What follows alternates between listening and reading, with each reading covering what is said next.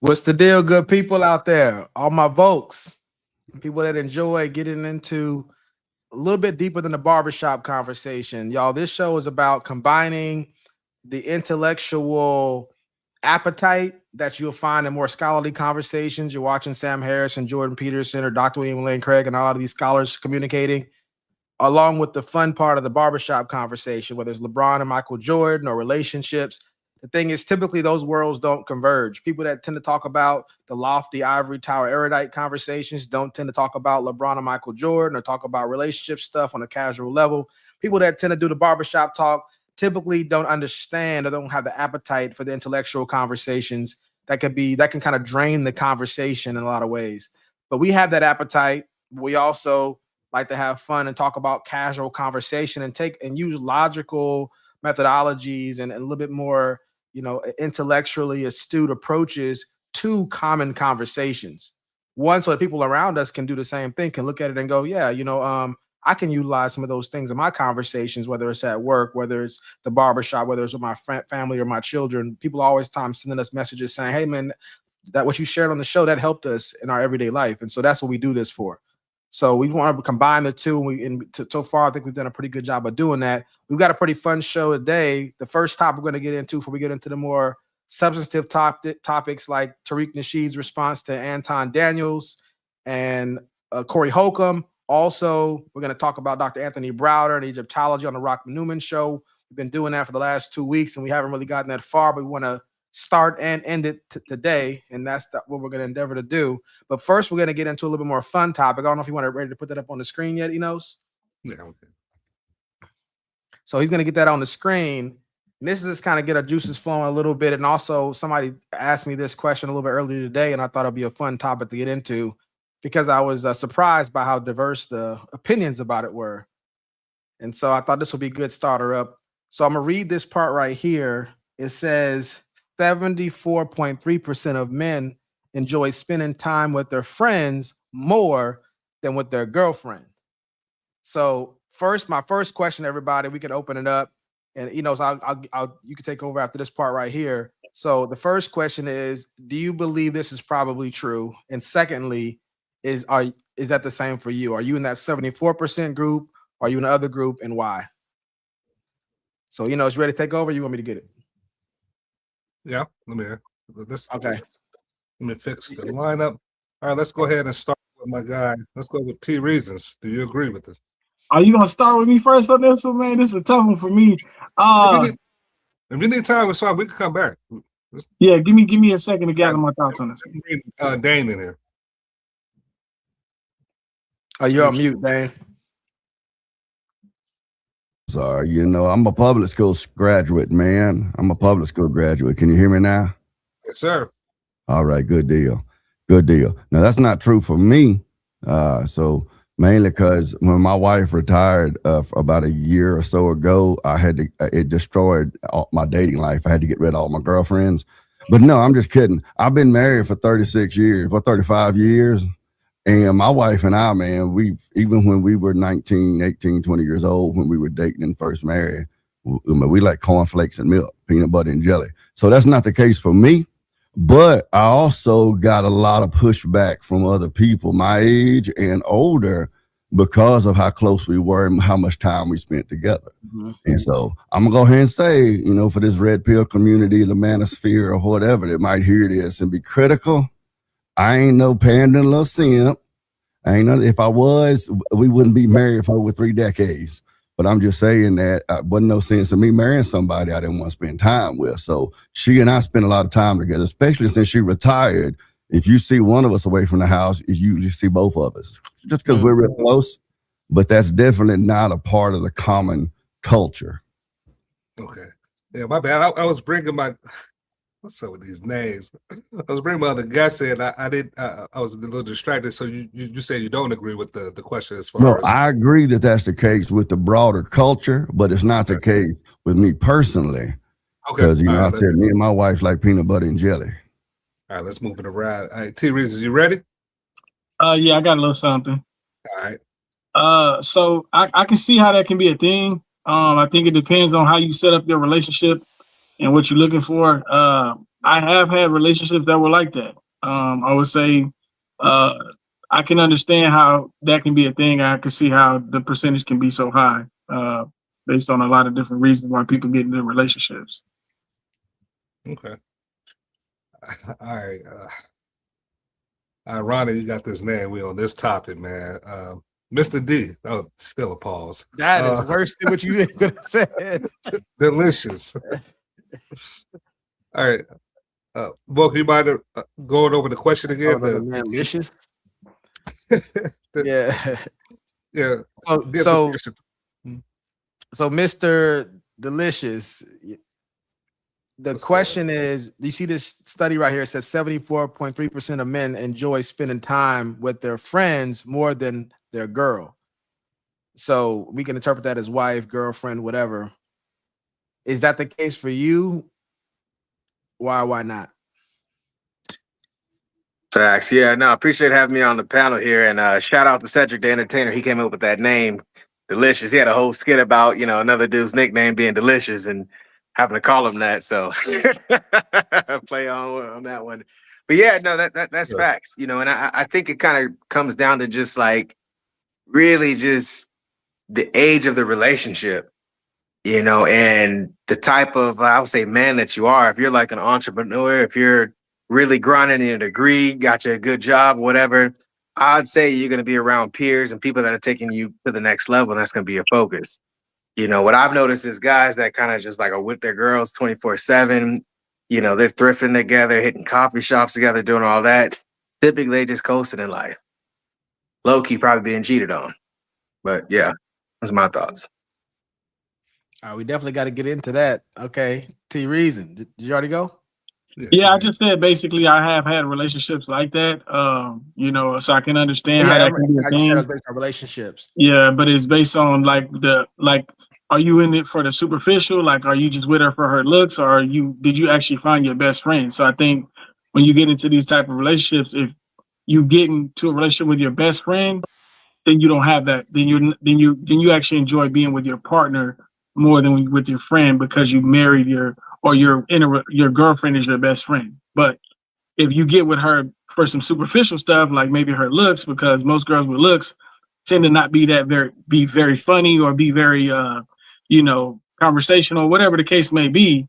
So then in those types of relationships, you're gonna probably enjoy kicking back with your boys, watching sports or whatever that may be, as opposed to being around somebody sucking all the air out of the room. So I can definitely see how that can be a thing. Yeah, so for me, it's a tough question, just because of the fact that I don't think it's choose one or the other, but I don't want to be different than everybody else. I want to answer the question as I think for myself, I would have to say that I prefer hanging out with my friends, generally speaking.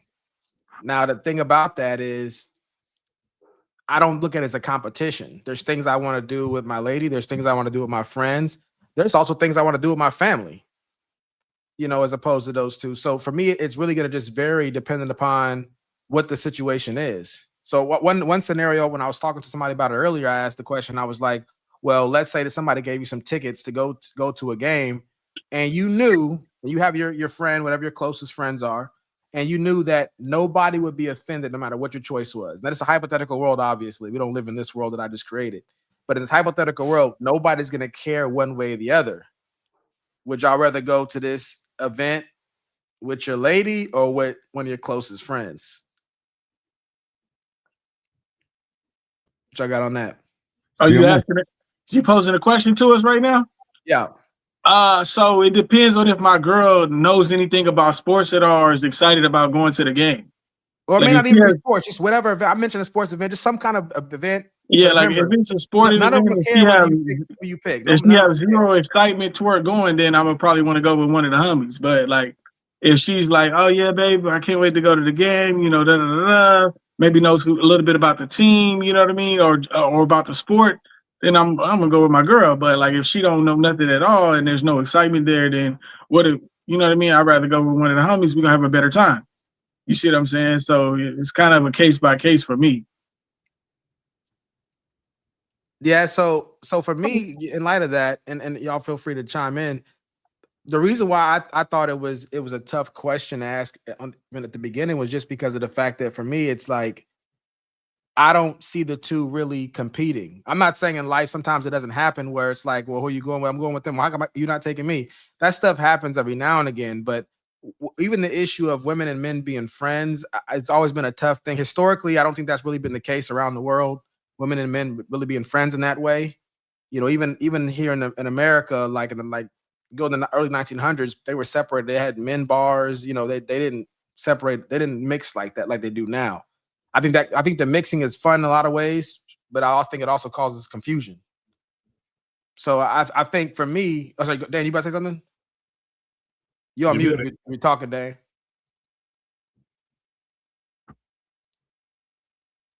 Well, I get what Dane's taking it off mute. Oh, yeah, there we go. Yeah, see, I'm trying to get out of my comfort zone and mute and unmute with my keystrokes, and then it didn't work, and then I just ended up looking like a dumb old fat guy. And then when I tried to unmute with my mouse, it still wasn't working. But here I am. But yeah, you were talking about how things used to be gender and sex segregated, like the bars and stuff like that. Me personally, I think society would be better off if we went back to that. Yeah. Like, why do bars have ladies' night? Because they drink free. Why did the guys go to ladies' night? Because the women are there drinking free. And so when you're talking about the sanctity of a relationship, especially if you're talking about marriage, and then you're having these, mixed gender, well, they can go as a couple. That don't make no difference with some people. Mm-hmm. You see what I'm saying? Even if you got a good woman and she get there and she encounters some dude, sometimes the sun, the moon, the stars, and next thing you know, you got a problem in that marriage. See what I'm saying? Because you know how it is. Once that switch flips in somebody's head that they're attracted to that other person outside their relationship, then brain chemicals change. You see what I'm saying? And then there's studies supporting that. There's studies supporting I think they call it the dual mating strategy, where a large percentage, like at least 40-50% or more of women have like a work husband, a work boyfriend, or something like that. To your point. Yeah. And that's I don't want to make excuses for them, but they're hypergamous. I mean, if they're working with, they got a decent guy, and they're working with men who are better looking and make more money, and they're already in a position of leadership that's got rigid boundaries on who does what or who doesn't do what, that's attractive to them. They can't even help but be attracted to men in that context. That's what the whole term "the phrase off their feet" comes from. I live in a relatively rural area here in South Alabama, and a couple of years ago, they got a Taco Bell right here at the interstate exit. When that Taco Bell opened up, man, the traffic was backed up going towards the interstate exit and going north. Taco Bell. What is it? So you just want to go get your colon cleaned out? But it was the new thing in town. So you got your girl at the, co-ed bar or whatever. You been with her for a while, she getting real familiar with you. It's not the new thing. And there's some dude that, and that chemistry kicks in. And I understand you say you're not making excuses for them, but the way I put that, I say, are they the weaker vessel or not? And if they the weaker vessel, then you can't really hold that against them. But our job is to protect and provide. And sometimes, like this is something my wife and I agree on, that she ends up getting shunned by a lot of women when she agrees with this. But sometimes you got to protect your wife from herself. Yeah. See, and there's ways in which they protect us from ourselves too. But in that area, we definitely protect them from themselves. All right, let's get into the comment. Shout out to Help the Bear. Said, let's put this work in, fellas. Shout out to Help the Bear. Choose wisely, fellas. Help the Bear on site 937 said, shout out to Dan. Shout out to my guy. Yeah, all right. Help the Bear also said the women makes babies, cook and clean. Me and the homies have fun, right, fellas? Y'all agree? All right. Well, I mean, like obviously, I have fun with my lady just as like I do with my friends, but it's not going to be the same types of friend. And we all have different needs. We have needs that are across the board the same. We have needs that are different. Me, I'm a more introverted person naturally. I'm never bored. I don't need anybody to entertain me. I don't need people to keep me engaged. I'm gonna be fine whether somebody's talking with me or they're not. And typically they're talking with me and I don't find it of interest. I'm more just putting on for the sake of the relationship. And And so that being the case, I don't need a woman who's particularly funny. You know, it's nice to have a sense of humor, you know, but I don't need a woman who's gonna make me laugh or who's gonna challenge me intellectually. That'd be nice, but that's not gonna be very common. And number two, I have other ways of having myself stimulated in that way. You know, so the thing is, and also one thing I want to say, because I remember I lost a friendship with a lady over this issue. She called me one day and she was like, you know, are you and I friends? And I was like, I don't believe in male-female friendships. And I know she liked me, but she would refer to what we had going on as a friendship, and we didn't do anything, you know, sexual. But the thing is, that's the direction she wanted it to go. And part of my issue with that, I told her, I said, you know, you don't pick friends based off attractiveness, especially not sexual attractiveness. So that's already starting off with a metric that's not you would use. You wouldn't tell your son or your daughter, hey, when you choose your friends in this world, make sure that you find them attractive, even if it's a heterosexual thing, because that wouldn't be important. So once you add that element into it, we're already dealing with something that's not authentically a friendship. It's something else. Whatever it is, it ain't just that. You know, because if I think if Dane was hanging out with his friends and I say, why you chose these guys? And he was like, they're all good looking. I'd be like, we'd be like, what? Because that wouldn't be a good metric to determine a friend. So when we cross sexes in that way, and you're adding that element to it, and if men are honest, that's a big factor in our, you know, choice and our sexual template. So that already taints the integrity and the purity of how we choose our friends in a major way. So I find it hard to just really consider that other person. There's things that your opposite can do that you can lose that type of attractiveness for them. In which case the relationship wouldn't work anymore. For some women, it's been they've watched their man get beat up in front of them. That we did this on the show one time where a guy got beat up in front of his girl, and she was still a good wife, but he talked about she was different. She was more withdrawn. She never recovered from that. He stepped in to defend her honor. He got caught with a good first shot, you know, and then she withdrew. And there's almost nothing he can do about it to get that back. And so that being the case, I say there's these things that typically doesn't go with a friendship, a male friendship. My boy gets knocked out. I mean, Eno's got into some situations in high school. If he would have lost the fight, I wouldn't have stopped being his friend. I might have been like, hey, we got to work on your boy. You know, that right hook. Yeah. Look a little bit, you know, we got to work on this, man. You know, so but at the end of the day, it's not gonna. I remember, like, short story. I remember one of my friends when I was living in North Carolina. I came back from hanging out with my dad during the summer, and I got back, and my friend was really excited to see me, but something seemed a little off, and I couldn't figure out what it was. He was very humble. He's normally a very braggadocious, you know, rough, competitive guy, and he would just seem more humble. And I was like, it just hit me out of nowhere. I said, "Did you get in a fight while I was gone?" And he goes, "What?" I'm like, "You got beat up, didn't you?" I never seen him get beat up before, but the way he was acting was out of there. And he was like, "Yeah, I got in a fight." He talked about this girl he had a crush on. He ended up getting in a fight with the older brother. The dude pulled the hoodie over his head and was just tearing him up. And he learned at that time that, you know, you got to be a little more humble at times. But my point is just saying, like, you know, he didn't stop being my friend because of that. I didn't lose any type of attractiveness that was there for him, the platonic attractiveness. It was still just as much there as before. So I say that to say, when it comes to this male-female dynamics, that's not really going to affect it like it would in that other situation, which lets you know that there's something going on other than a friendship. So it's okay if you don't find that person as fun to be around, because what y'all have going on is for something else. It's building a family, or maybe this is somebody that you're able to be around and be yourself completely without having to compete. Those are things that are valuable, especially to men. And so I don't need to have those different magisteriums, if you will, relationship compete in that kind of way. That's what I wanted to say on the topic. Okay. All right. So let's go ahead and get into the next. Shout out. Let me get my boy Chaotic Truth. Shout out to Chaotic Truth. Say, yo, what's up, man? Had fun when he was on one of our previous episodes. Shout out to Chaotic Truth, man. Comedian on the low. We gotta have you on, my guy. Let us know when you're ready. Yeah. All right. Help the Bear said it's not a jab. He knows who needs to learn is ducking. Shout out to my guy Hilton Bear. All right, man.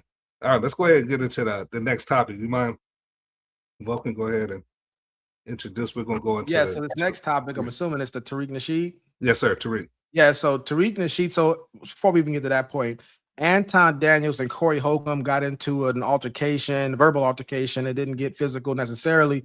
It's going viral online. Everybody's talking about it, from the higher ups all the way down, major networks to the podcasting world. So we already covered that last week, and we can get into it again if anybody wants to.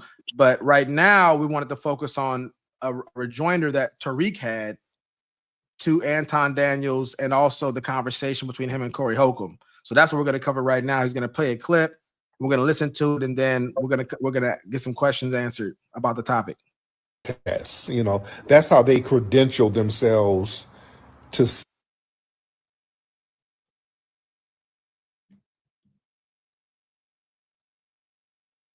These people, they do all this denial of racism. That's like a loyalty test. You know, that's how they credential themselves to signal to the white male power structures. Hey, I'm safe. Give me money. I won't disrupt your hierarchy.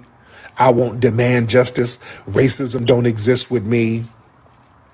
I'll reprimand the niggers for you. Just give me some money. Yeah, you're not an alpha. When you're not a damn alpha, you're a false alpha. That's loud. You're trying to have loud dominance, but there's zero risk. Let me tell you something. True dominance, that involves risk. That involves real confrontation. That involves real consequence. Dudes like Tate and Myron Gaines and Anton Daniels, they avoid all three, just yelling at other black people. There's no, you might get whooped on the streets, but then all you're going to do is go call white daddy to come save you. And they posture aggressively towards women. Notice these guys, their attitudes are very hostile towards women, very hostile towards black society, because there's no institutional retaliation doing that. But they become extremely submissive and polite and differential when it comes to dealing with white male authority. So that just shows it's all performance. You're not no damn alpha male. You ain't challenging no real damn power. You know, some of us on the grassroots, we challenge real power. We go after white supremacy. We call them out. Yeah, there's a risk to that, because you will go to jail in many cases. When you sit up and say you're never going to jail, that means I ain't gonna never challenge white supremacy. You understand? Yeah, that shows that you're an alpha if you challenge the top dogs in the institutional part of society. Who runs the institutions? That's the white supremacists. All right.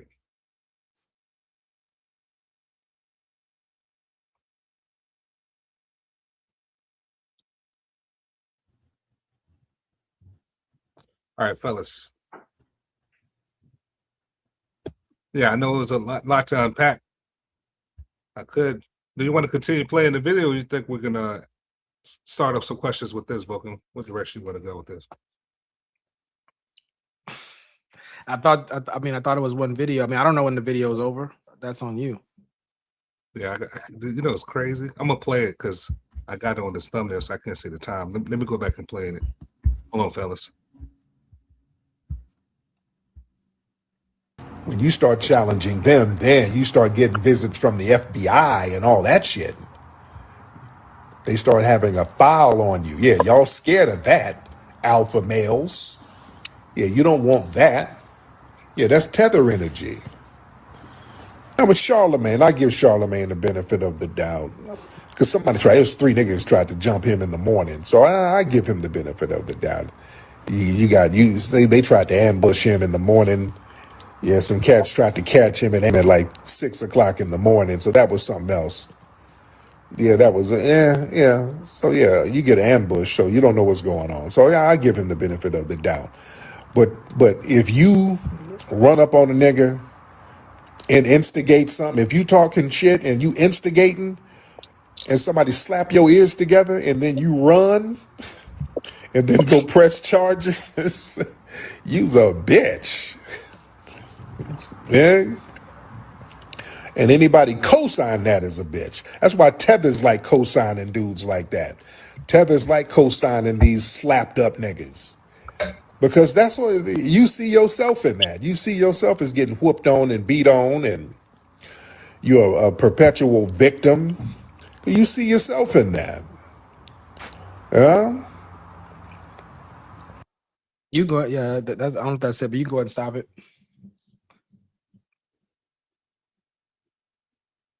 All right. What's going on, man? You muted. Hey, What's up, Chaotic Truth? Hey guys, before we bring in, my apologies for not being on camera, but you know, I did an extensive live stream. And salute to the panel. I did an extensive live stream about Corey Holcomb, Anton, and I'm just now hearing Tariq. And if I may,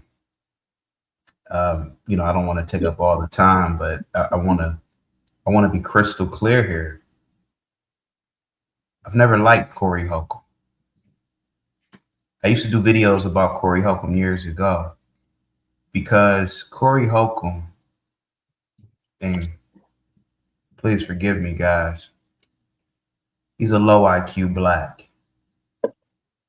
Essentially, he's a caveman. And I'd argue he should be, this is an example of why black people well, hold on, Chaotic Truth. Hold on. I'm gonna give you your segment because we got some questions lined up, and feel free. Once it's your turn, I want you to give it y'all, whatever you got to say. Sorry. No, you're fine. Go in. All right, go ahead. All right. My man was going in on the brother. Yes, sir. So now, you know, it was a lengthy video. I want to start off with he said that Andrew Tate, Myron, these guys are not alpha males. I'm gonna go around the room. I want to see if y'all, you know, agree or disagree. Do y'all agree with his? Real quickly, you know, are you gonna put the question on the screen or no? Yeah, if you're not, I'll take over because I look like you're distracted a little bit. Yeah, appreciate that, bro. Hold on. You want me to hold on? Or you want me to keep it going? I got you. I go. All right, it's Tariq Nasheed. Thank you, bro. It's Tariq Nasheed right about Andrew Tate, Myron Gaines, and Anton Daniels not being alpha guys, man. Not being alpha guys. Let's start with Delicious. Yeah, I would say outside of Andrew Tate, I'm not really educated in these other guys' backgrounds, but I think in principle, I would have to say I think he's wrong. And I think he's buying in the same narrative that got Biggie Smalls killed. And I mean, I can divulge more, but I don't know if you just want the yes or no's right now. Yeah, yes and no right now. Remember, that's interesting take on it. Let me bring T Reasons in here. I see where he was going with it. I kind of agree with some of the basis of what he was saying. I think he has a strong foothold in what he's trying to, where he's taking the conversation. He's taking a different angle than most people who looking at the video and the interaction. But I definitely agree to an extent of what Tariq's saying, and I rarely agree with Tariq. So I definitely agree with him on this one, though. And just so you know, the question is Tariq Nasheed right about Andrew Tate, Myron Gaines, and Anton Daniels not being alpha guys? You say that you agree. So that question, that one, I think that's debatable. I think you can't definitively say just from what he's talking about that you can make that you can connect this line of questioning just from that video. I think you would need more information. If you had a guess, if you don't have the information, if you just had a guess, whether I wouldn't be able to say they're not alpha based on just what he was saying. That doesn't take you off. That doesn't take you out of the alpha conversation just because you're not addressing the main issue that he's addressing. But I definitely agree with his point. All right, so you disagree. Then bring Dane in here. All right. At least I'm not muted now. Me personally, I'm not real big on the whole concept of alpha versus beta. But what I have found is typically the man that stands up and says these people over here are not or are alpha males. That person is usually the beta male. You know, I think of it in the sense of if you have to tell someone that you're in charge, you're really not in charge. So I think that the whole concept of alpha beta, if we get away from those definitive labels and we just look at the behavior of masculine men or less masculine men, I think of the verse to let the lips of other men praise you. So Not like your own, if yeah. someone, beg your pardon? I What said was not that? your own. Yeah. Yeah. Like if someone were to come and tell me or tell someone else, and it got back to me that they thought I was an alpha male. See, for one thing, that would be kind of awkward in that situation because, now the standard is so high, But if I were to walk around and talk about, well, I'm an alpha male and alpha males do this, that, and the third, I'm really a beta or less because I'm going around. To me, that's a feminine behavior because the feminine mind wants to be the prettiest girl in the room. So Or when you they look stand up in and you see Bane looking at you and said, "Do you feel in charge?" do what not? Say again? Or you see Bane looking at you. I don't even remember Batman. Remember when the guy thought the billionaire thought he was in charge and he put his hand on him like this, like he was about to chop his neck. He says, "Do you feel in charge?" Yeah, do you feel in charge? Yeah. So that's kind of my take on it. And his whole concept about alpha males going fighting white supremacy or whatever, that's something we could really get into a complex Yeah, let's get discussion it. about. We're gonna get into that. Chaotic Truth, talk to him. I rock with Anton Daniels. He's an incredible guy. He's an incredible supporter of mine and my channel. And I'm going to say this with all due respect. I'm looking at this question with scale. At the small level, sure, Anton, Myron, and Andrew are alpha. But on the grand scheme, on the planetary scale, the only alphas are men that dominate institutions. These are the kings of society. These are your elites, the people who are the masters and commanders of industry. For example, Jeff Bezos is an alpha male. Aliko Dangote is an alpha male. Kim Jong-un is an alpha. So I get what Tariq is saying. I would agree with him, but I look at this question and I don't really believe he asked the question in terms of scale. I think he was trying to be, he's trying to undermine these guys. But in all due respect, 99% of males on the planet are not alpha. Now, in your little neighborhood, your little community, yeah, you might be an alpha, man, but on a planetary scale, man, if you're not the master of industry, man, you're just a vassal. You're just a vassal house to the baron. Because if you think about, I'm gonna go to Vulcan. If you think about what you're saying, as far as people that's actually controlling institutions or running institutions, Tariq was saying, no guys that's challenging those guys that's in those positions. I'm gonna go ahead to Vulcan. What's your thoughts on there as far as is Tariq right? Well, when in terms of these three guys, I'm very familiar with their material. I'm familiar with probably Myron the most because I got exposed to the Fresh and Fit show probably first, and then Andrew Tate's probably second most, and Anton Daniels third. But I'm very familiar with all their material. I would say that those guys do ring to me as alpha men, and by that they are dominant guys. They dominate their field, in the social media space. They have people that look up to them for leadership consistently throughout years. They've been putting in work for a long time, so they've demonstrated that tenure in that arena. Now, my issue with the conversation at large is I don't think being an alpha is a virtue. I don't think it's a negative either. I just don't think it's a virtue. That's just a descriptive statement about who you are, like saying somebody's intelligent. I wouldn't say being intelligent is a virtue either. I'll just say that's just a description of somebody's IQ, perhaps, or maybe their field of study. But so when it comes to this conversation about those guys being alphas, and we're saying, oh, this guy's alpha, this guy's not alpha, it's really just using a rubber ruler. We don't like them, you're not alpha. If we like you, you're alpha. And the reality is that what does that even really matter for? The thing about it is that if the world was full of alphas, it wouldn't work. If the world was full of betas and there's sigmas and all kind of other different types of men in between those things. And so I think that when this guy's using that against them and saying that they're not alpha, I think he's just choosing his team. And it's like, I'm on this side right here. So it's like East Coast, West Coast, it's Death Row versus Bad Boy. It's Crips versus Bloods. That's what you're seeing right here, which to me is important because it just shows Tariq Nasheed's poor character in the conversation. It's one thing to not like somebody. It's another thing to not agree with somebody. But whenever you're making attacks about their personalities and stuff like that are demonstrably untrue just because they're not on the right team. It just shows that you'll tell your audience anything. And somebody like that, it'd be hard for me to really trust them because you'll say anything to win. And I just don't believe you should say anything to win.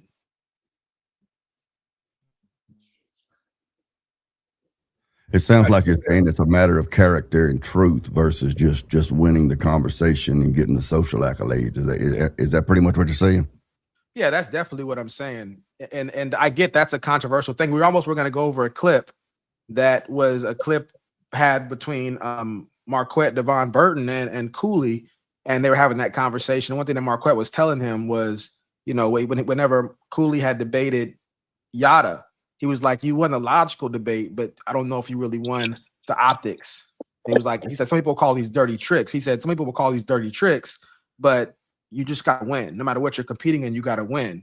And even though I respect both those gentlemen, to me, I just don't think that we should do things that way. I think there's a level of integrity that there's certain things, those of us who get paid for sales, we know how to get into the psychological games and all that kind of different things to gain advantages. But that doesn't mean that all of it is above board. And we got to think there's casualties. There's the audience out there at large. They believe these things, these tricks and ploys that we use to gain dominance. You know, you may get all the booty of that. But what about the people who are the casualties of that? To me, that's a very heartless, callous person that would. I'm not talking about those two gentlemen specifically. I'm just talking people that have that mindset of thinking that, you know, I'm gonna do whatever it takes to win, because your audience can leave thinking that that's okay to do, or that it's okay to do because they're not us. The I-it relationship to Martin Luther King, shout out to Martin Luther King, however you view him, whether you view him as a communist or all the stuff that's going on with the Chad Jackson stuff, the main thing is he talked about an I-it relationship. It's easy to dehumanize somebody. It's easy to treat somebody differently when you could dehumanize them. We're an I, they're an it. And I think that even in conversation with somebody you hate, you should still treat them as an I. You shouldn't treat them as an it. And you shouldn't treat your audience who's watching that happen as an it. They're still an I. And you Certainly. want to, yeah, and teachers will undergo a stricter judgment. Certainly, it's because those people, even though they may be your ideological or even physical enemies, they still carry the imago Dei. They still carry the image and likeness of God, which is, without the image and likeness of God, we don't have a foundation to establish any of our human rights. If we're really just highly intelligent animals who've developed a civilization with the internet and television and electricity and running water and stuff, but we're just really highly intelligent animals, then there's no reason why it's immoral for me to extort someone or you know, steal from them, kill them, that sort of stuff, because that's what animals do.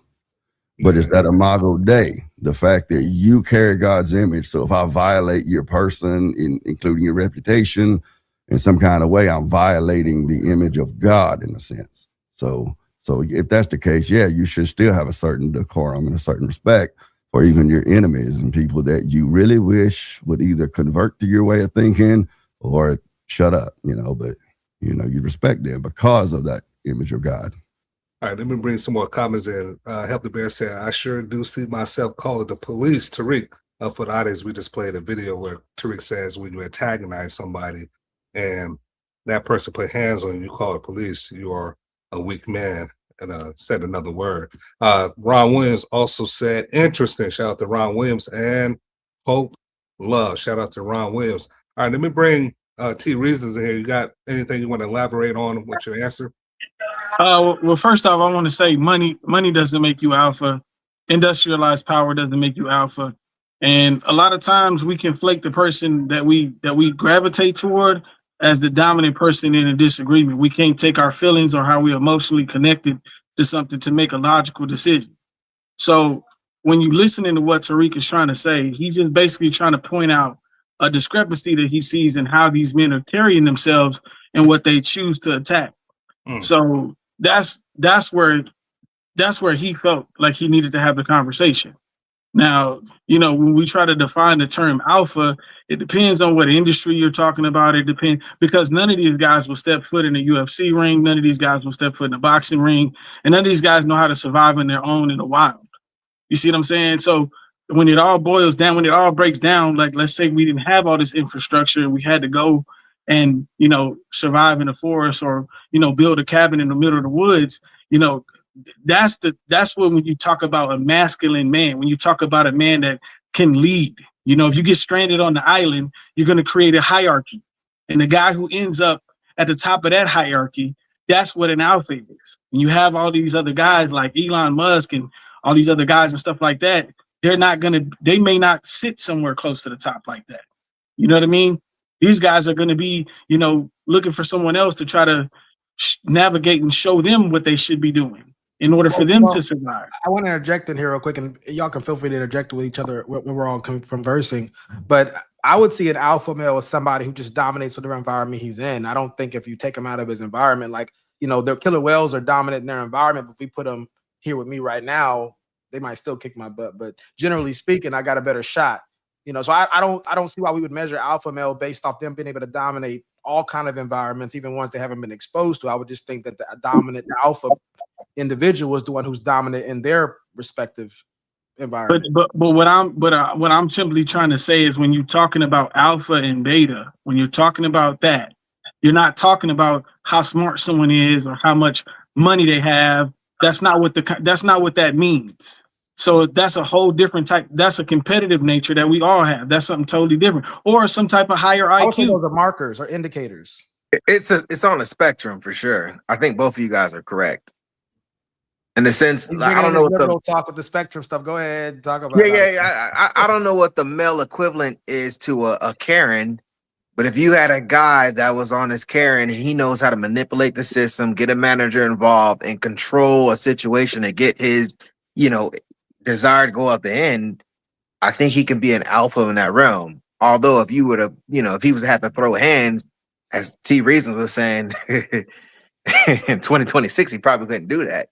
But it's 2026. He's also mastered how to navigate his environment where he didn't have to do that. He's using his his mind to do so. That's why I say I think both of you guys could be correct in what you're saying. It's on a spectrum. Well, no, I don't think that makes what both of us are saying is true, because I think correct me if I'm wrong, T Reason. I'm having a hard time with my words. Correct me if I'm wrong. You're saying that an alpha person is self-sufficient and they can survive in the rural areas, they can survive in the city. You're saying that no matter where you put them, they're going to be the dominant, you know, male or person in that environment. That's what you're saying, right? More so.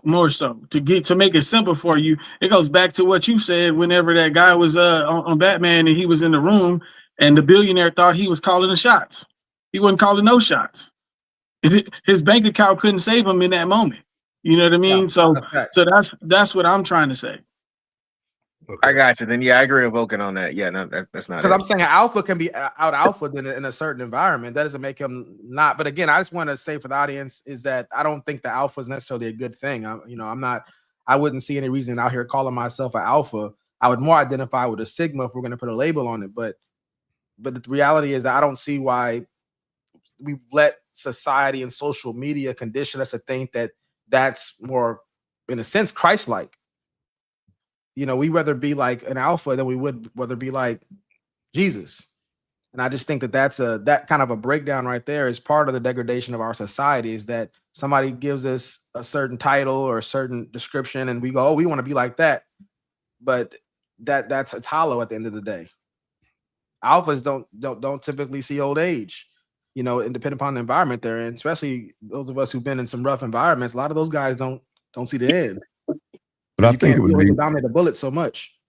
I think it's important as far as the semantics of it goes, if we could agree on some sort of description of exactly what constitutes alpha or not, because I agree with you. A lot of guys who think of themselves as alpha and they go out into the world, alpha-ing, don't usually live to be very old. But if that's the case, are they really alphas or are they just betas putting on a lot of brouhaha to try to, you know, kind of like, you know, maybe they kind of in the beta closet, so to speak. So they out there running around, wanting to fight everything that moves. Yeah. They want to, you know, I'm gonna prove that I'm a man, but they just being stupid and they end up, shortening their life. Would that actually be an alpha? Because me personally, like I said a minute ago, I'm kind of, iffy on whether or not alpha is even actually a thing. But, if we could come up with an idea of. One of the reasons I want to Artificial bring intelligence chaotic truth in here to elaborate on your answers, or you got any disagreement or anything you want to express that you heard today, or anything? Oh no, not at all, man. I'm just listening right now. But I mean, if you have a question for me, I mean, I'm just listening.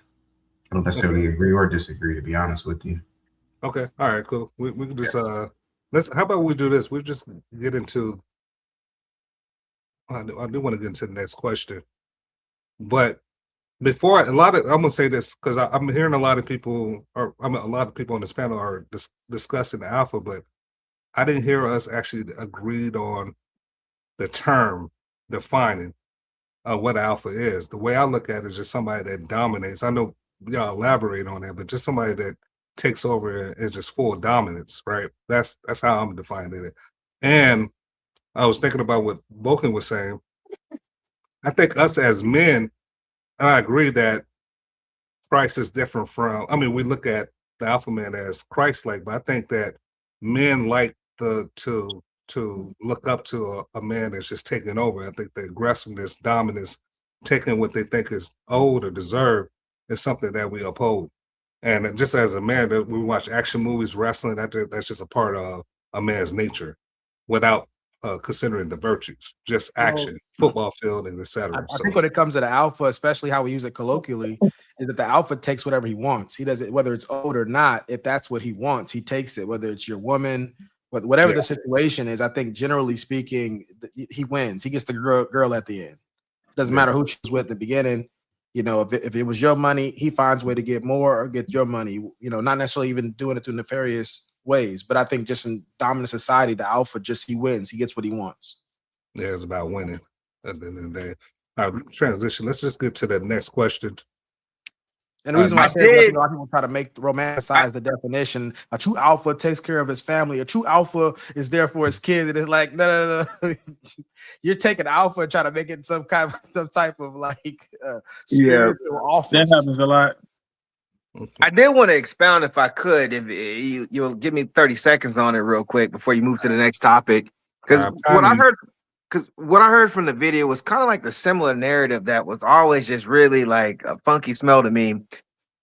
Hearing specifically in Black cultures where there was just this need to challenge, to have some type of negative challenge, whether it was white supremacy, whether it was just the powers, whatever, if it was the next authority, and for dumb reasons. Like, I've known Black brothers that would literally sell their souls just, because someone stepped on their new sneakers, but they feel like they just had, like, they can have all kind of stuff going for them, D1 school, all these blessings coming, but they were sacrificing for the mediocrest like meetings.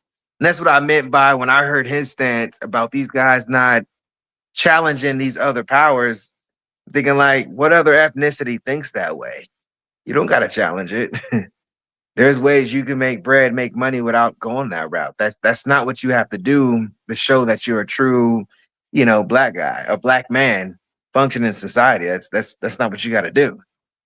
I think our culture, our ethnicity might be more vocal about it, but you see white males that are liberals challenge systems and very vocal about challenging the system. A lot of the domestic terrorists that challenge the system or people that align with those beliefs. I don't think it's just us. I think I wouldn't say it's just us. We're trying to make it look cool, like hip hop. Exactly, but I'm just saying the like, for instance, the whites you just mentioned that are in that group, I think they're minority. But I think in Black culture, it's more of this thing to where, I don't know if it's because it's like the byproduct of having an MLK, having a Malcolm X, but it's one of those things where you don't got to do all that to have a good life, to take care of your seed and etc. And that's why I connected that with Biggie Smalls. If you look at his story, he didn't have to be everything he had to be. He actually came from a good middle class, family. You see what I'm saying? But he chose that because he thought that's what Black manhood was.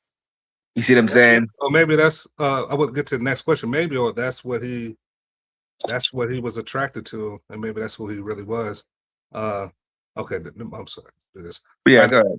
yeah, let's get to the next question. The next question is criticizing black people easier than criticizing white people? Is criticizing black people easier than criticizing white people? I'm gonna go to my guy T Reasons. Absolutely, man. I mean, the media we Yes. consume, Oh, the let's keep it systems that are concise. in place. All Yeah, right, so yes, absolutely. we'll get you to explain. All right, delicious. Delicious. Wrong name.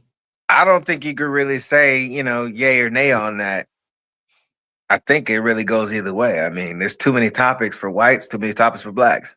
You could throw Mexicans in there too. That's not one of those either. You have They gonna to throw a choose, Mexican. We man. better get us canceled on YouTube.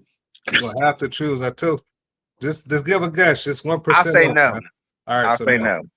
All right, Dane. I would say, especially since the Obama administration, it's definitely easier to criticize the less melanated people than black people. It certainly is, especially in the media. I mean, until the inception of the Trump administration, man, you criticize a black person beyond a certain level, you have your whole channel canceled. You could be fired from your job and that sort of stuff. But All now, right, we're gonna get you to. Oh, I got you. Well, let me say this real quick because I should have gave this background. I apologize. So the reason why this question is coming up because Tariq Nasheed, I don't know if in that clip, but I know he said one of his critiques of Anton Daniels is him, Myron, and Andrew Tate. They tend to criticize black people exclusively because they're afraid to criticize white people, and they are hoping to get a piece of the pie if they appease white people by keeping the blacks in check. That's also that have been echoed by many black people in these types of spaces is the idea that black people that attack other blacks, whether they talk about Stephen A. Smith on Sports Center, and so like him attacking blacks, they're saying you pick blacks because there's no repercussions for that. You can attack blacks and you're not going to be challenged. If you were to go that same way you do with blacks at white people, then you could be you have a chance of losing what you have, and so you're not willing to take that risk because you're cowardly. And you're an Uncle Tom or Sambo, depending upon how literarily accurate you want to be. But and so that's what they say. And so that's what this question is when they say like you're just doing what's easy. Right. That topic, if I remember correctly, was what set off the whole chair swapping and getting in the face thing. Was the back and forth about who was kissing up or whatever up to the races. Video. Yeah, that just started. And it was that physical. But Vulcan, you didn't answer. What do you think? Is it easier to criticize black people? Is it criticizing black people easier than criticizing white people? In short, I don't think it's easier to criticize either ways. There's aspects in which it's easier, and we'll get into that whenever we get into it. All right, cool. I'd say there's no advantage on one or the other. T Reasons. Elaborate. Yeah, so basically, like, I mean, the media we consume is constantly criticizing, black people and black culture. They talk about MLK. They try to find ways to slander him. Obama, the whole time he was president, they find ways to slander him. The guy had no scandals. You know what I mean? And now we have a president who has unlimited scandals and, he does face criticism, but it's well deserved. So, it's just, to me, it's crazy to even think that it could go the other way because, white privilege does exist. So that alone is proof that it shows that it's easier to criticize a black person over a white person. You know what I mean? It's like almost a halo effect, the way the media portrays it. A lot of times people think, they assume the worst when they see a black person, they think they're going to get robbed or then they're going to be some type of violence. We have terms like ghetto, you're acting ghetto, all of these different sayings that we have, it just makes it so easy. You know what I mean? It's just the ideology that's behind it. Okay. All right. I got some questions. I'm gonna wait on that because you said a lot. One, you said because white privilege exists, that's proof that it's easier to criticize black people than white people. That was one of your points. Right. Okay. All right. And then the second one you said that the ghetto. Help me understand. You acting ghetto. Is this? I don't want to fill in your words. Let me know. It's typically associated with black people. And that's I can't think of a word that you could use to describe white people that has the same negative connotations that is associated with black people. You can't think of any words that are associated with white people that Not right off the top of my head. Not like not that hits to the same level as ghetto. What about trailer trash? That's close. That's close, but you could associate other races with that saying too, though. Which ones though? You could, Hispanic, black. What Hispanics are criticized for living in house trailers, man. There's a reason that Kid Rock had that line in his song, "I'm not straight out of Compton, I'm straight out the trailer," which was a lie. The dude was upper class, and dad owned a car dealership.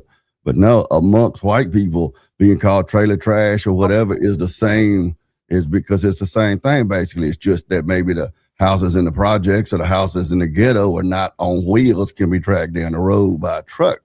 But which one is used more? Which one is more recognizable? Which one has a, like, that's what I'm saying. So yeah, you may have that, you may use that term, but it's not used nowhere near as often or as frequent or in the media and just in day-to-day conversation. Why do you think it's not used, as you said, not used as much as talking about people being ghetto? Why do you think perception, focus, media consumption, like all of these things. For the most part, white people who are living in the trailer park don't care. So when someone refers to them as white trash or trailer trash or there's whatever, black people living in the ghetto who don't care. There's black people what's living in the projects who don't care. Hold on, Tariq. You was about to make your point about them not caring. What's your point? Well, my point is that really, if you think about it, white people in general don't care. If somebody talks about trailer trash or stuff like that, we pretty much just move on about our life. We're not worried about that. We go along. We're either proud to live in that trailer or we do what it takes to move on along, but we're not in the town square saying that's stop. That's not my argument. My argument is that it gets used even when it doesn't fit.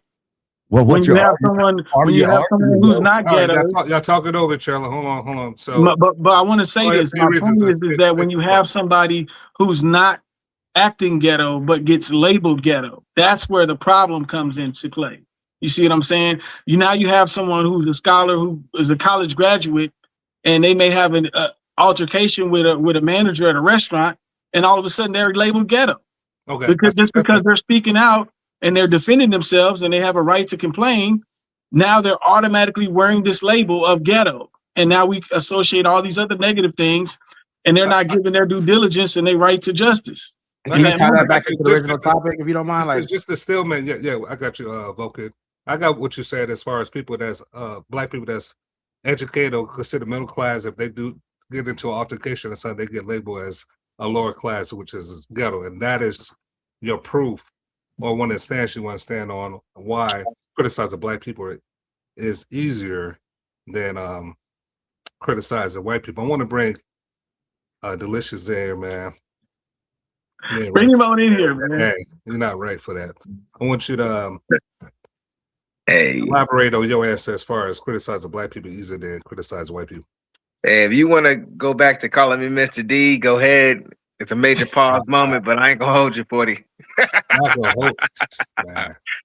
But yeah, no, I think, and I will throw this in there. I think the panel's kind of getting, mixed up in, would people criticize blacks more than white versus is it easier itself? And again, I don't think one is easier over the other, because I think it's just as easy to criticize white people versus blacks. I mean, everything, all the examples T Reasons gave, you can flip it.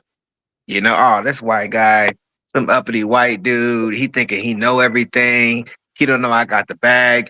I mean, how many black BETs made buku dollars off of movies, shows showing, like DMX has a scene. I forget what the movie is called, but he's buying a whip. It's some white guy in there. He's like, man, these brothers ain't gonna have no money. He finds the car he wants, and he tells his guy, hey, throw the bag at him. All that money comes in cash. You see what I'm saying? I do want to chime in. Let me chime in with you. According to the video, he's saying when black people challenge and criticize white people, especially white people that's in power, there's consequences for that. Like the federal government might come holler at you. You see that in the past with Martin Luther King, they got files on them. on Martin Luther King. They said if I was, they're not going to put it out to 2027. So people that challenge systems, black men that challenge the system, do get monitored and sometimes set up. You know, there's a lot of conspiracies, but I think that's what they're referring to. I think that's what Tariq was referring to. You don't see that on the white side. Them criticize the black people actually getting. That's his argument. They get those type of consequences. Yeah, I think it's a weak argument. Okay. I highly doubt he researches or watch white people that challenge, you know, this quote unquote power, whatever specific power he's referring to. Of course, he didn't divulge in it. You know, I doubt he looks that stuff up. Okay. I mean, if you could throw out Dave Chappelle. Dave Chappelle supposedly did it. Right. He ain't hurting. Netflix specials on fleek right now. According to him, he was hurting. All right, let me bring in Dane. Yeah, I think when we say that white people who challenge the established structural power of the government, let's be mindful of the fact that regardless of what is said in the culture and the media, the government is not a race. Okay, the government is corporations that bring about politicians for us to vote for to elect them, but they're looking out for those corporations. This is why we want Greenland. This is why we went into Venezuela and kidnapped Maduro, or however you pronounce that. So the government is not a race, and that's a big fallacy that's in the culture. Because even you go back to segregation, most of the segregation businessmen in segregation, even, yes, there were some that didn't want black people in their restaurant, but most businessmen are looking for that money. But, you know, the government came in and said, no, we can't, you know, black people come in the back door and they sit back there by the kitchen and stuff. It was the government keeping blacks and whites segregated. If you go to your library, you go online and buy some books about the relationships between the Scotch-Irish, which is where I come from, and the black Americans during slavery and afterwards, you'll find out that there was a lot of collaboration, camaraderie between them until Reconstruction. Would it be fair to say that although the government is not considered a race, but the majority of people that's in higher positions in the government are classified? Exactly. Well, I don't know if you can say that. Barack Obama was the president. One person. Well, you're talking about one person. As far as Correct. The majority, the corporations, people that control and have influence, dictate policy, majority of them will be considered white. But are they acting? Fair for them to make that generalization, like, oh, the government. But are they acting? But are they acting? Are they acting in a way that they're thinking, I'm going to act in a way to benefit white people? Or are they acting in a way to benefit their bank account and their own families? See, that would be the question for me. Just because they're white people doing that doesn't mean that they're doing that to advance my needs. They don't care nothing about us rednecks down here in Alabama. They're going to screw us over just like they'll screw over any other ethnicity.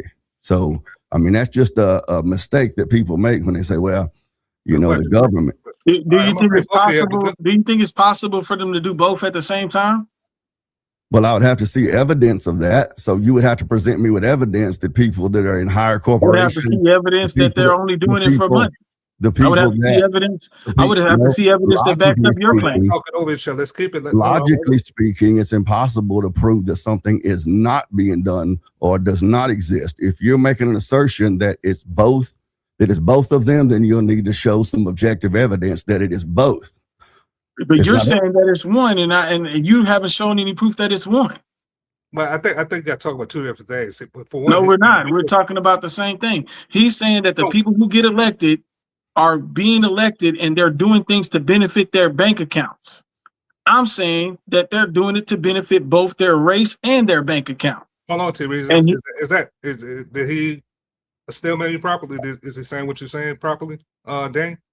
Is he still man what I'm saying as far as corporations and whatever do what they do to benefit the corporation? I'm asking. He said this is what you were saying. I'm saying, do you agree with that? Yeah, basically, yeah. Okay, all right, we're on the same page. All right. So, you know what I mean? That's like saying, like, I don't need a study or a survey to prove that water is wet. I mean, this goes back historically. You know, the East India Company the English East India Company and the Dutch East Indian Company Corporation. You know, they loaded up on boats and sailed around the world, supposedly claiming lands in the name of the English crown, the Dutch crown, but they weren't. Those were two corporations that had a sort of a para-government sort of a setup, and the British Army and the Dutch Army, to a lesser extent, protected the investments and the interest of that corporation. I'm Scotch Irish. The national hat for the Irish is the English boot, but folks would call me and an Englishman both white. So, I mean, I'm just talking about a historical precedence. This idea that white people exist in practice doesn't really survive. I'm gonna bring Vulcan in here, but I like the dialogue. But I do want to, something that stood out to me when you asked the question. I can't remember at the moment, but the first thought that came to my mind is exploring all possibilities. Sometimes us as a people, I'm just saying people in general, we don't explore all possibilities. We whatever we see, that's the conclusion without actually being scientific or really finding the true answers with judging somebody's action or a strong power or a government power of the actions, what's really true. Let me bring Vulcan in here. What's your thoughts? Because you say you want to get into the conversation a little bit more. Is criticizing Black people easier than criticizing white people? Please chime in. So for me, the reason why I picked the side of it's not harder or easier. It just depends on what you want to do. It's open to everybody, and it depends how creative you are. If you want to criticize, you want to complain, you want to criticize, how creative are you? And so, but I will say this: there is some nuance to that. In some sense, it is easier for a Black person raised in a Black context to criticize Black people because your algorithm's Black, your experience is Black, your culture is Black, your friends are Black, your family's Black, what you choose to watch on TV and social media is Black. So that does give you a lot more fodder, if you will. So that there's a truth to that. And I would imagine on the white side, it's more similar. Now, it may not be as bad on the white side just because of the fact that, you know, whites make up, you know, between 60-70% of the population, depending upon how you slice it and all the different subcategories and stuff that might go along with that. But if you're watching TV, even if you're watching predominantly white shows, you might see a little bit of speckle of this or that in there. So you're getting a little bit more diverse. But Black people that are really ensconced in Black culture tend to, you know, watch Medea. You're watching things that are pretty much exclusively Black for the most part. And so that does color our lens to some extent.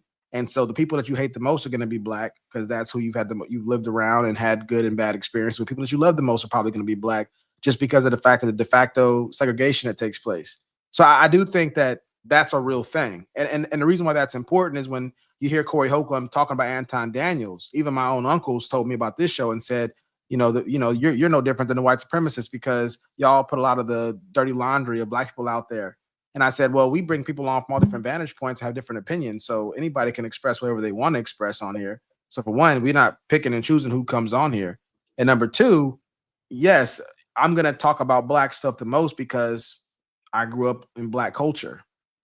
I didn't watch white shows to the extent that I watched Black shows. I went to predominantly Black schools a lot of the time, 76% Black, different things of that nature. And so my experience is going to be predominantly that. And so, yeah, I'm going to speak to that more because that's what I have more to speak on. That's what I care more about. And so that does make it easier if you're a Black person. So I think you should be careful in the sense of not painting a certain picture that's not accurate to reality.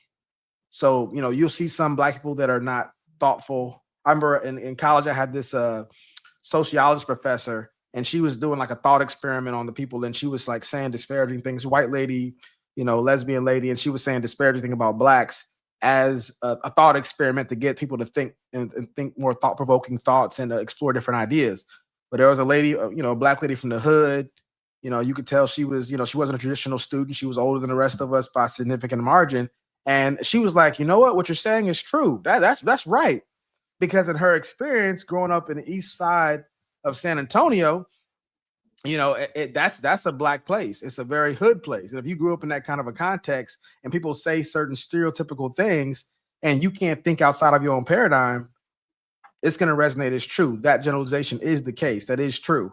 And I think that's what happened in that situation. So we do need to have more thoughtful people that communicate about any topics of importance, race, religion, whatever it is, there is a certain responsibility that we recognize, and we even let the audience know at times, like this is not necessarily indicative of the whole population, or I'm just speaking from personal experience, or I do recognize that my experience isn't what's customary, you know, and so I think that does come into play at certain times. And so I don't think that it's wrong to tell somebody, hey, look, attacking Black people as a Black person, that's easy to do, because in some sense it is easier for you to do.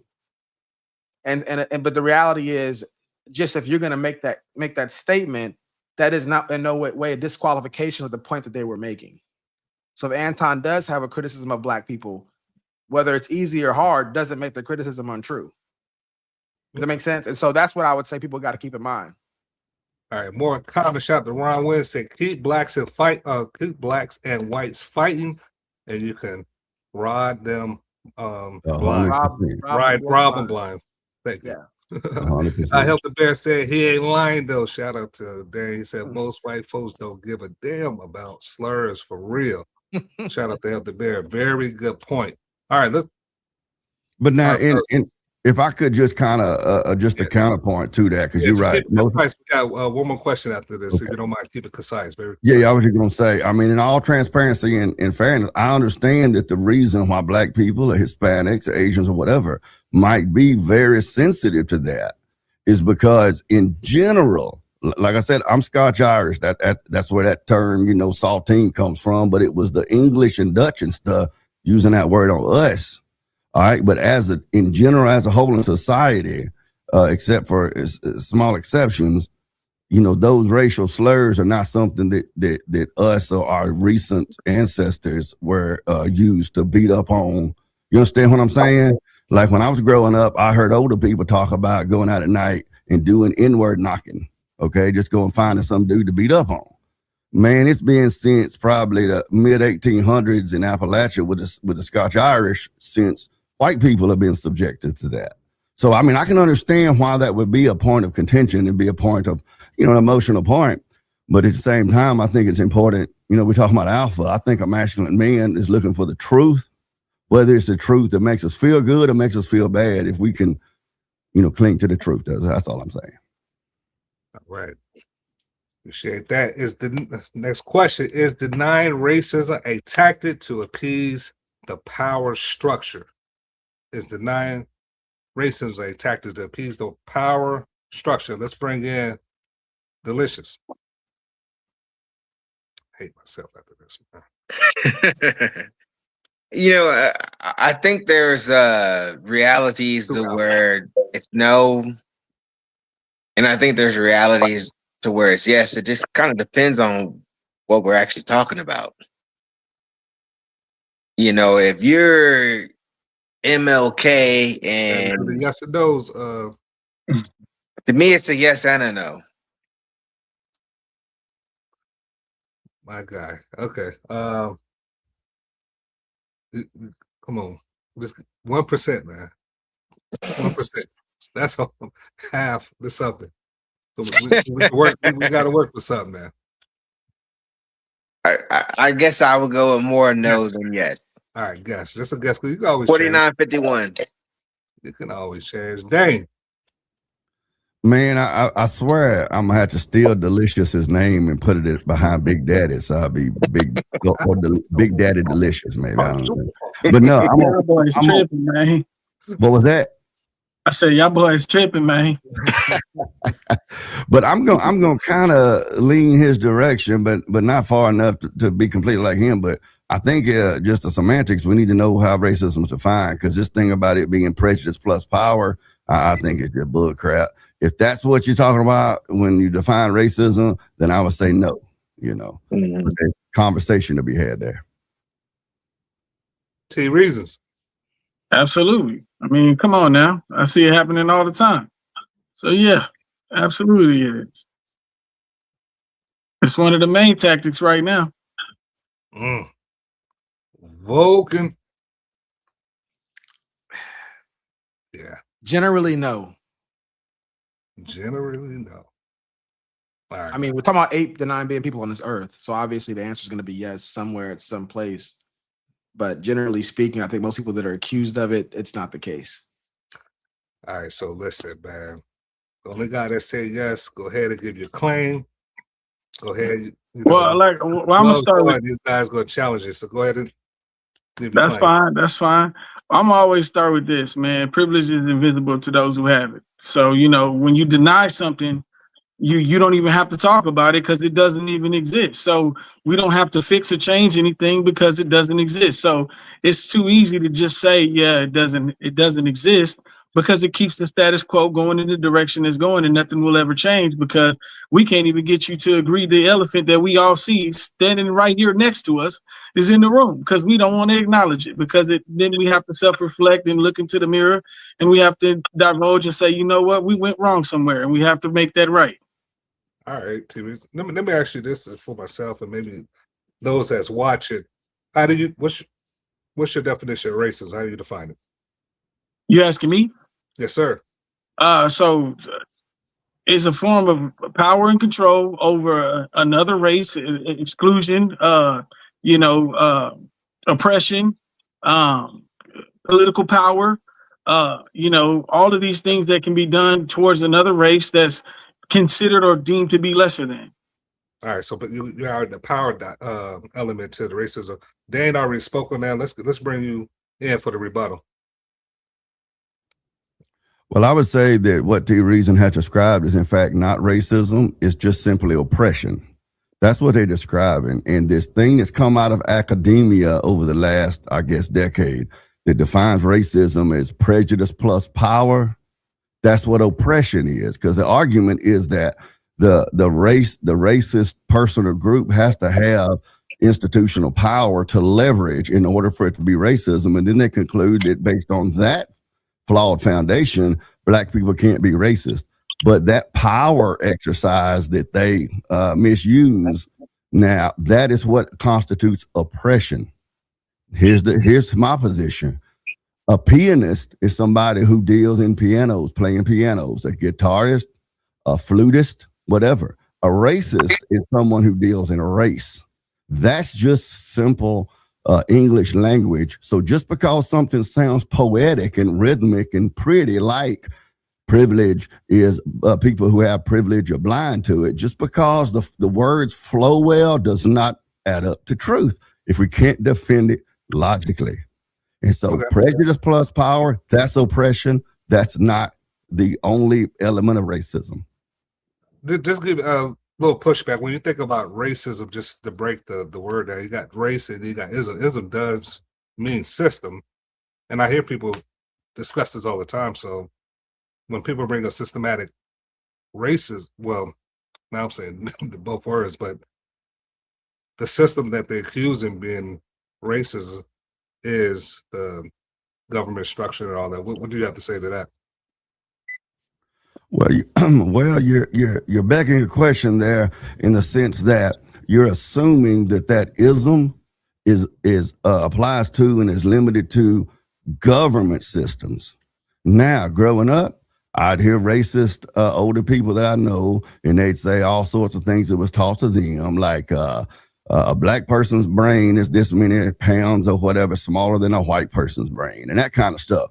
That was stuff that they had been taught. And so in their mind, they had a system that governed their worldview. It was a flawed system and a flawed worldview, but they had that system in their mind. Now, out of that world, your worldview in general is a system. But I did say, I brought up government as an example, but it's better for me to say system, just a belief system. That system in that brain could be that worldview, and then everything they see in their reality is filtered through that racial worldview. That's racism. They don't have to own a business. They don't have to be a politician. They don't have to have institutional power. And that's the claim among people that say that black people can't be racist, is that because black people have not historically, like T. Reason said something about only one black president. And that's a whole nother argument as far as that's concerned. But, the institution having power is not required for the semantic and the logical definition of what racism is. All right, let me bring Tariq to get your response, and we're going to move it around. What's your response to Dane? A lot of times we get into... Sorry, I did cut you. Just express your disagreements first, and we could go from there. Well, like I said, basically racism is something we know this country has. We know it's embedded in the backbone of how we came to have the entire America that we have today. So a lot of times when we look at what's going on, people want to try to narrow the conversation or narrow the scope to try to discredit something when you can't discredit what we all can see with our own two eyes. You know what I mean? We can't deviate from that. So there's not really more for me to expound upon other than the fact that people are going to have their opinions. We all have those, but some things we can all clearly see. We all clearly know what's going on, and we all see what the reactions are to it. We all see ICE right now running rampant through this country, and we know what their agenda is. But to stay on top, you say you don't have more to say about that because you expressed everything. Let me bring Vulcan in here. What's your thoughts? Any disagreements or your thoughts on the question itself? I'm interested in hearing Dane and T. Reason get more into detail about their perspectives, but I would say as far as denying racism as a tactic to appease the power structure, I mean, obviously that I'm sure that does happen in some ways at certain times, but I think generally speaking, I just don't think it's appropriate whenever you're interacting with somebody and they make a point against your point, especially on the topic of race, to just assume that they're being disingenuous. If somebody says, hey, I don't believe racism exists, or I don't believe that systemic racism exists, whatever variation of it they're having in the conversation, for you to go, oh, you're just doing that to appease somebody else, that's a conversation ender. Because if we're just going to just assume that we're not being genuine, then I'm just going to assume you're saying that to appease your base. That's what you see happen with the Anton Daniels and Corey Holcomb situation, which is Corey Holcomb accused Anton Daniels of kissing the behinds of white people, and then you see that Anton Daniels accused Corey Holcomb of, dealing with the phallus of black people, and so you just have it back and forth. And so the whole thing is like, that's not how you have an intellectually robust, honest conversation, which is where you just assume the person is being genuine to what they actually believe, unless you have good reason to say the opposite. You need good reason. Just a kind of a fun example. If you watch old mobster movies, they wouldn't call each other liars. That was a highly offensive thing. Even if you thought somebody was doing something under the table, that was a word you couldn't just say. Even growing up as a kid, I couldn't say lies. He was telling stories. That's a very important thing. That's a very impactful thing to say. And once you accuse somebody of that, it's a conversation ender, because then you don't know what that they're saying that's genuine and what it's not. So I think unless you have good reason, and part of my issue with a lot of the people that are out there accusing, Candace Owens, Larry Elder, Anton Daniels, Myron Gaines, all the people of being disingenuous actors, is you have no proof. Now, a proof would be, hey, if I record T. Reason saying this on March 1st, and then I hear him say the complete opposite on March 7th, then unless he's changed his mind, unless he's willing to say, yeah, I recanted, then you're playing both sides of the field to appease different bases. There are objective rubrics to determine if somebody is doing that kind of a thing. People have been found out to be doing that stuff politically. You see it all the time. They'll play a clip of somebody at this time saying one thing about immigration, another clip about somebody else later on saying something completely different. Now, they may have changed their mind. That's the honest truth of the matter is, but sometimes what it is that they're just playing the different bases. So my point is saying that in this situation here, that's what the most devastating part of it is that you can't even have a good conversation with somebody for mutual understanding because of the fact they're already assuming that you're going to lie. You're just going to flat out lie about what you really believe. And I think that if you were on that side, if any of you out there in the audience or on the panel have been accused of lying for no good reason, just emotionally think about that. Think about how that made you feel and how could you get out of that? Anything you would say next could be another lie from their vantage point. So that's why I say it's a non-starter. And so I say, once you're in that situation, you've left the realm of intellectual discourse. What, you got a response? No, I'm just listening to what he's saying. It really didn't spark anything as far as a reaction. I still feel the same way I feel about what was going on and what was being said. But all right, so you got sir. All right. Dane. All right, yeah. His entire response, T. Reason's entire response to me was one great big fat appeal to the consensus, which is a logical fallacy. We all agree, we all see it, we know, and that sort of stuff. That's an appeal to authority, but because in the reason that just it falls flat on its face, it's because we can all be dead wrong. So we agree, we all see it, we know what's up. That's just a logical fallacy there. So there's no real way to refute that because it's fallacious on its face. Okay. Well, my counter to that is if you choose not to see something, I can't force you to see it. So like if it's right in your face, logical either. If it's right in your face and you still don't see it, then you're never gonna see it. You see what I'm saying? So like I could point all these things out and show Please you do. go with you line by line, and at the end of that, you can still deny what we all know to be true. You see what I'm saying? Who is we? Anybody who's listening to the conversation, anybody who's understanding what the topic is, anybody who's listening to the question. So the nameless, faceless group that you have imagined in your mind that's cheering you on with what your worldview has you believe in, that's the we. It's not nameless or faceless. It's not nameless or faceless. What's their name? It's the people that's involved, the people that are involved. Are they Slavic or British or Kenyan or Mexican or what? What's their name? Anybody in America. I'm talking about America. I'm not talking about any other country. I'm talking about America. Your claim is that those people are not nameless or faceless. So if they're not nameless, and you know for a fact that the truth is they're not nameless, then you should be able to tell me their name. What's their name? Who are you referring to?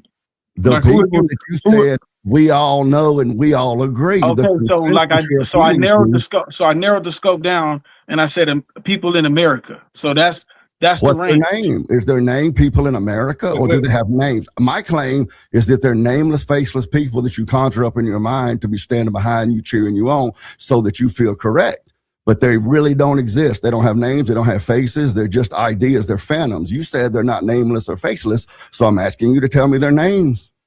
So no, I never said whether they were nameless or faceless at all. That was your statement. They're not nameless or faceless. Hold on, Dan. If T reasons, if you say it and say that, restate what you said right now. Well, so you're asking me to restate what I said? Yeah. So T reasons said he didn't say what. So the only thing I said was we all know. That's what I said. All know what? So when I'm saying when we're talking about racism, we all see what's going on both sides of the fence, whether it be a black person, a white person, Hispanic person. Finish your point because I want to hear everything you got to say. So go ahead again. So I'm basically saying the people that are involved in the conversation, the people that the conversation is about. Okay. If you're on either side of the conversation, of the topic, if the topic involves you, those are the people I'm talking about. If the topic doesn't involve you at all, and you might live under a rock somewhere, or you might be in a tribe that's not ever had outside world interaction, then you don't know what's going on. But if you're involved and you have a seat at the table and you have an opinion on the fact of the matter, then we all know what's going on. Okay, so it's hard for me, and forgive me, like I said in the beginning, I'm a C story. It's hard to really follow what you're saying because you're not saying much like people on the side of the table, who's involved. You're not giving. It's still being ambiguous. It's not concrete with what you're actually saying. Am I the only one that got chime in because I'm not following? That's basically my point. He keeps referring to we all know and we all see and we all understand. I'm asking, but I didn't though. I literally what I just said was I just answered the question. I just narrowed the scope. I literally just narrowed the scope. Man, maybe I'm on LSD or something, but I swear I just heard you tell Enos up here when you restated your argument, you said we know and we see and we understand. What did I say after that? What did I say? What have I said since he asked me to give more clarification? What did I say after that? You continued saying we know and we see this. No, I did not. Okay, you didn't. I didn't even use nothing. I don't want the conversation to become a memory thing.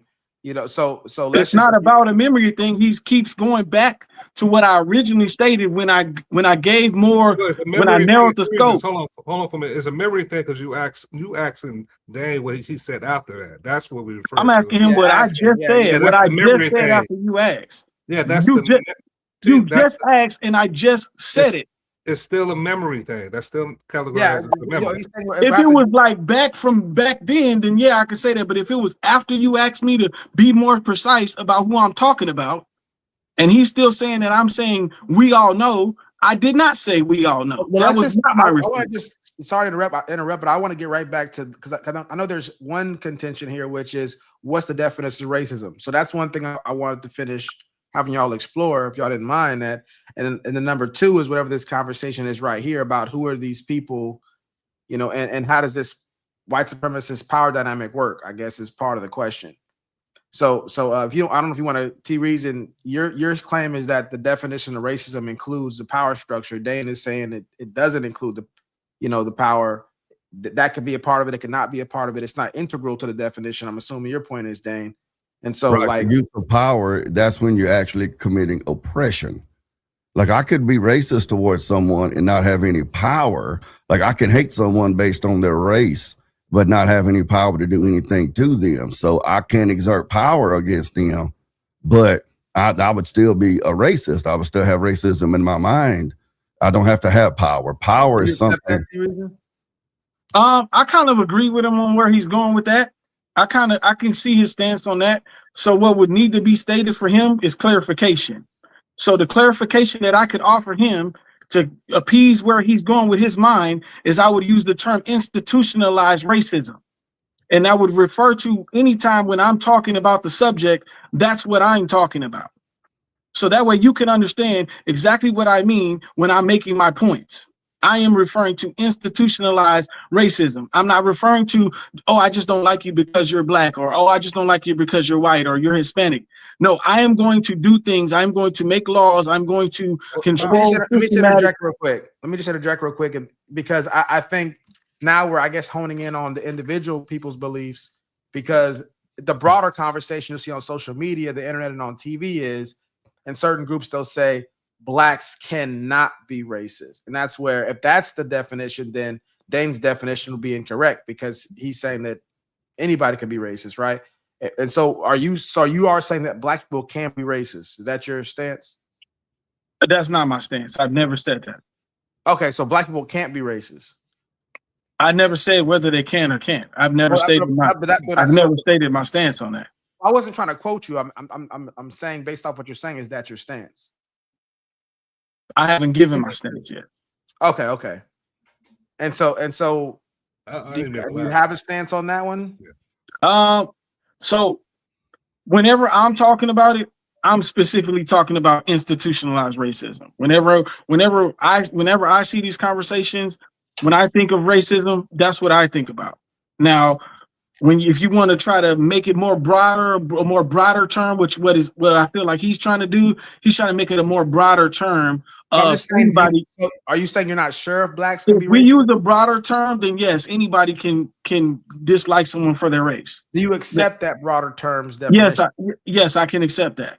So whenever I have someone like him who needs clarification, or for me to elaborate or expound upon what I mean when I say racism, I need to use the word institutionalized in order for him to understand what I mean.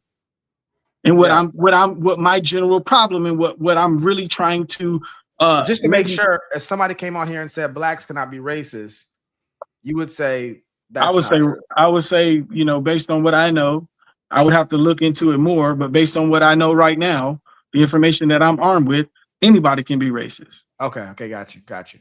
Now, Dane, like him saying that, you saying something else? Yeah, I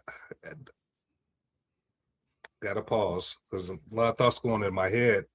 Reason you did initially said that power is a part of racism. So because when I was thinking about it, what I'm thinking about, that's why I say I need to elaborate more and really say what I'm trying to say.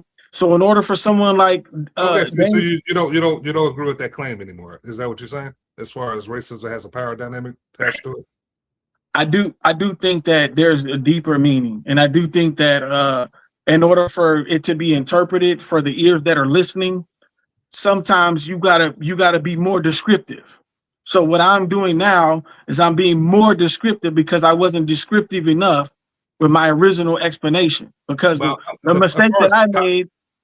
I Was get a the two. mistake. I was You just want to be saying, like, descriptive. so Okay. Dane, at this point, do you have any disagreement with what he's saying so far? Now that he's clarified that it's institutional. Well, I don't know that I would necessarily say disagreement, other than the fact that I'm really not convinced that institutional racism exists either. I would need to be explained what institutional systems Jim there Crow are today, law, which have been struck gerrymandering. down, which has been Come on. struck down. Yeah. Come on. No, they have not. Okay. Most gerrymandering that goes on today was actually used by the Democratic Party to create majority black districts. But we can argue that out too if you like. You know, I would, whatever. You the first time I've never heard anybody in politics ever state that. Again, So that's definitely the first time I ever heard that. That's a logical fallacy. What you've heard. I mean, we live in Texas, and we can see how a red state is run. Can we have a certain level of respect that I can speak and you can speak? Is that possible? Okay. What you've ever heard or experienced in your life is irrelevant to the question of whether or not it's objectively true. I heard all sorts of stuff in my life growing up about black people, for instance, that was not true, but that's what I heard was true. There were things about in this situation, this context, black people that I did not necessarily hear growing up that were true. The fact I had never heard it in my life did not have one bit of effect on whether or not that piece of information or idea was true or not true. If we can't construct a logical argument to defend our claims, well, then that claim has been falsified. In audience, that would be what's called the anecdotal fallacy, saying that something is true or false based off your experience, is what I believe. Dane. So I have a few things I'd like to talk to this guy about, and I'd like to ask him a few questions and see if I can get a logical response and a real answer. Okay. Do you think it was ever made extremely difficult for blacks to vote? Of course. That's a historical fact. That's not even open for argument. Okay. So this is what we're talking about right now. But that's we're not talking about 5 more minutes. I'll just, I know 5 more minutes on this. We're talking about historical facts. And when I'm talking to somebody like you, it's almost like you know this information, but you omit this information when I'm making statements. Go ahead and tell me what's going on in my mind. Psychoanalyze me. Because you just said that you're denying gerrymandering. I did not deny gerrymandering. You're denying Jim Crow laws. I did not deny Jim Crow laws. Okay, well, you had a disagreement. Do you have a disagreement with those, or do you see those as valid? Or do you see those as valid points to make on this topic? I see them as points that exist. So I guess in that sense there is, but I did not deny that Jim Crow laws existed. Maybe you can tell me what it is that I have the ability to do today under our current system that you do not have that ability to do, provided that you're qualified for it. Okay, so you falling into the DEI trap. So you're a prime example of.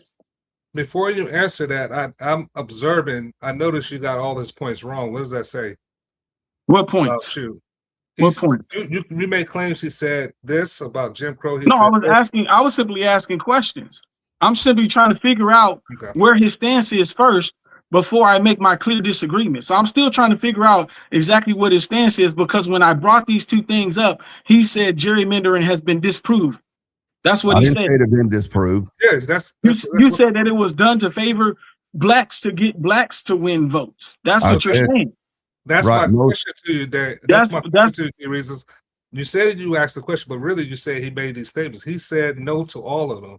What does that say about you falling in the conversation? He just denied all the things you at the end of the day, he's very good at trying to wiggle his way out of what I'm trying to say. And that's what I feel like he's doing right now. He's doing a great job of wiggling out of what I'm trying to say. So this is Tariq Nasheed for real. I gave my original points, right? I gave my original points, and then he comes in and he says, "Oh, well, gerrymandering has been proven to work in favor of blacks." That's not what I said.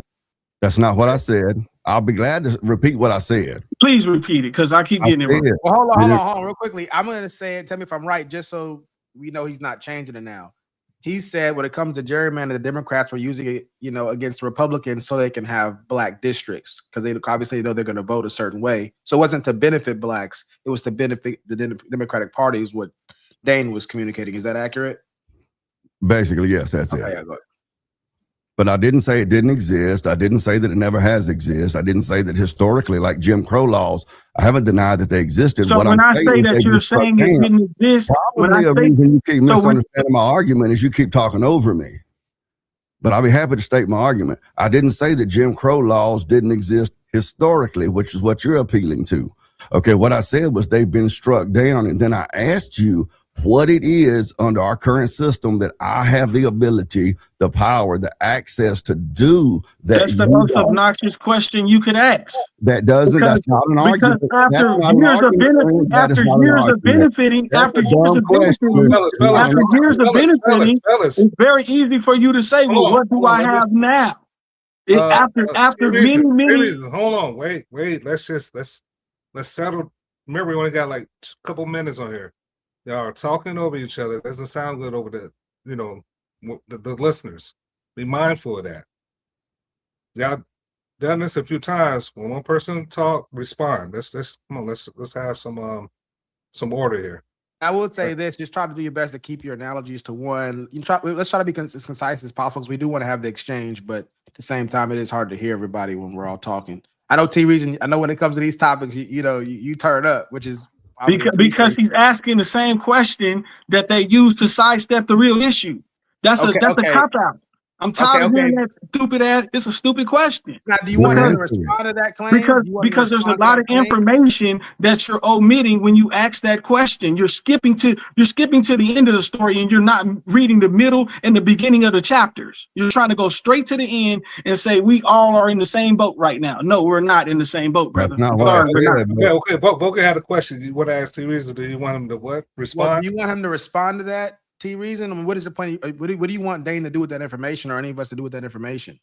Well, I'm trying to get to my point, but I want to lay the foundation.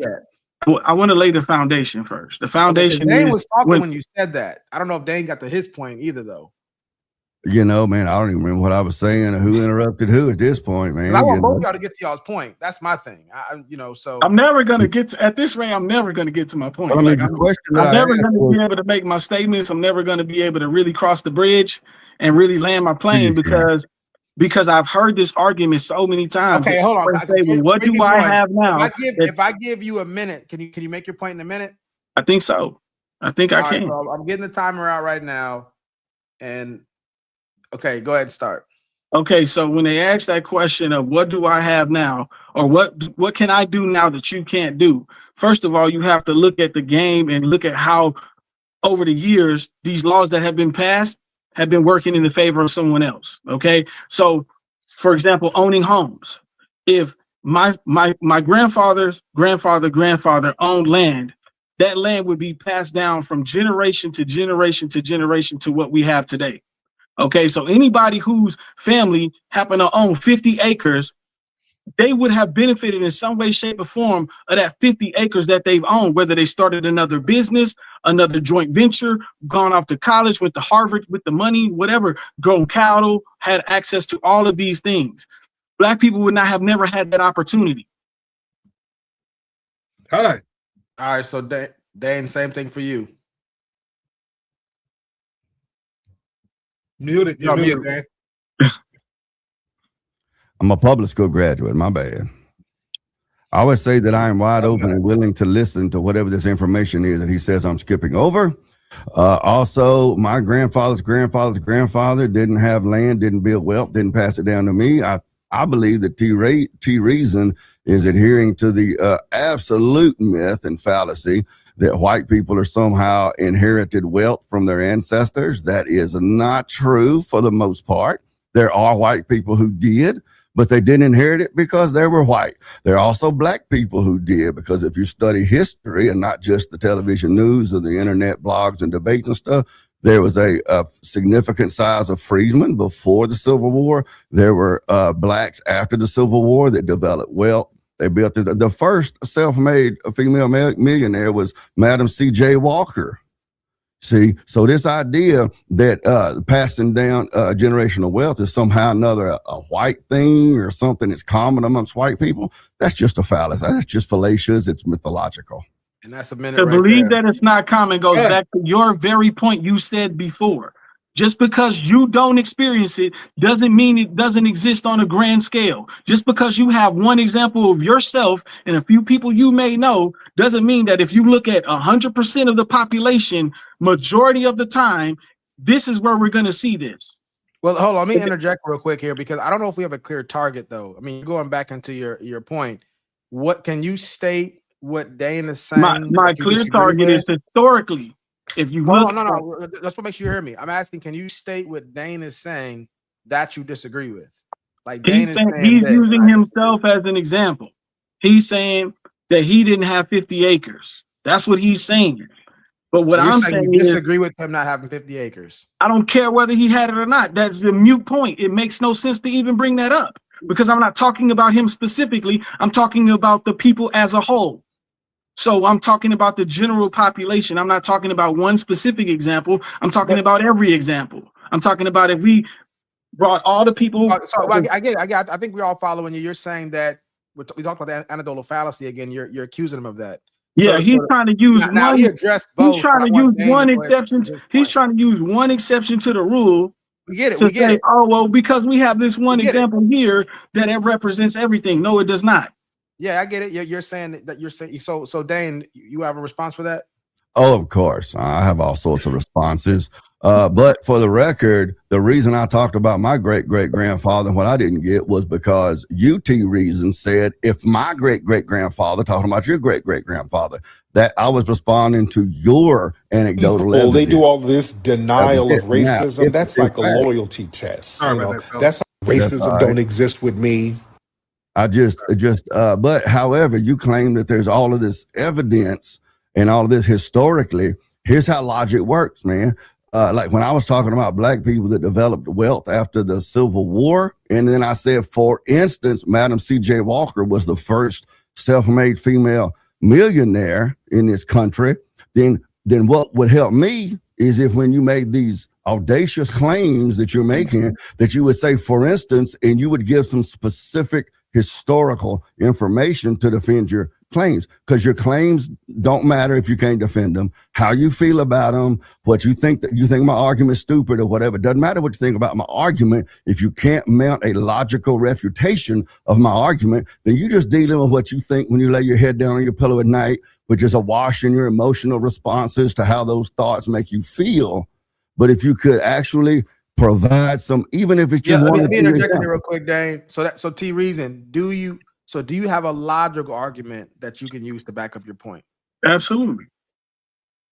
And I think just for us, so what can either one of y'all summarize what the disagreement is? The disagreement is this. So my disagreement, because he's basically saying, what can I do today that you can't do? And what I'm saying is that the way this country has been built out, any person of color has been at an unfair advantage, or not any person, because obviously there's always an exception to the rule, which is what he keeps referring to.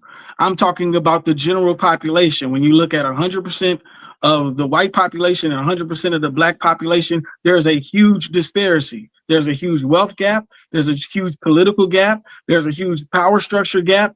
And all of these gaps were created through slavery because but real quickly, I get that because you're supposed to be just, I think people have to kind of realize in the audience, I want people to understand, somebody's asking you, hey, look, state the contention or disagreement, and you're supposed to be do that in a concise way. So this is what he's saying. I'm saying this. You want it to be nice and easy to package so people can know what target you're trying to hit in the conversation. He's saying that basically he's saying now there's nothing that I can do that he can't do.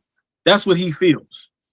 And but I just want to emphasize, he's talking, I mean, Dan, correct me if I'm wrong, you're talking about from the institutional standpoint. There's no institution that's going to give you more favor or allow you to do things that he can't do in those same institutions. That's what I'm asking him for, to show that that's not true. Correct. Okay. And his answer, are you able to do that's a stupid question. That's his answer. That's his argument. That's a stupid question. Because that's a cop-out. That's a cop-out. Like you're ignoring all of the things that led up to where we're at in present day today. But how is he ignoring it by asking the question? Because that's why so when he asked that question, like, in order for me to answer that question, I'm going to have to bring up these things to prove my point. Let's roll. But what the thing is, and I want to get to that. I know we're supposed to be getting to this other part of the show, but I don't mind staying here if it's going to actually get somewhere. But I think for it to be fruitful, you're going to have to at some point in time to be more, I guess, a little bit more clear about what you're saying. I'm trying to be as crystal clear as I can. I don't know how to be any more clear than what I'm stating. Because he's saying that you got to put up an actual argument because he's asking a question. And I think what was the question he asked? I don't have any question from him that's recent. Like what's the question he's asking me right now? Dan, you want to say it again, or you? Well, I've asked several questions, but the question that's on the table right now is you claim that there's this thing, institutional racism. And as a asterisk, I have not taken a position that it exists or does not exist, you see. But what I've asked you to do is to explain to me, tell me what it is in the institution that I have access to do, a privilege to do, that you don't also have access or privilege to do, provided that you and I are both qualified to do it. Like, me and you can't go be airplane pilots if we're not qualified to do it. But aside from that exception, what is it that I'm able to do thanks to the institution favoring me? So right now, the institution is working towards passing a law to where they can bring back segregation in schools.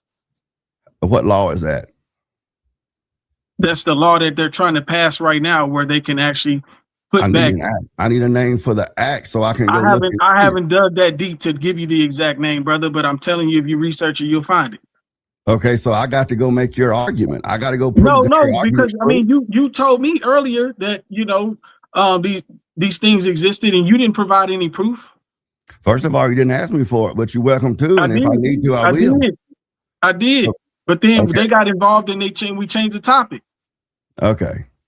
So I'm asking you to tell me where it is that I'm able to do something in the institutional structures that favors me that you're not able to do. And you're telling me about some law that you don't know the name of. You can't tell me the language of the law. You can't tell me what politician presented it so that I can go verify it to see if that's the case. It's just a claim. I'm asking you to defend that claim with some information and not just emotions and ideas and that sort of stuff. And like I'm telling you, it does exist. So just because you don't know that it's happening doesn't mean it's not happening. That's why I mean Eminem. Remember the Eminem commercials? He does exist. They do exist. In an argument, you presented an assertion. The onus falls to you to defend that assertion. It doesn't fall to me to go do the research to find out if your assertion is true or not. I mean, but if it is true, then it doesn't matter whether you have the assertion or not. It's still true. Correct, but you have made an assertion that there's a law that's trying to bring back segregation. I'm asking you what the law is.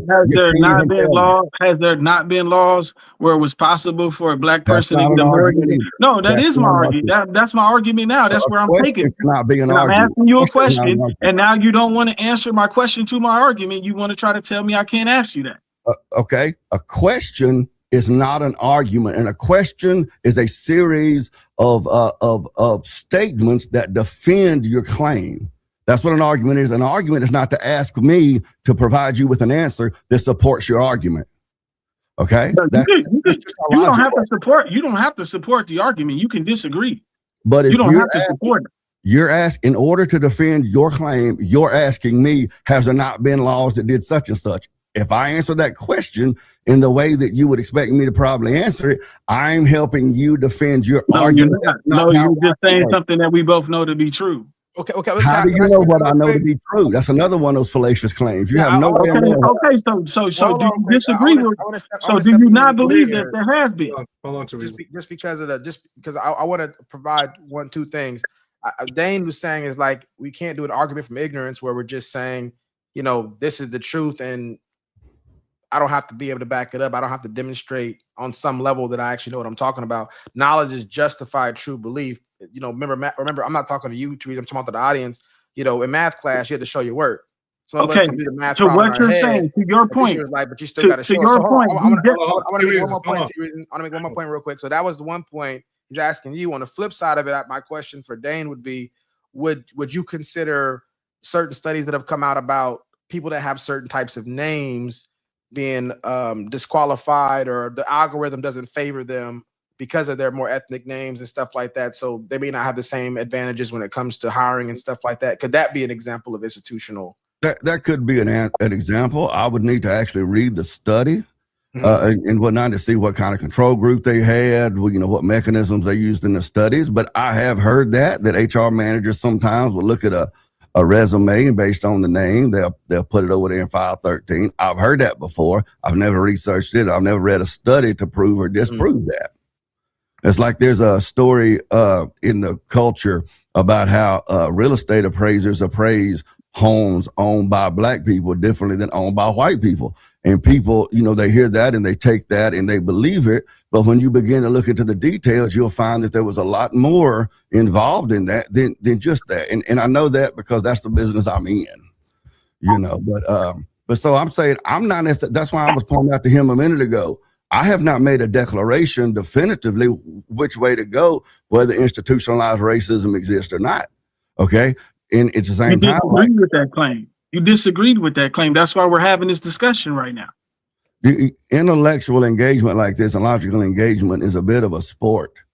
Okay. That doesn't necessarily mean that what I always say or do. I could take an extremely progressive position and argue against one of my fellow conservatives, and it would be like an MMA fight. I mean, it's the technique, it's the intellectual exercise. So, and I understand, T-Reason, you're looking at me, I'm a 54-year-old fat redneck white dude. So there's a certain set of beliefs and principles and ideas and experiences that you just naturally are going to subscribe to my head. And then you argue from that position because you don't know me very well. You hadn't followed much of my content, but I can promise you that 99.9% of those assumptions you're making about what my worldview says is going to be completely wrong.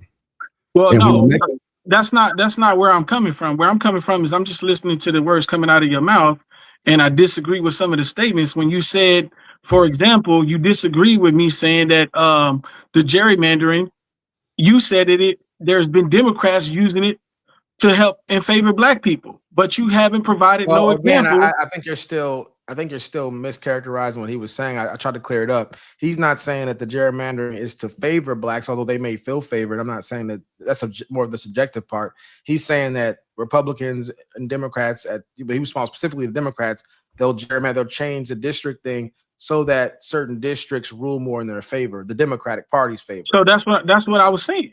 I think that's what I said. You're saying to favor blacks. I'm like, I mean, you could maybe see it that way, but I think. I thought that was the topic. I thought that was the original debate. Favor Democrats because he asked me, "What can he do that I can't do?"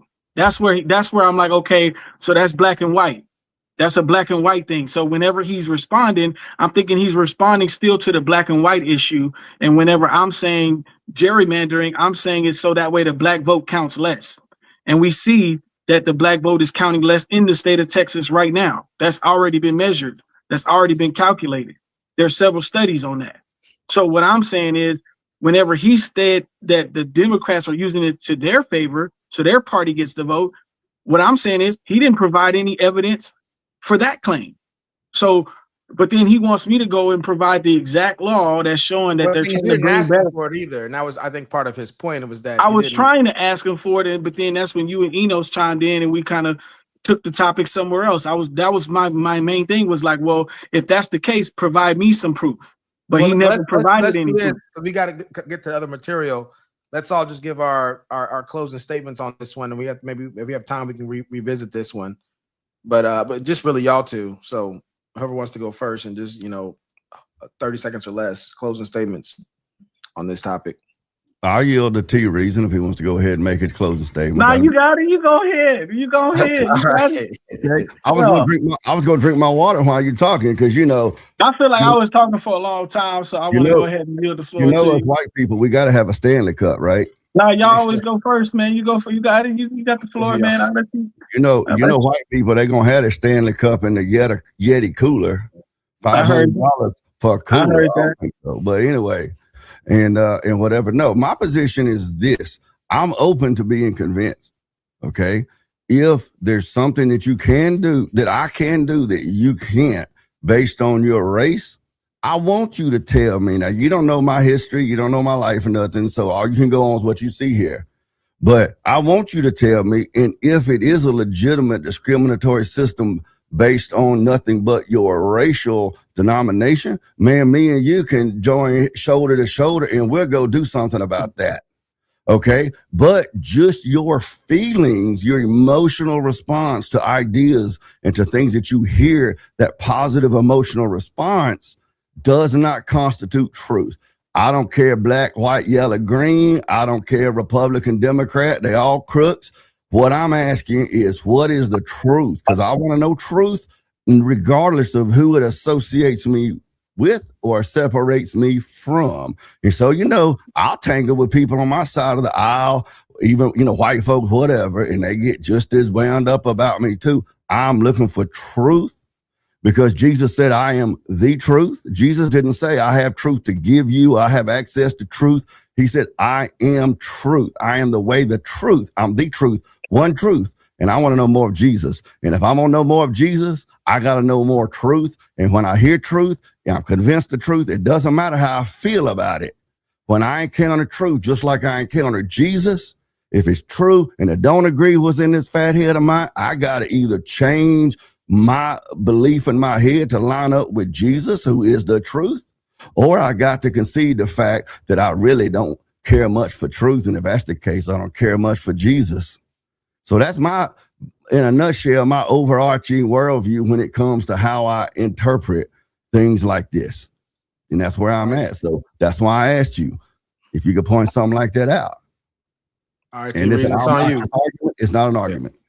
So my closing statement is this: privilege is non-existent to those who have it. You know, people who have it experience it on a day-to-day basis. They won't acknowledge it.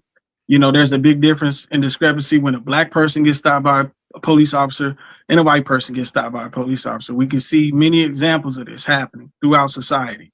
So, you know, to me, that question is always a cop-out because it's a layered conversation. You can't, it's not a quick one-liner response I can give him that can satisfy that question. We'd have to have a longer discussion, and we're on a platform where we have a direction we want to take the conversation in, and I would have to really hash it out with him to really get him to see what I'm trying to what I want him to understand. There's a lot of points I'd have to bring up, a lot of historical evidence, a lot of laws, a lot of things we'd have to dive into in order for me to get to that point, which I don't think we'll be able to do right now here in this particular moment in time. But honestly, that's pretty much all I have to say on that topic. Perfect. We appreciate you, gentlemen. I think the audience gonna have something to take with them on that one. You know, so you ready? Yes, sir. So this video right here is the Anthony Browder and Rock Newman show video right here. This is the guy. He's an Egyptologist. He does a lot of explanations and a lot of excursions to Egypt, tours, taking people back and forth, studying the ancient Egyptian hieroglyphics and culture and religious practice at the time. He calls himself a cultural memory specialist, and so what he believes he's been commissioned to do by whoever his higher power or himself, however he figures it out, is to maintain the memory of certain cultures, to inspire and to instill power, you know, to empower the people that come from that certain culture. So that's what he's talking about, Rock Newman, right here, and we're going to get into it. December the 25th. So we have within the story of the founding Paris of ancient Kemet, Asar-Senheru, the fundamental story that would later be incorporated into the Bible as the story of Jesus. And there are numerous parallels that, again, any person who is questioning what I'm saying, if they were to have a conversation with any trained priest or rabbi or bishop, someone who's going to divinity school, they know this story. And that is also the reason why you'll find this same symbol that looks like the Washington Monument. It was known originally as a tekken. We know it better by its Greek name, obelisk. They will find a tekken in the center of St. Peter's Square.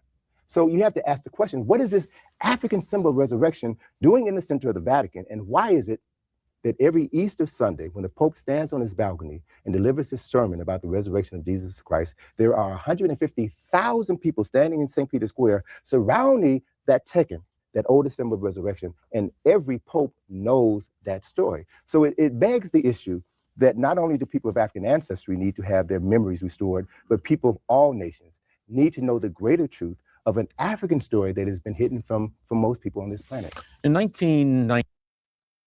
I do want to say this part really quick before we get into it is that, and I think Dane mentioned this on his podcast yesterday. We was talking people confuse begging the question with raising the question. Oftentimes you see on the news, see in the movies when they say this, which begs the question, which begs the question. But begging the question is it's a logical fallacy. It's when you assume your conclusion, when you're trying to prove it. So you're using your conclusion to prove your conclusion, which is circular reasoning, which is begging the question. Which is opposed raising the question is when an idea or something hits your mind and makes you think of certain questions. You'd be like, that raises this question. So when he says begging, it's become so much a part of the culture that it's pretty much changed the definition. Begging the question kind of does mean raising the question now, in popular parlance at this point. But yeah, I just want to make that point because this is a show about logic and reason. I want the audience to understand begging the question is something you need to learn. So you make sure you're not in violation of it. I thought about that. I thought about that when he said something about begging the idea or whatever. I thought about that too. But yeah, that's become, like you said, so much a part of the common parlance today. It's like when people call me at 54 years old, like people your age probably call me a boomer, and I'm like, I'm not a boomer. That was my mama. You know what I'm saying? But it just gets picked up so much in the language that people just keep doing it. Yeah, for sure. So yeah, we got anything on that for that one right there?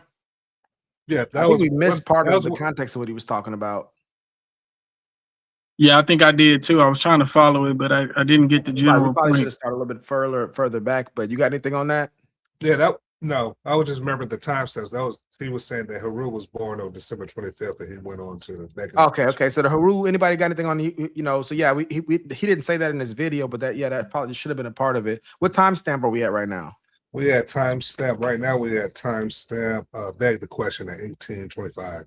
Beg the issue. Yeah, I was just talking about the number, but yeah, okay. So the number. Can we start at like 17 or when because it's like a series of we're all close together. Yeah. Whatever that timestamp is, that kind of gets all of that. Let's start from 7. Yeah, that's something. Founding Paris of ancient Kemet, Osiris and Heru, the fundamental story that would later be incorporated. Because we left off when we was talking to Will. And then 9 months later, the Virgin of Set. The last episode when we was talking to Will, we left off when he said that the Virgin Mary was done before. So that's the timestamp before this one. So we start right here at 1715. Heru was born on December 15th. Founding Paris of ancient Kemet, Osiris and Heru, the fundamental story that would later be incorporated into the Bible as the story of Jesus. And there are numerous parallels that, again, any person who is questioning what I'm saying, if they were to have a conversation with any trained priest or rabbi or bishop, someone who's going to divinity school, they know this story. And that is also the reason why you'll find the same symbol that looks like the Washington Monument. It was known originally as a tekken. We know it better by its Greek name, obelisk. They will find a tekken in the center of St. Peter's Square. So you have to ask the question, what is this African symbol of resurrection doing in the center of the Vatican? And why is it that every Easter Sunday, when the Pope stands on his balcony and delivers his sermon about the resurrection of Jesus Christ, there are 150,000 people standing in St. Peter's Square surrounding that tekken, that oldest symbol of resurrection, and every Pope knows that story. So it begs the issue that not only do people of African ancestry need to have their memories restored, but people of all nations need to know the greater truth of an African story that has been hidden from most people on this planet. In 1993, I think it was, I was at the Vatican, and they took us on a tour. And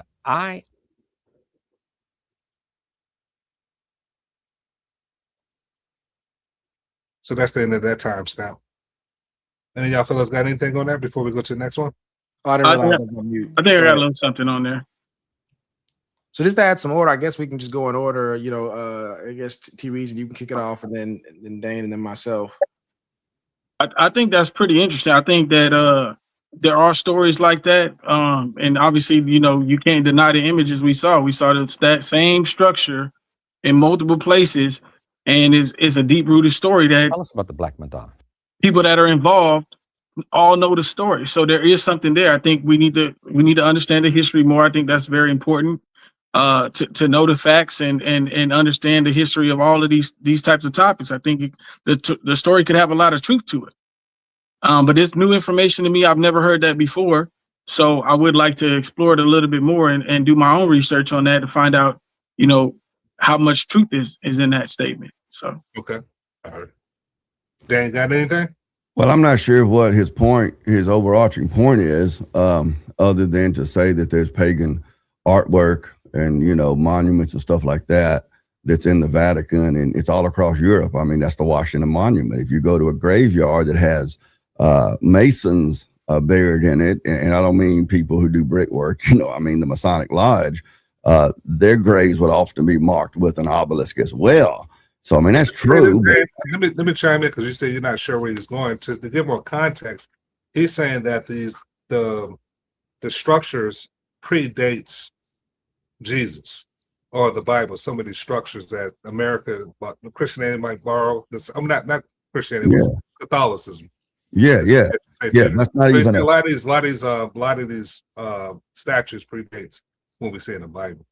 That's true. That's not even a historical question as far as that goes. When Constantine was converted to Christianity, a lot of my Catholic brothers might say, yeah, it's just how them Protestants thought. But when he was converted, he issued an edict that his subjects were to also convert. So there was a lot of pagans that came into the church, not because they had some sort of experience with Christ and repented, that sort of stuff, but because they didn't want to be killed. And keep in mind that Rome ruled Egypt and places there in North Africa and that sort of stuff, that sort of thing. There was, the whole Mark Antony, Cleopatra thing going on too. So a lot of that paganism, sure, it came into the church. That's not even I see on social media all the time, people talk about hidden history, and I like responding to those posts and asking them when the last time they went to a library and what's the last 3 books they read. It's not hidden. It's just nobody's Uber eating it to your house. Okay. But it's not hidden. If you want to read a book, you ain't even got to read it. I do Audible like you wouldn't believe. I listen to an audio book 5 or 6 times riding down the road, man. It's not hidden. It sounds like he's presenting it as some sort of a hidden, he says about reminded of their memories. I don't even know what that means. That sounds to me like woman poetry. Like, you just interpret it how you want. During Mr. Trump's first 2 elections, which I didn't vote for in the first 2 times, he, I was explaining to my fellow conservatives that thought he was some sort of, I don't know, he was Moses to them or something and everything. And I would try to explain to them that he uses words and phrases that he doesn't define. And that leaves the public to define it however they want. And the average person is going to think he intends that phrase in the way that they think of it. And that's on the right and the left, and then they think, Mr. Trump agrees with me and we're on the same side, but Trump hadn't really actually said what he meant by that. And so that's kind of like this guy in the video. He's like, they need to be reminded of their memories. What does that even mean? I mean, do I have amnesia? I don't know. Interesting point. I remember Vulcan in it, and you do see a lot of that. A lot of those statements, people in the conscious community, they do bring that up as far as being reminded of what your ancestors did as ways to tap into that, quote unquote, spiritually. And just for context, I just forgot my thought, but I'm gonna bring Vulcan in here. Go ahead. Now, and I'll just say this: you don't have to say I'm gonna bring Vulcan in if you're gonna make your point. You can just say your point, and at the end, just give it to me, because I don't want that to be a reason why you might forget what you're trying to say. Okay. Because you'd be like, you start talking like I'm a big Vulcan, and then I'm like, okay, you might lose your train of thought. But going into it, so my thoughts on it was this, and it's hard to find. Like, this one's going to be just. I just remember okay, go ahead. One of his strongest points, and you see this in his teachings, that Egypt has significant influence on the West. That's one of the his roots of a lot of his teachings. So that's why he was showing the similarities a lot of cultures adopted some of the artwork and statues that was in Egypt. I'm sorry. Yeah, so my thought process on this one's gonna be a little janky, because I think whatever would have made the context crystal clear to us was before where we started the timestamp. That's my opinion about it. But just off what he's talking about, I guess for me, I don't see the relevance. It's a truism, I think similar to what Dane is saying, to say that these monuments and the symbols outdate, Christianity.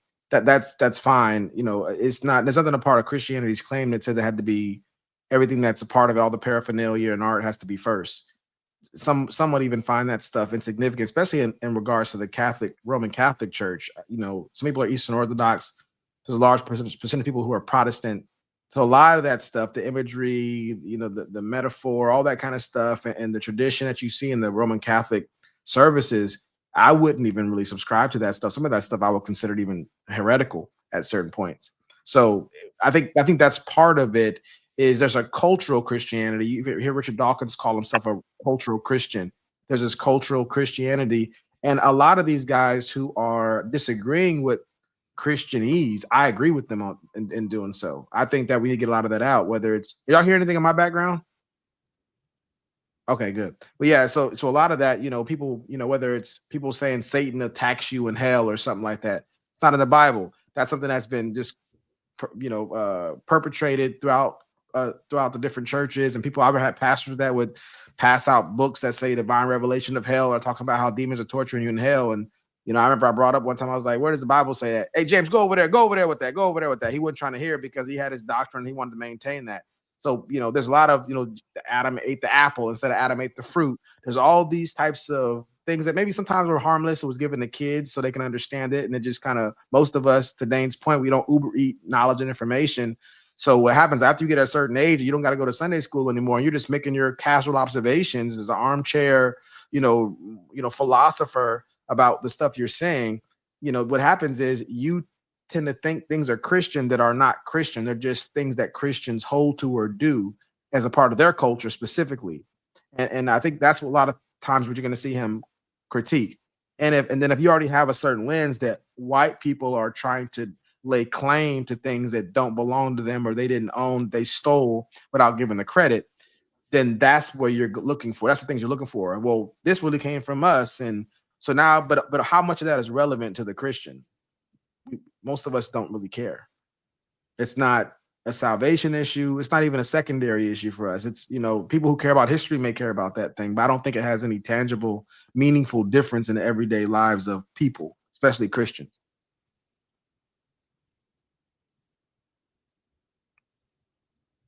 Guide, could he allow me to see the Black Madonna? I thought he was going to have a heart attack. Tell us about the Black Madonna. Well, the Black Madonna, there are several Black Madonnas. Pope John Paul II is from Poland, Czeskokowa, and in Czeskokowa, they have a shrine of the Black Madonna. So every time the Pope went home, he would go and pray at the feet of the Black Madonna. The Black Madonna is the Greek version of Isis and Horus, which is the Europeanized version of Heru and Aset.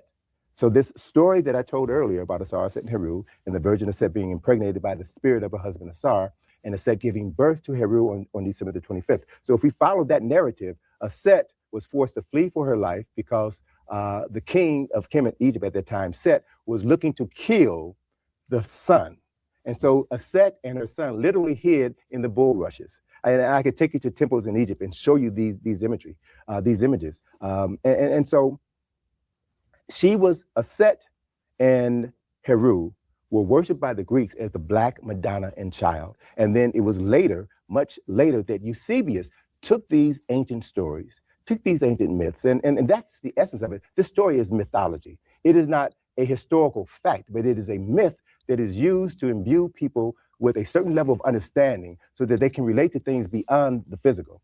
And so it was Eusebius who grafted these stories into the new narrative that they were creating in order to control the people physically, mentally, and spiritually. You use the term myth. Yes, sir. Would you then suggest that the birth of Christ in the manger, can you pause it? Holy Trinity, because this seems like a different topic. Yeah, I was going to deal with the myth and the Black Madonna, but we could stop with the. Oh no, sorry. Go ahead. If you got it, you go ahead. Go ahead. No, let's address that. Let's address that because that's a 2-minute segment. What's your thoughts as far as the Black Madonna mechanism? T Reason, Dane, and then myself, just so you can remember the order. Yeah, start with T Reasons. Yeah, so I'm just listening to what he's saying. I think a lot of this stuff is pretty interesting because the way that I see it is he's trying to correct history as we know it. I think he's trying to get something out into the mainstream that's not a part of the mainstream. I think that this is something that dates back, predating what we know to be the start point. So I think that that's what he's trying to say is like, well, we thought that this is where it originated, but the actual origin, he's talking about the origin. So what he's trying to show us is an origin of a story that got taken and reused and repackaged to what we now know to be today as mainstream information. And I think that people like that are very important as long as they're doing it historically correct. So that's why he keeps giving credibility to what he's saying by saying you can go and see these on the temple walls. So I'm very intrigued by what he's saying. I'm interested to hear more. And I think that he's actually giving us some information that's useful and vital to history, culture, Christianity, and all of these things. I think it's very important. I think it's good information. Okay. And you're right. That's what he said. The Black Madonna is the Greek version of Isis. Isis, he's saying that's the original story. Let's go get Vulcan. Yeah, so for me, I definitely see where there could be a need for this in the textbooks, historical textbooks. I have certain issues with this though, but Dr. Anthony Browder is one, this is not his field of expertise. His degree is not in this particular field. That doesn't make what he's saying not true. But what it means is that we're not aware if he knows the methodologies you would use to be able to do history the right way. And we saw this, bear out to some extent when Billy Carson got into it West Huff. Billy Carson, similar to Anthony Browder, makes those trips to Egypt and has a lot of theories and said he reads different things, all that kind of stuff. Do we even know if Anthony Browder can read these hieroglyphics? We don't know. And the thing is that, so we just assume because somebody is talking about it and they're going all the time that they've done all that kind of due diligence. But a lot with Billy Carson's situation, we learned he doesn't even know how. He hasn't been classically trained as a historian, so therefore he's not even able to properly vet his own methodology to weed out his biases and stuff like that. And I think Anthony Browder is guilty of the same thing from what I've observed from him in the past and even in this conversation. Because for one, I think his whole thing is to tear down Christianity. And I think he's using Egypt because a lot of us don't know that much about it other than the little that we hear, the here and there. But we don't know if it's first or not. There's some people might say, Babylon was first. Some people, there's other places that people might say was first.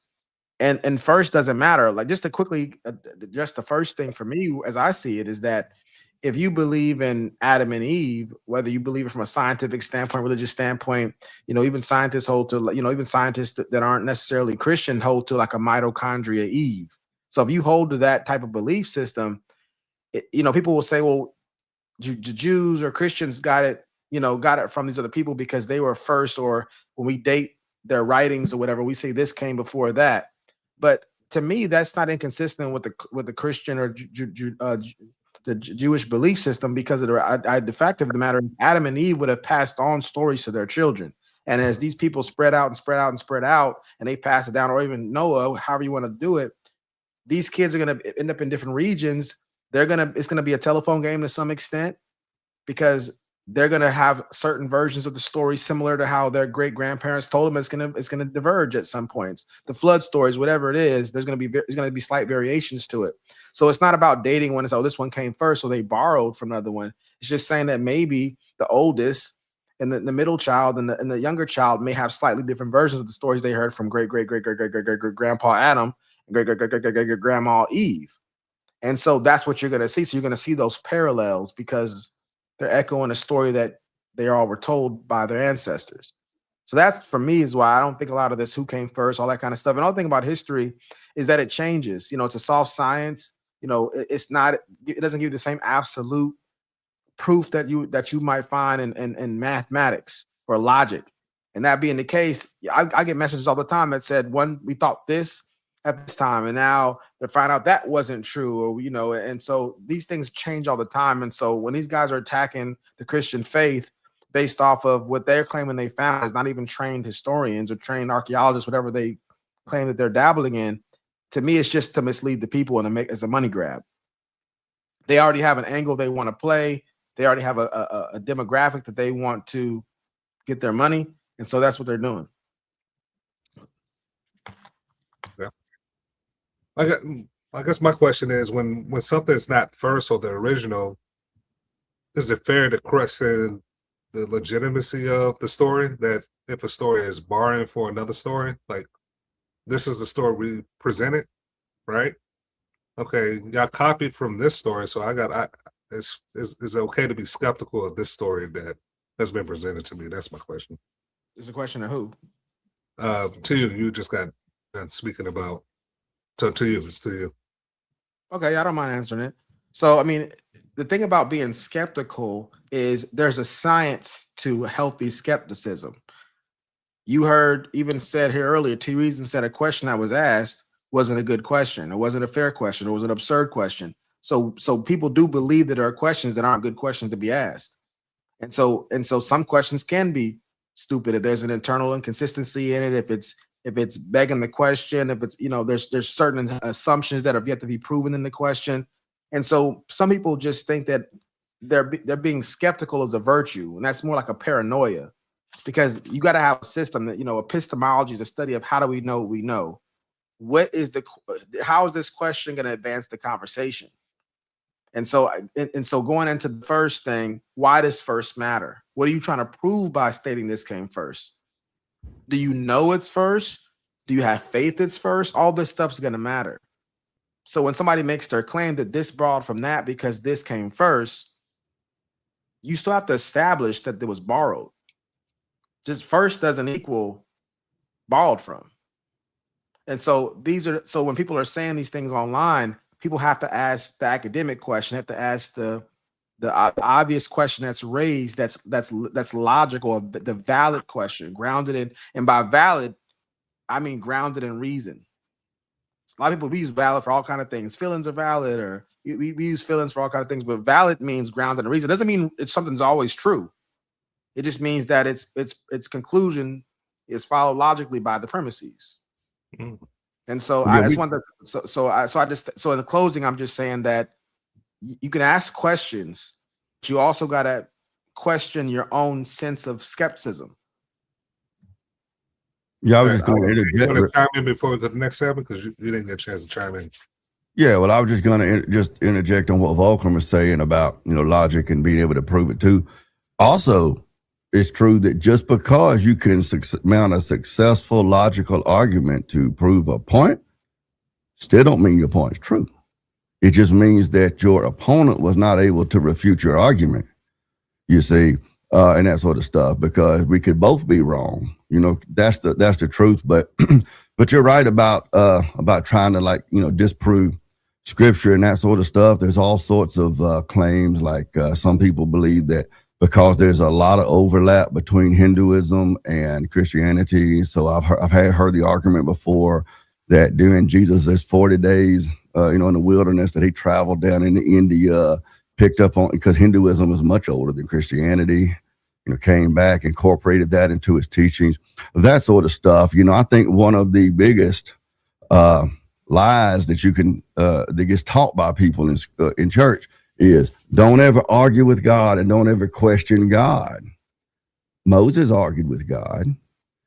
Jacob argued with God.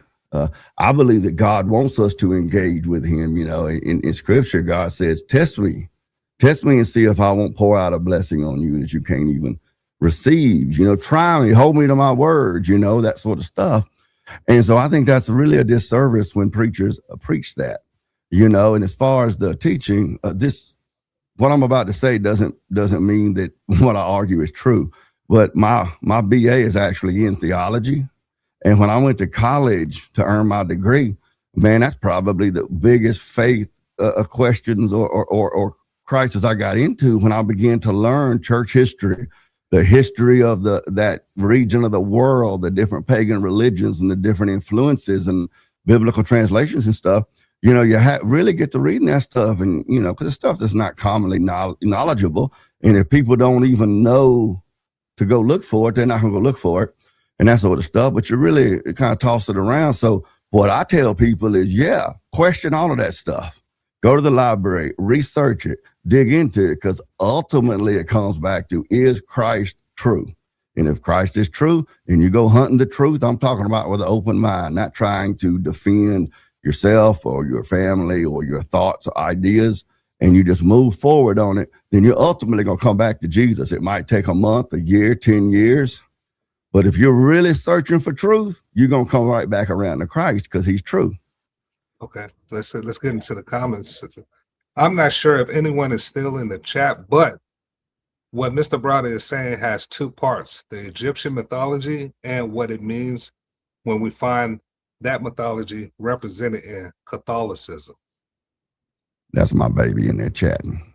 Okay, the conclusion that Browder seems to be saying that Christianity is just a newer version of the myth that was borrowed, copied from the Egyptian mythology. However, I think this is flawed. This is a flawed conclusion. Oh, this is somebody. Okay, shout out. She mentioned you earlier when you and Teresa was going back and forth. She said, "Should I leak the YouTube video of your cop of the cop encounter with Dave?" Yeah, I was talking about the what Teresa said something about the cop situation. Yeah, me and that woman been together since she was 17. I was 18 years old. What she talking about is one time I had a police encounter in a Walmart parking lot that lasted about an hour and everything. And they eventually gave me my pistol back. I got back in my car and left. Before it was over with, the cop that I called his buddies over there for backup, I was trying to engage with him, and I was in the car. He was standing outside the car. His supervisor and other two. It was just a bull crap.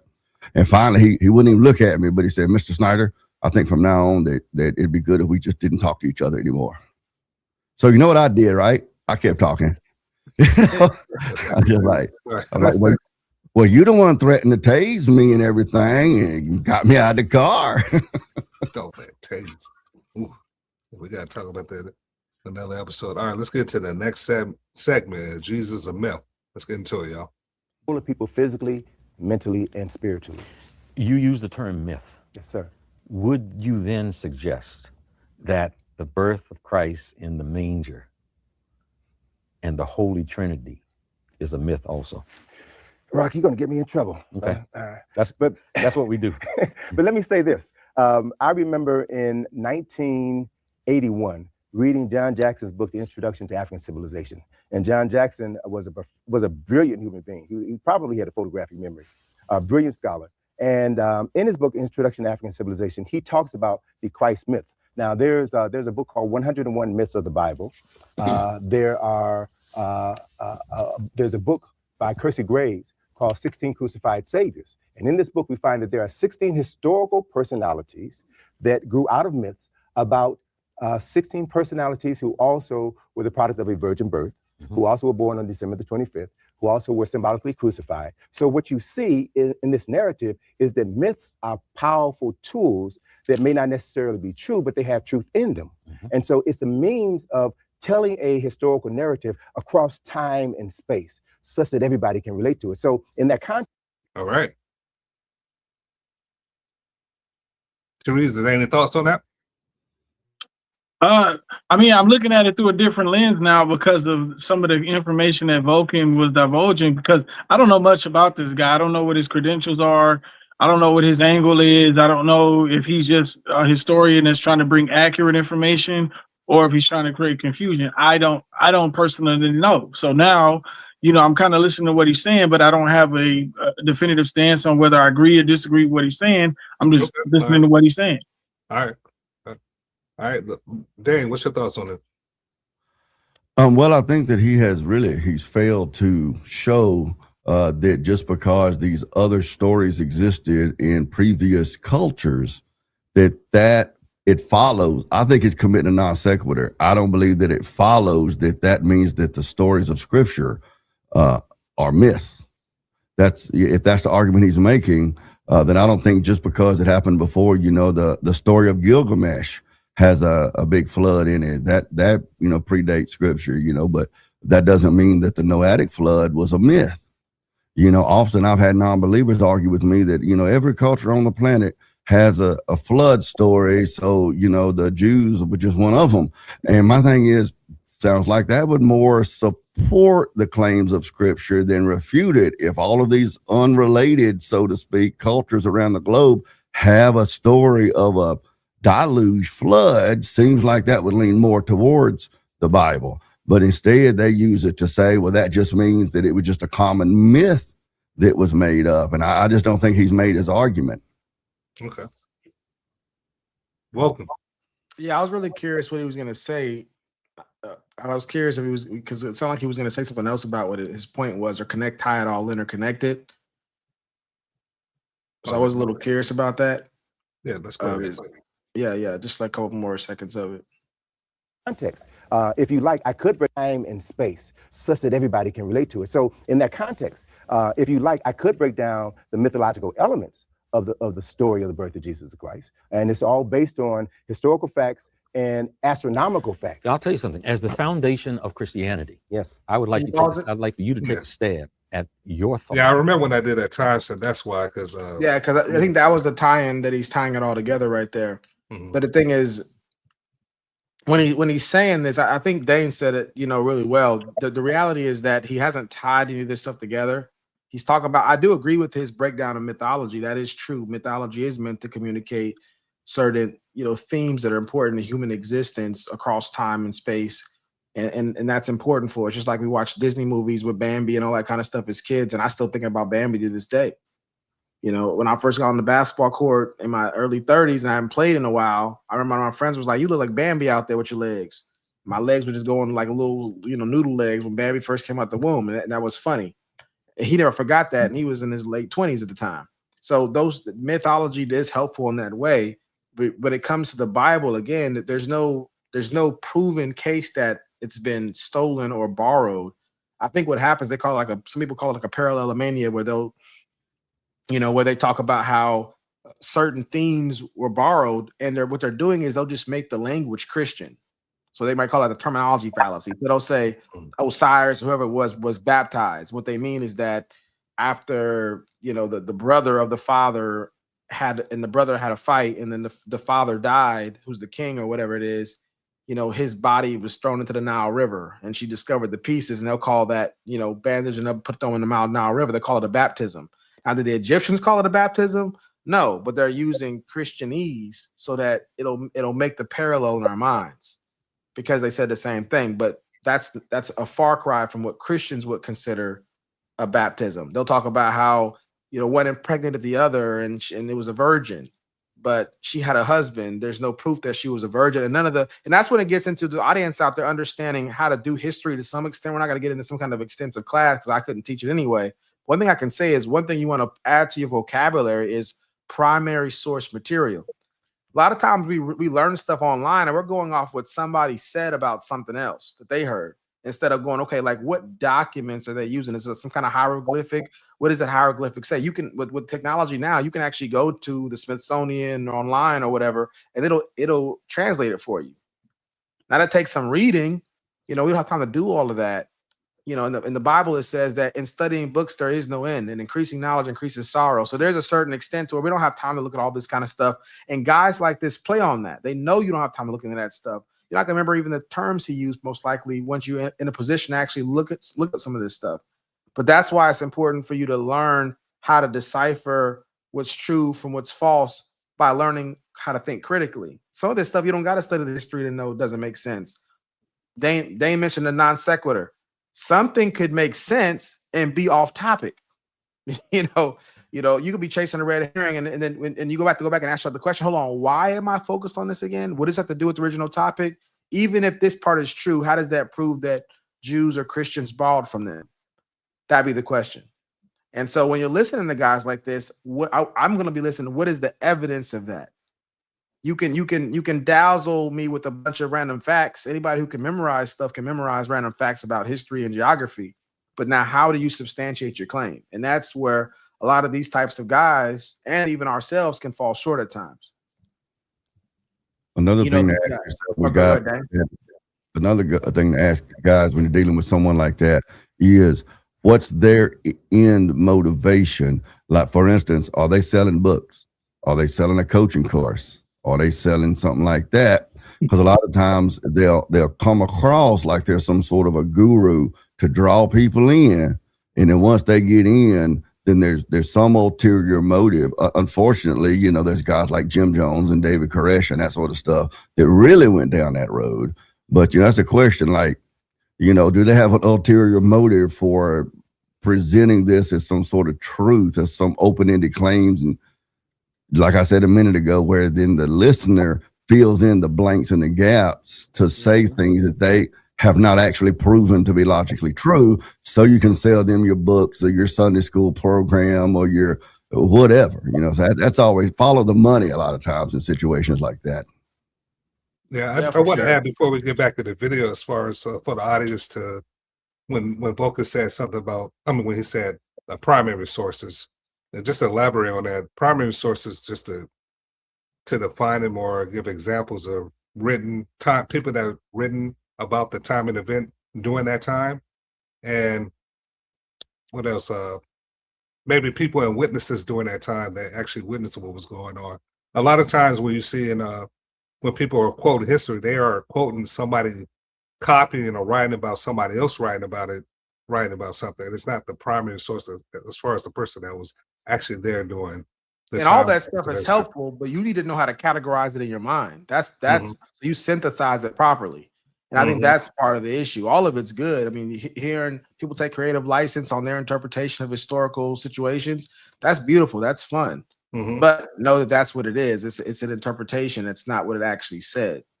A classic example was the devil. People look at the red horn, the horns and the red. That was a black comedian who started that type of depiction of Satan. And so somebody might say, why would he have the horns? And you're thinking in my head, yeah, why would he have horns? You don't even realize you're over here critiquing some comedian's rendition of it. Has nothing to do with Christianity itself. So just ask those questions. Dr. William Lane Craig, one of my favorite scholars, always says the job of the philosopher is to discover the assumptions and commonly held beliefs. And so I think that's something that we would do well to remember. We continue, Enos.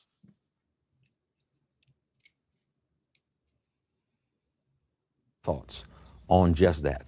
Well, and do that breakdown. And let me put this in context, because I was born and raised in Chicago. I grew up in a Christian household. My grandmother was probably the most religious person I ever met in my life.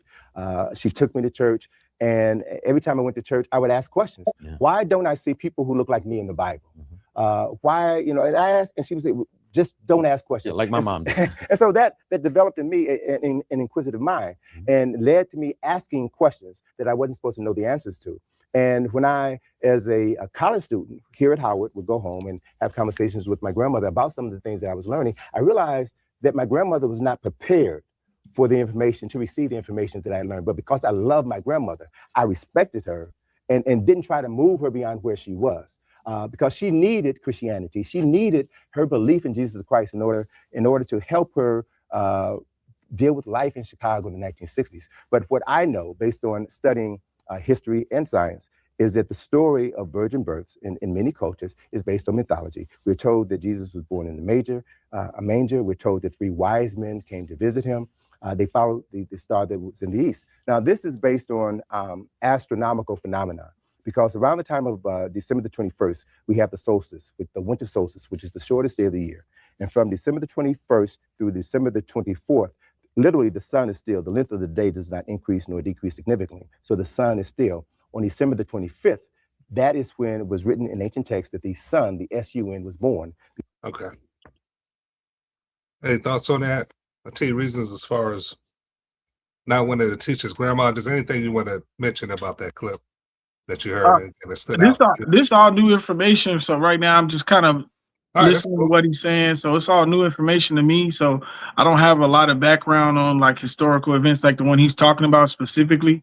So I just think it's an interesting conversation, but I don't know if he has a different angle, like what Vulcan and what Dane are kind of saying, where he's actually a grifter or he may be trying to mislead people in biblical context. I don't know if that's his angle or not, but it's possible. I don't rule it out either way, but I'm just listening to what he has to say is interesting, if I can say anything about it. Well, cool. So if you have anything, just feel free to chime in when we go over this video. Definitely. What's going on, Dan? Talk to me. Man, look, out of the abundance of a man's heart, the mouth speaks. So if you pay attention to that, people will tell you things that, they may not intend to tell you. Like Vulcan was talking about earlier, about logic and proper thinking and critical thinking, make decisions. So this guy is being very intentional to present about his grandmother who needed Christianity on the south side of Chicago in the 60s. His grandmother needed Christianity. That's a way for him and other pseudo-Christians and non-believers or shysters or whatever to smuggle in the claim that Christians are just ignorant, uneducated, emotionally, psychologically weak people who quote unquote need the Bible for a crutch. Okay, that is an ad hominem argument. Well, of course they believe that. They're those weak Christians. That's an ad hominem argument. Again, he hasn't made his argument. He's given a lot of very interesting information that may or may not be historically and archaeologically true.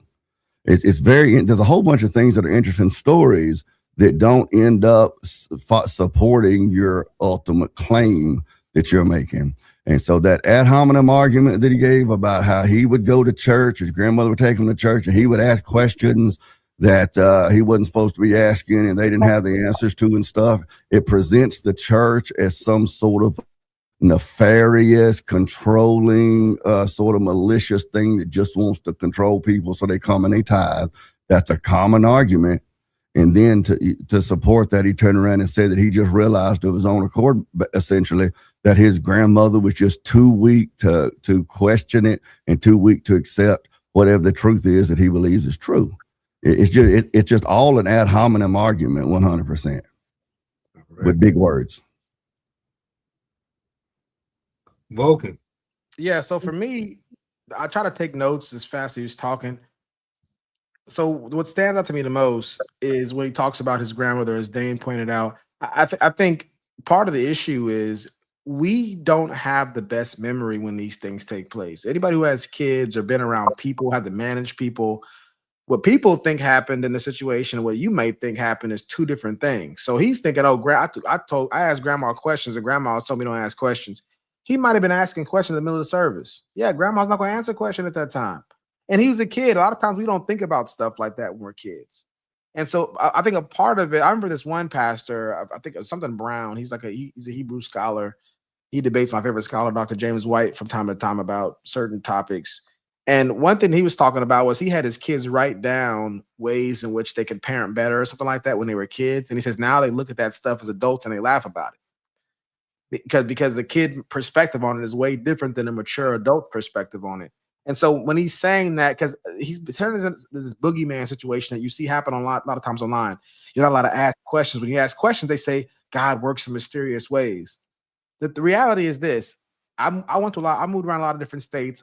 I went to a lot of different churches in the city, out of the city, all kinds of different places. Sometimes I would go to like 4 or 5 churches in a week at a certain stint when I was an adult.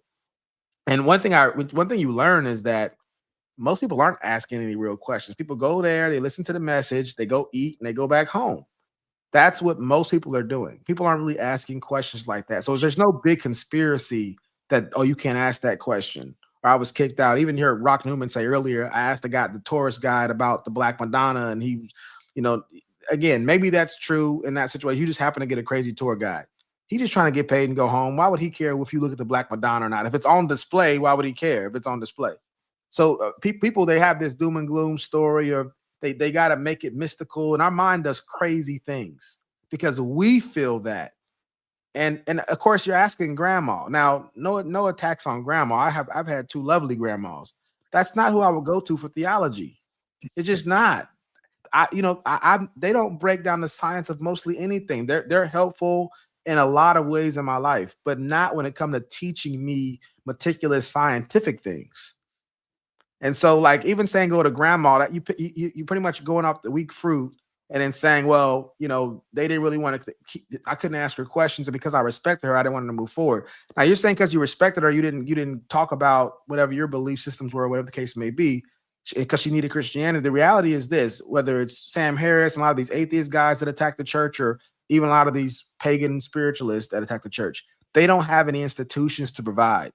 It's easy to tear something down that's already there. It's easy to poke the holes and things that are already established, but it's much harder to erect something that's going to do better.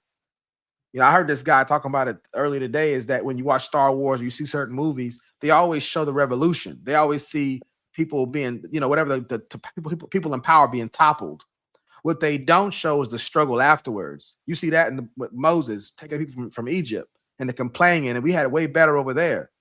So the thing is, it's easy to tear down, but these Egyptologists or the atheists, whatever it is, they don't have institutions that can provide the ontological foundation that we need to have a reason to wake up in the morning. It's not about X's and O's. It's not about mathematics. It's not about all the science in the world and history. People go to spirituality for things that you can't put in a test tube. And that's how most people live their lives. Most people aren't intellectual.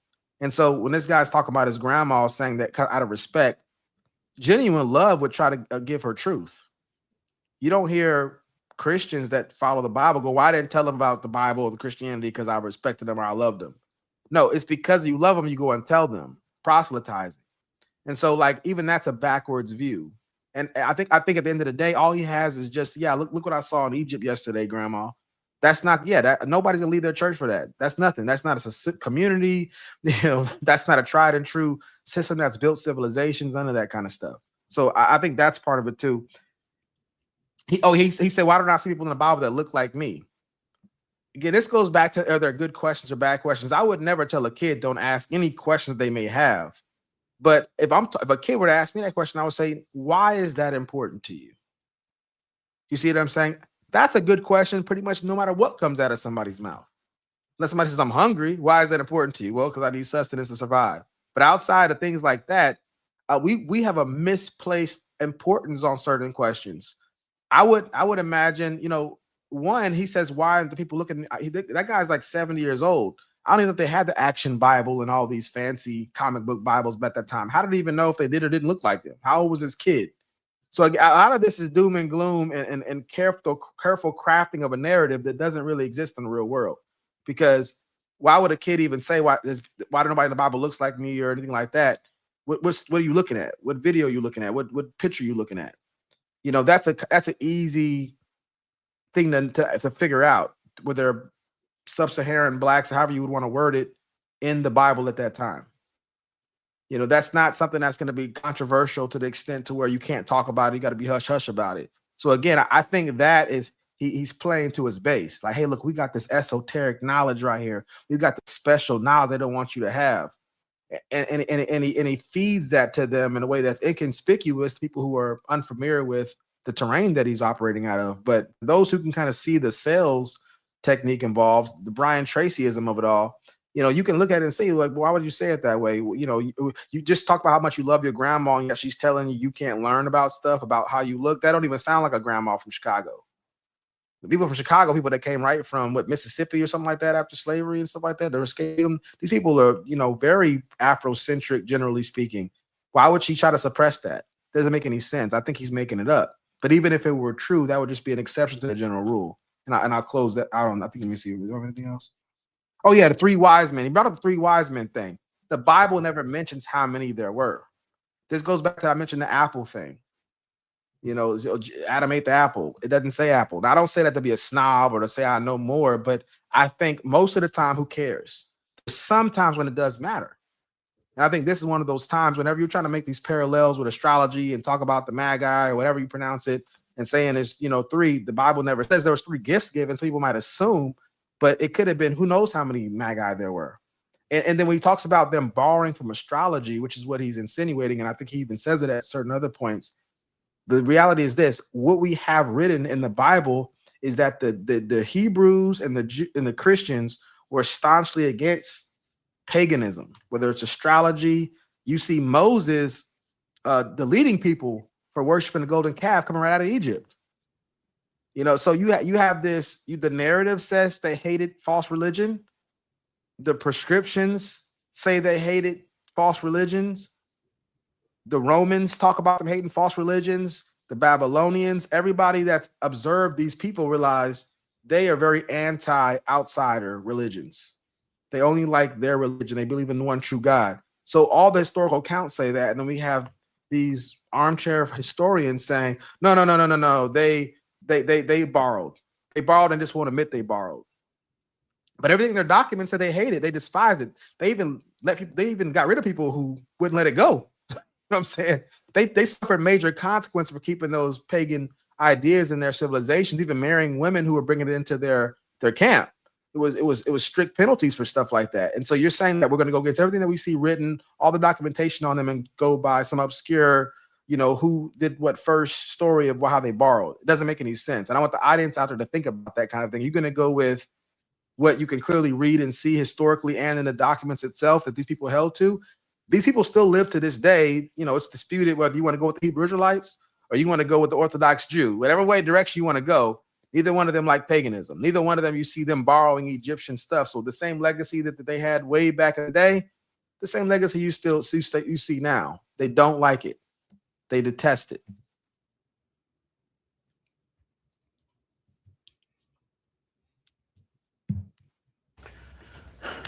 Again, staying with Christianity still. Christians are governed by their code of conduct on this earthly plane, are governed by the 10 Commandments. Yes. That the word of God, or that it come from something called the Book of the Dead? Well, I recall James Henry Breasted, who was a famous American Egyptologist at the University of Chicago, established the Oriental Institute in, I think, around 1935. James Henry Breasted got in trouble for saying that the 10 Commandments were derived from the 42 admonitions of Ma'at. What does that mean? Ma'at in ancient Kemet was the overriding force that governed everything in the universe. She represented the principles of justice, balance, harmony, and that there were 42 admonitions of Ma'at.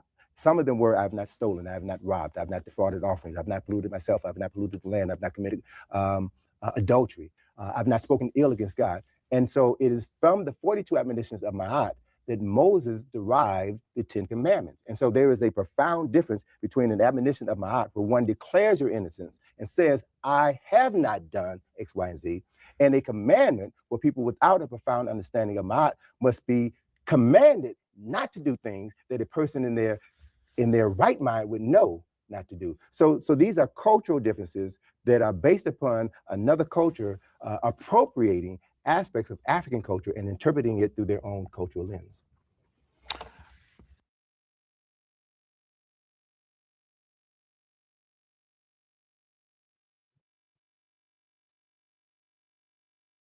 Yes, The microphone check and get to his comments. Deidre, am I pronouncing that right? Deidre. Well, Deidre? When I met her, she introduced herself as Deidre, but her mother calls her Deirdre. And a few years ago, she started calling herself Deirdre. I usually just call her the help. Okay, Deirdre. Okay, Deirdre. Oh, this is Uncle Tiger Sneeze says, Deirdre, hi there. I'm good to see you. Oh, okay. I'm here to watch game put in work. Shout out to Dang. You got some people that want to Uncle Tiger there. He's somebody that came over from Cooley Stream. That's where I met Tiger at. Oh, nice. Cool. Yeah. Okay, so they have a conversation. He was asking what was going on. Shout out to she. Oh, I think she did a good stillman to Vulcan. Vulcan, unfortunately, sometimes people become adults and never question the errant things that, as a child, they critically viewed them from the eyes of a mature perspective. That was a good breakdown, Vulcan. All right. So let's go. So he's talking about the laws of Ma'at. I want to get bring you in here, Dan. What you think about him saying that the 10 Commandments came from the 32 confessions of the Ma'at? I got it wrong, but the laws of Ma'at. Right. Basically, that Moses plagiarized that from Egyptian religion and stuff like that. That's not a new argument at all. Mm-hmm. And this is my thing. It goes back to the whole astrology thing with the wise men as well. Scripture tells us the heavens declare the glory of God and the firmament shows forth its handiwork. Everything in Scripture from Genesis all the way to the maps is God revealing himself to us in that Bible. Okay. But if it's true that the heavens declare the glory of God and the firmament, creation shows its handiwork, and you have a not God connected group of people, pagans, like in this case, the Egyptians, right? They're also the descendants of Adam. So you see, they're trying to understand their reality, the world they live in, the way nature works. And if nature shows forth the glory of God and the firmament shows its handiwork, it would make sense that as intelligent people also created in the image and likeness of God. See, what that means is that we have image and likenesses of the characteristics of God. For instance, You can watch a horror movie in your living room. You safe. You might have the 45 on the nightstand on the end table beside the couch. But when the bad guy jumps out, you're going to jump, even though you know you're safe, because in your mind, you're in two places at once. Same thing with a good book. Music, let a song come on and your mind goes back to that high school dance. You see, you're in two places at once. We can't be in two places at once without God, but we can have an image and likeness of it. We can't conceive of something that does not exist and cause it to exist. We're talking on a computer right now. The difference, the image and likeness part, is we have to create out of what already exists, and God creates out of nothing except himself. So if all of this is the truth, and those Egyptians, I mean, this idea that ancient people were somehow or another just drooling, rocking, window licking retards is absurd. Mm-hmm. So they were carrying God's image and likeness. They had that intelligence. They look at their nature. They may develop they built the pyramids. I mean, come on, they couldn't have been dumb. So they developed this however many rules of modern, whatever, based on their experiences. That still does not follow that Moses didn't go up Mount Sinai, receive the tablets. The host of the show made a serious blunder, showed his lack of understanding of the faith when he said that the 10 Commandments were somehow the foundation of Christianity too. I'd like to point that out. You can defeat the 10 Commandments. That's not, you can defeat the whole law. And that doesn't, refute that Christ is, the Son of God and the Savior Messiah of the world, because it's what Christ came to do, was to fulfill that law, you see. But even if the rules of Mott will parallel map onto the 10 Commandments, it still doesn't follow that Moses actually plagiarized that from Egypt. He would have to show a logical chain to make the case there. He'd have to evidence that. And he hasn't done it. He's just creating a lot of illusion, a lot of innuendo and that sort of stuff. Yeah, I think you brought up some really good points on that one. It's first, T. Region, you have anything you wanted to say? I know you said you're like taking a lot of this stuff in for the first time. No, I like where the conversation is going. It sounds like what this guy is really good at doing is making connections where there may or may not be one. So he's using the error of not enough information being provided, and for us to be able to concisely say, okay, that's factual. He's just trying to allude to these are the things that I've come to know, and he's making these connections, but there's not enough proof to make that connection. You know what I mean? Just because the commandments somehow correlate to what Mott did doesn't take away from the commandments being in the Bible and being something that the Bible uses as a tool for Christians to follow. It doesn't discredit. He hasn't successfully done any discrediting, and I think that's what he's trying to do by sowing seeds of doubt. But I don't think he's actually discredited it to the point to where he's actually been able to prove anything of anything profound. Yeah, I think he definitely hasn't done that. And the beautiful thing about his technique is you kind of don't want to do that per se. In sales, we say something like, whose thoughts are they going to trust, theirs or yours? It's his job to say things that you fill in the blank with your own assumptions, and then you convince yourself that there's good reason to doubt it, or that it's likely that this, whatever he's saying occurred. And then those people are going to be like, well, I'll never be to know anyway, because most people are ignorant about how to even figure out whether he's right or he's wrong. He just sounds smart and he's older. So let's just go with it. Or we don't need to actually believe him. He just needs to be able to convince you that you be skeptical enough to where you can do what you want to do. People already have reasons why they might want to be skeptical. I remember this guy named Ray Comfort. He was on a college campus doing evangelism, and he was debating with this guy about, why the Bible's not true and all this kind of stuff. And then Ray Comfort asked him, he goes, "Hey, are you saying all this stuff because you want to sleep with your girlfriend?" And the guy just kind of paused and goes, "Yeah, that's probably it." You know what I'm saying? But he knows that as a Christian, he shouldn't be fornicating. And the thing is, like, so, and that bothers you, especially the young man, testosterone levels high. You've seen all these attractive girls around here, and you're like, everybody else is partaking. Why can't I? And so somebody gives you a little bit of a doubt, a little morsel of doubt, like, hey, look, Satan gets in your ear and was like, was that really true?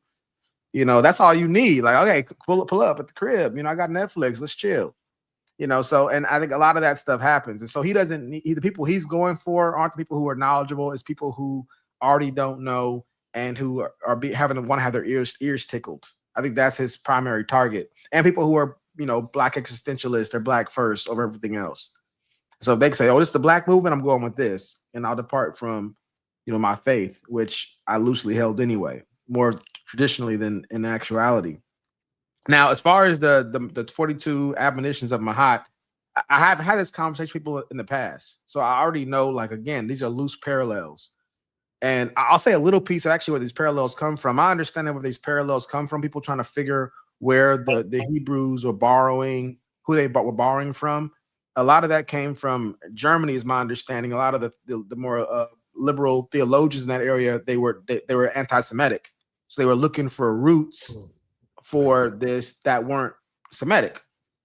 And so it was Egyptian, they were looking for all different kind of places to see where are they getting these stories from, you know, astrology, whatever it is, that's not linked to the Jews. And so that was part of what they were doing at the time. And so this is where you see this stuff start to the advent of it, and it's gotten to where it is now. Most of this stuff is circulated online. Most serious scholars don't even hold a lot of these beliefs because the connections are so weak. Excuse me.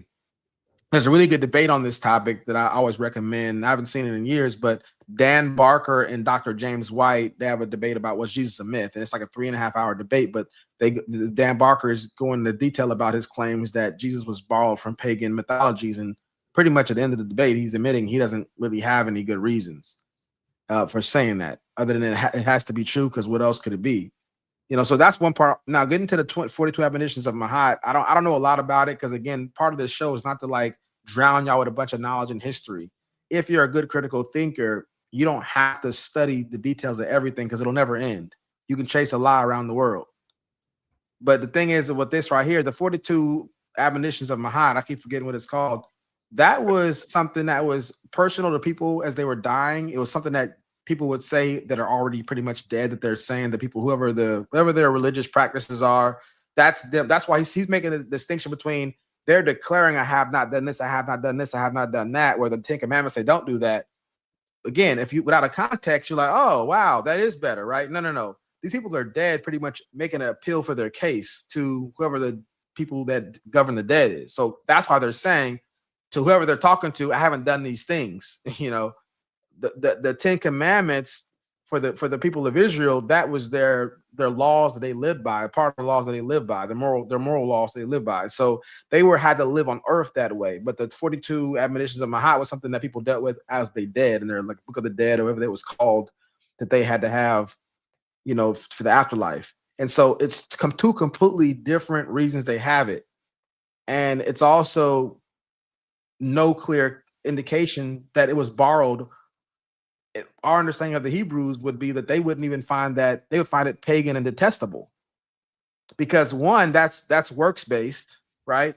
I have not done this, I have not done that. A Christian would never think that way. A Hebrew would never think that way, because they have done all that stuff and more. And so you got the difference between polytheistic religions of Egypt, where they're works based, like 99.9999% of religions, which is you got to be good to get in, where the Bible says you'll never be good enough. Only God is good. So you're going to need someone to act on your behalf. And so for anybody who understands theology, that's kind of even still surface level theology, I would still say at that point, they would understand that that's not borrowing, because it's antithetical to each other. Okay.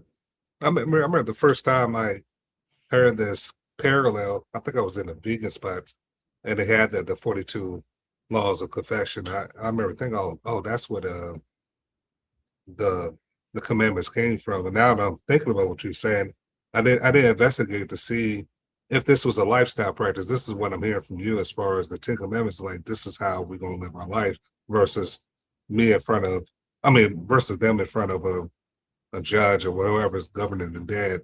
I have not done these things. Can I enter to whatever's afterlife you have behind this life, or after this life, basically? Yeah, so complete difference in all kind of ways. And part of the reason we've been covering this is because, you know, I don't know if Enos prefers it to be shared all the time, but he's talked about it before, is like, this is some things that he got exposed to it young. Yeah. I got exposed to it more on an apologetic level, but he got more enveloped in a lot of these things, and it did cause doubt and a change of faith at one point in his life.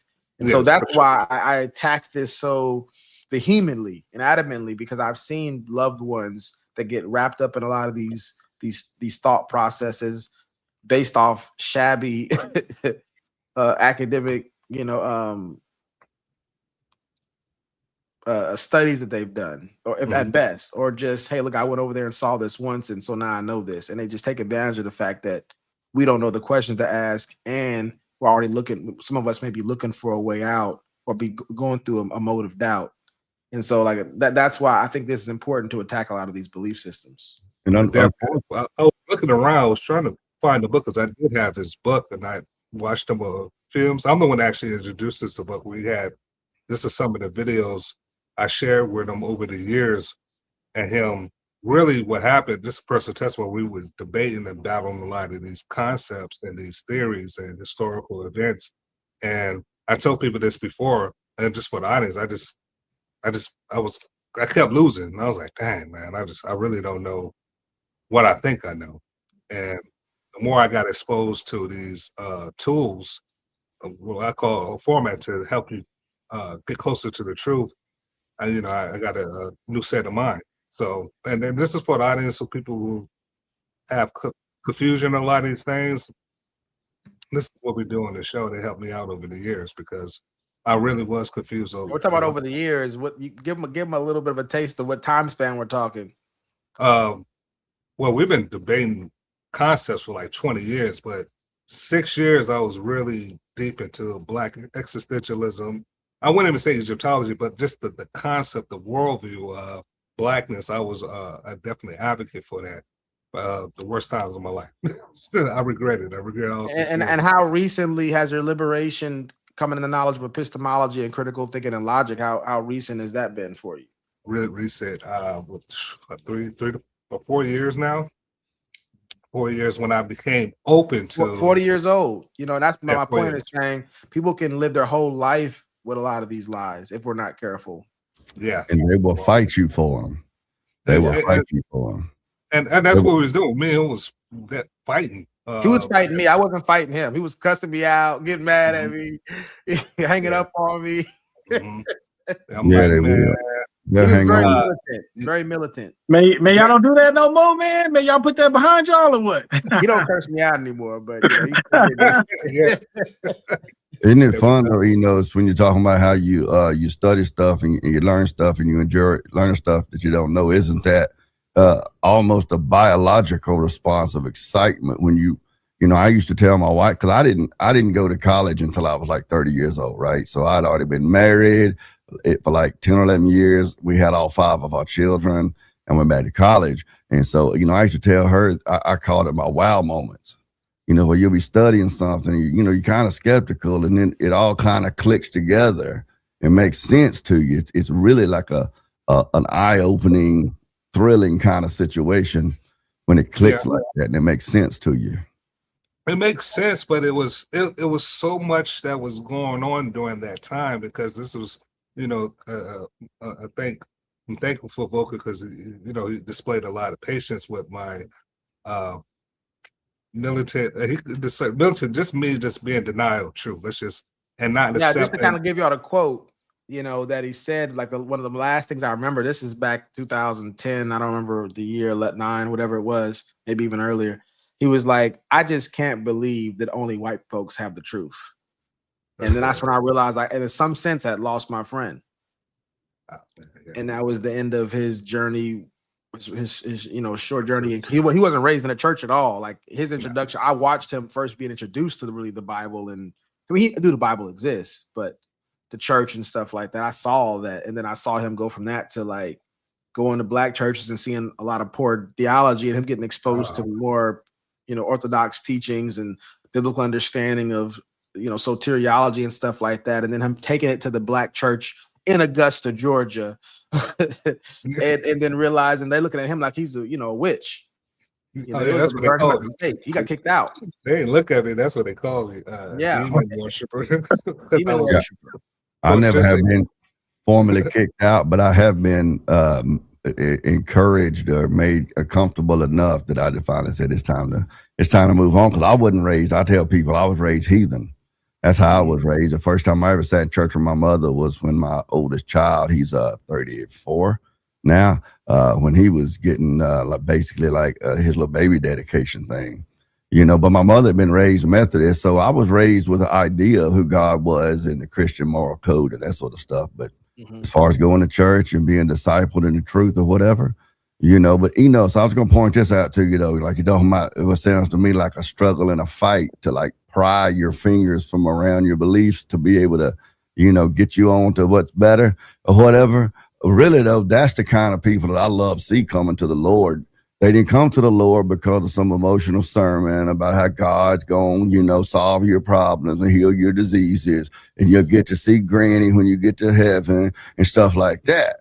It's people that when they arrive at the truth, they arrived at the truth and in the process discarded everything that they thought was true. It's like the people that I think, Secret Service was actually created to fight counterfeiting. But they don't study the millions of different types of counterfeit to be able to catch a fake bill. They study the actual bill, and they learn it inside and out, every minutia of the bill, far beyond what we would discover. So that when they see the counterfeit, as good as it is, they should be able to say, no, that's not true. You see what I'm saying? But to get to that point, you have to, I would just much rather see people that want to fight me. If I'm trying to preach them, fight me, cuss me out. Just let's keep on fighting, and then because if the person is genuinely, intellectually, honestly looking for the truth, well, then as long as they keep fighting to find the truth, they're going to eventually get to the truth, unless they come across some lie that they tie an emotional connection to. Now, if they tie an emotional connection, no, they might stay in that ditch. But if they stay intellectually, honestly searching out the truth, I mean, then they'll probably get there. And once they get there, you ain't gonna be able to drag them away from it. Yeah, it was hard. It was a battle. It was a battle, internal battle, and just accepting the idea, really understand that, because I see this in our culture. A lot of us do this. I know we got a time crunch. I'm gonna get back to the video. We hear truth, and we have a cognitive bias. We just associate certain truths like, oh, that's white people stuff, that's European stuff. And we just automatically just shut it down and be suspicious of it without having a logical framework to go off to really judge if this is true or false. So when you already have even suspicion, it just ruins your whole journey of truth, because you already. Yeah, and that's one thing I think is really important that, he and I have discussed ad infinitum, I think, at this point, and I'm always echoing this to people, because we do live in a world now where it's like a virtue to be skeptical. And I'm not anti-skeptical, obviously. I'm a pretty skeptical person myself, probably more than most people probably. But the reality is I have a system, and I'm the most skeptical of myself. Like James, your biases, reference group bias, confirmation bias, negative, there's all these biases we can name, and things we would like to be true for whatever the reason is. And I'm more want to protect myself from myself. That's why more so than Dane, more so than Enos or T. Reason or Dr. Anthony Browder is like, James, Vulcan, that's you. You're the one you got to watch the most. Oh man, and I think that gets lost in a lot of these conversations. It's like, look at them out there, they're doing this, and they don't want you to know this, and this nebulous, this, that that's out there. And it's like, hey, look, the main problem you've had in your life has been you. Did you read that right? Did you read that wrong? So sorry, go ahead, Enos. All right, the comments before we get to the video. Vulcan, yes, like a serpent asked Eve, did God really say? That's right.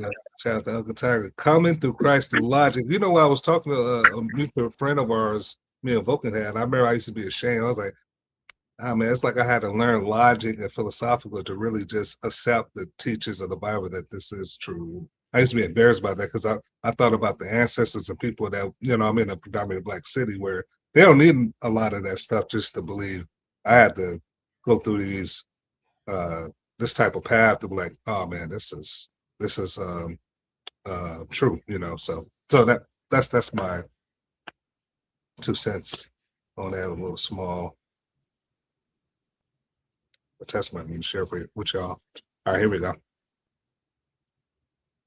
Lift ourselves up. So we have in Kemet the very first people who talked about a relationship with the unseen God. We have in Kemet the first temples that were built to acknowledge or to house the spirit of God, and a process, rituals, if you will, for strengthening that relationship. And so the people of Kemet established the oldest culture known to man. It was in their day what the United States is today, the most powerful nation on the planet. So people came to Kemet from all over the world. People came without a religion, studied the spiritual traditions in Kemet, and then left with a concept which they then introduced to their people, which became known to them as religion. But if you look at the origins of Judaism, Christianity, and Islam, you will see beyond a shadow of a doubt that they are rooted in ancient African spiritual traditions. There you go. And y'all want to chime in on that? It's the same thing as far as the religions rooted in Egypt. I mean, as far as the Abrahamic faith. Dan, you got anything you want to say to that? I mean, one question that pops in my mind whenever I hear someone that's making this argument and similar arguments is that they present it as if there's something particularly meritorious or virtuous or something about it having an African root, if that's true. Like I'm trying to understand what his argument is when he keeps coming back and saying, you know, these different religions and stuff have African roots. Then, I mean, my question is, okay, so what? Because if that's true, that doesn't affect anything I believe. It doesn't affect me at all. It doesn't, you know, change much of anything that I'm thinking. So I'm just wondering, what is it about him that he thinks makes things more valuable or less valuable if it has African roots or doesn't have African roots? And it's just, in my mind, I'm just thinking that it's sort of almost an ad hominem to say that the teachings of the Bible, for instance, they're not really true or they're not really valid or whatever because they borrowed from the the Egyptian religions, the African roots and stuff. So I'm just wondering what his goal is in that direction. But he just, again, he's making a bunch of open-ended claims. I would be really interested to see his sources that he uses to base that on, because saying this story is different than being able to support it. Because as I was saying before, you know, with God being truth and the Egyptians being also in the image and likeness of God, I got into a back and forth. I think it was on Speakeasy a few weeks ago, maybe. I got into a back and forth about my claim that most all religions and religious traditions and what have little pieces and parts and fragments of the truth in it. You know, if Jesus is omnipresent, Jesus is everywhere, then it's going to be little parts and pieces that different religions, you know, will believe or say that will be true. The difference is that Christianity has the whole truth. They can have parts and pieces and impressions and imprints of God, but they don't have the fullness of God in the gospel. That's only in Christ and him crucified.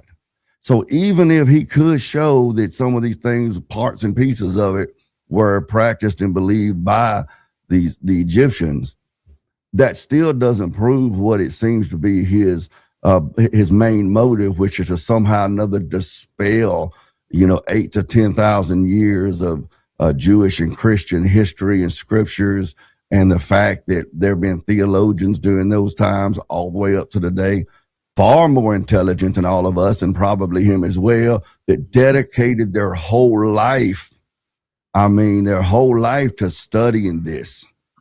And somehow or another, they all got it wrong. But this dude, because his grandmama couldn't answer his questions, you know, and his grandmama was just too weak to really, you know, live without Christianity somehow or another. When you go after researching something and you already have a preconceived idea, and he's already told us that from a child, he really didn't accept anything in his churches as being true. So when you go to do your research and you're already biased in your mind that this probably isn't true or this is not going to make sense, it's very easy to do this eisegesis instead of doing actual exegesis And like I was saying earlier, that's what I was talking about earlier when I said, I want to know what's true and I want to live in truth because I don't want to live in lie. If I come up to the truth and it contradicts what's in my head, well, then I got a decision to make. That's exegesis. If I'm going to the Bible or to study the history documents or whatever the case may be, and I've already got something in my head and he's told us he did, out of the abundance of a man's heart, the mouth's going to speak. He's already explained that church didn't make sense. I'm paraphrasing. Church didn't make sense to him. It didn't all connect, didn't add up. Nobody can answer his questions or satisfy him. And then he goes to research it. And he may find similarities in the belief systems and the cultures and that sort of stuff. So then he's found support for what he already believed. That's not the same as presenting an assertion and then an argument to defend that assertion. So I'd be glad to know what his primary sources were, even his secondary sources, whatever his research is. Yeah, I'm still going to maintain that he just threw poor grandma under the bus. He did something wrong, woke up late or whatever. Grandma getting ready to put the belt to him, and he was like, "Why don't I see black people in the Bible or something like that?" And it's like, boy, it's like, yeah, you asked the question the wrong time, trying to get out of trouble. You did not. That question, go ahead. I'm sorry. Yeah. I'm sorry. No, go ahead. Yeah. Now, I was just gonna say, people use that, having people that look like you argument a lot. I experienced that really one time. I went to India about 18 years ago. I'm doing some pastoral training over there. And when we were in London, boarding the plane to go to Hyderabad, there were 4 white people in our group and 4 black people in our group. So guess who was in the front of the group boarding the plane? Me. Indians are short people, by the way. Okay. I look like Goliath. And, so I went on the door of the plane. And so they're all behind me, our team. And I turned right. And when I got there was this sea of Indians. And that for the first time in my life, I felt something that felt like what it was like to be surrounded by people. And there wasn't the first white person. There wasn't even the first black person that would look familiar, because that's my paradigm that I've lived for 54 years. Black people, white people, some Hispanics, every now and then a Middle Easterner and that kind of stuff. So and really for a minute there, it wasn't a negative feeling. I didn't feel unsafe or anything like that, but I was like, wow. So I could kind of in a way understand having a face look back at you that kind of looks like yours. But when people make that argument, when it comes to the Bible, what I like asking them is, if the Bible characters and all that sort of stuff, which I don't know, I'm grown, my Bible don't have pictures in it. But if the Bible characters and stuff, if they all look like, black people from Africa, would you accept Christ as your Lord and Savior and repent of your sins? Nope. I mean, so that's what I think it would be. Nope. So that's what I like to ask. And what? Yeah, and I want to add this little piece. Sorry, so I'll make this really short. I think also there's this inherent false assumption that people bring to the theological table. They think that, if you're represented in the Bible as the Hebrews or people that are great, then that means that gives you a sense of pride from a theological standpoint. But oftentimes God chose the weak, or, the foolish thing to confound the wise. We're not told that the Hebrews were chosen because they would have the best bloodline. There are people taller than them, more athletic than them, civilizations that were more advanced than them. So from a biblical standpoint, why God elects somebody for certain things could be reasons we will never know. Gideon's called a mighty valiant warrior, whatever the case may be. And so you shouldn't even, it's not even theologically meaningful to find your value genetically in the people in the Bible, because the Bible doesn't have flattering things to say about most of these people most of the time. Jesus called his own disciples evil. He says, if you being evil, give good gifts to your children. That was people that were sleeping on his breast, his chest. And so my point is just saying, I think there's a misnomer for people who from the outside kind of spectating the Bible, going if I'm a Hebrew Israelite, I'm special, then they're more special than everybody else. You could that branch could be grafted out and a different branch be grafted in. The Bible talks about how Jonah didn't want to go to Nineveh because he knew that God would forgive the Ninevites, and they're not mentioned as being Israelites. So my point is just saying, if you're trying to find your value from a Christian standpoint in your genetics, your history, your ancestry, whatever the case may be, then what you're attempting to do goes against the foundations of the scriptures, which it says do not even deal with people who go on about genealogies. Paul said he count his own lineage as dung. And so my point is just saying that that's the mindset. We don't get our value from, our physical. I'm not saying on a human level, if I can jump high, do I get value on the basketball court from stuff like that? But just generally speaking, my esteem, my value comes from the fact that I'm made in the image of God, and that I have an opportunity to live a life that is laid out for me by my Creator, which is the highest thing I can achieve, and I can be given God, which is the best gift you can be given. That's where you should find your value. That's where you should find your esteem. Not so, and somebody may have looked like you that probably would have enslaved you. And last thing I'll say about this Egypt thing, I don't know if we're going to get into it, on the next thing, is that people think that Egyptian was this egalitarian society where everybody thrived. If you weren't a noble, if you weren't a pharaoh, people walk around and say, "Oh, what up, king? What up, king?" There's not that many kings in the land. You wouldn't want to live in a monarchy, especially as an American. You're too revolutionary. It wouldn't work. And so the thing is that we got to understand that even these Egyptian societies and their religions, those religions and their mythology was for the people that were in power. It wasn't for the everyday person most of the time. And go ahead. And I'm sorry. Go ahead. I was in short. That was what I was going to say is like, so when you're seeing a lot of these myths and they're talking about dying and rising gods and all this kind of stuff, that was for the elite people. Right.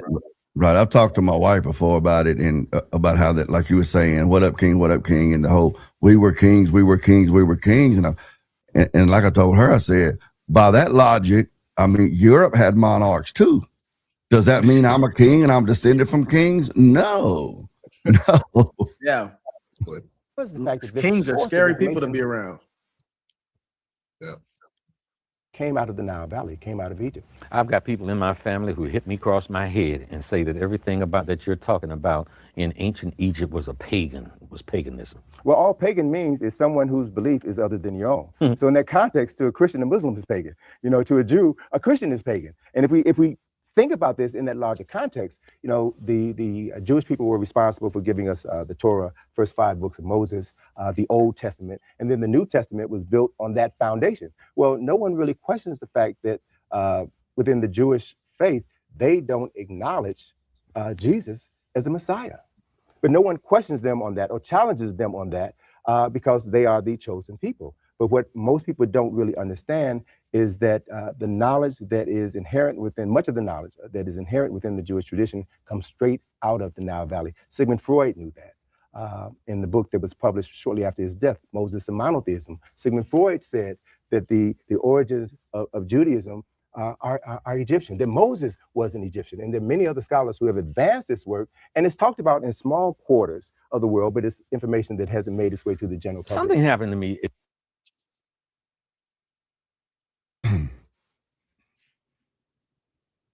All right.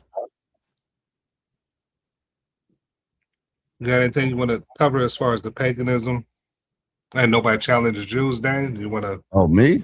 Well, I don't know what rock he's been living on, because people do challenge the Jews. I mean, this is why, especially when you deal with Catholicism and your high Protestant churches, there's historically been a lot of friction between Protestantism and the Jews. I mean, they're all sort of slander. I mean, anti-Semitism comes from somewhere. So if nobody ever questions the Jews, then why do we have this term anti-Semitism?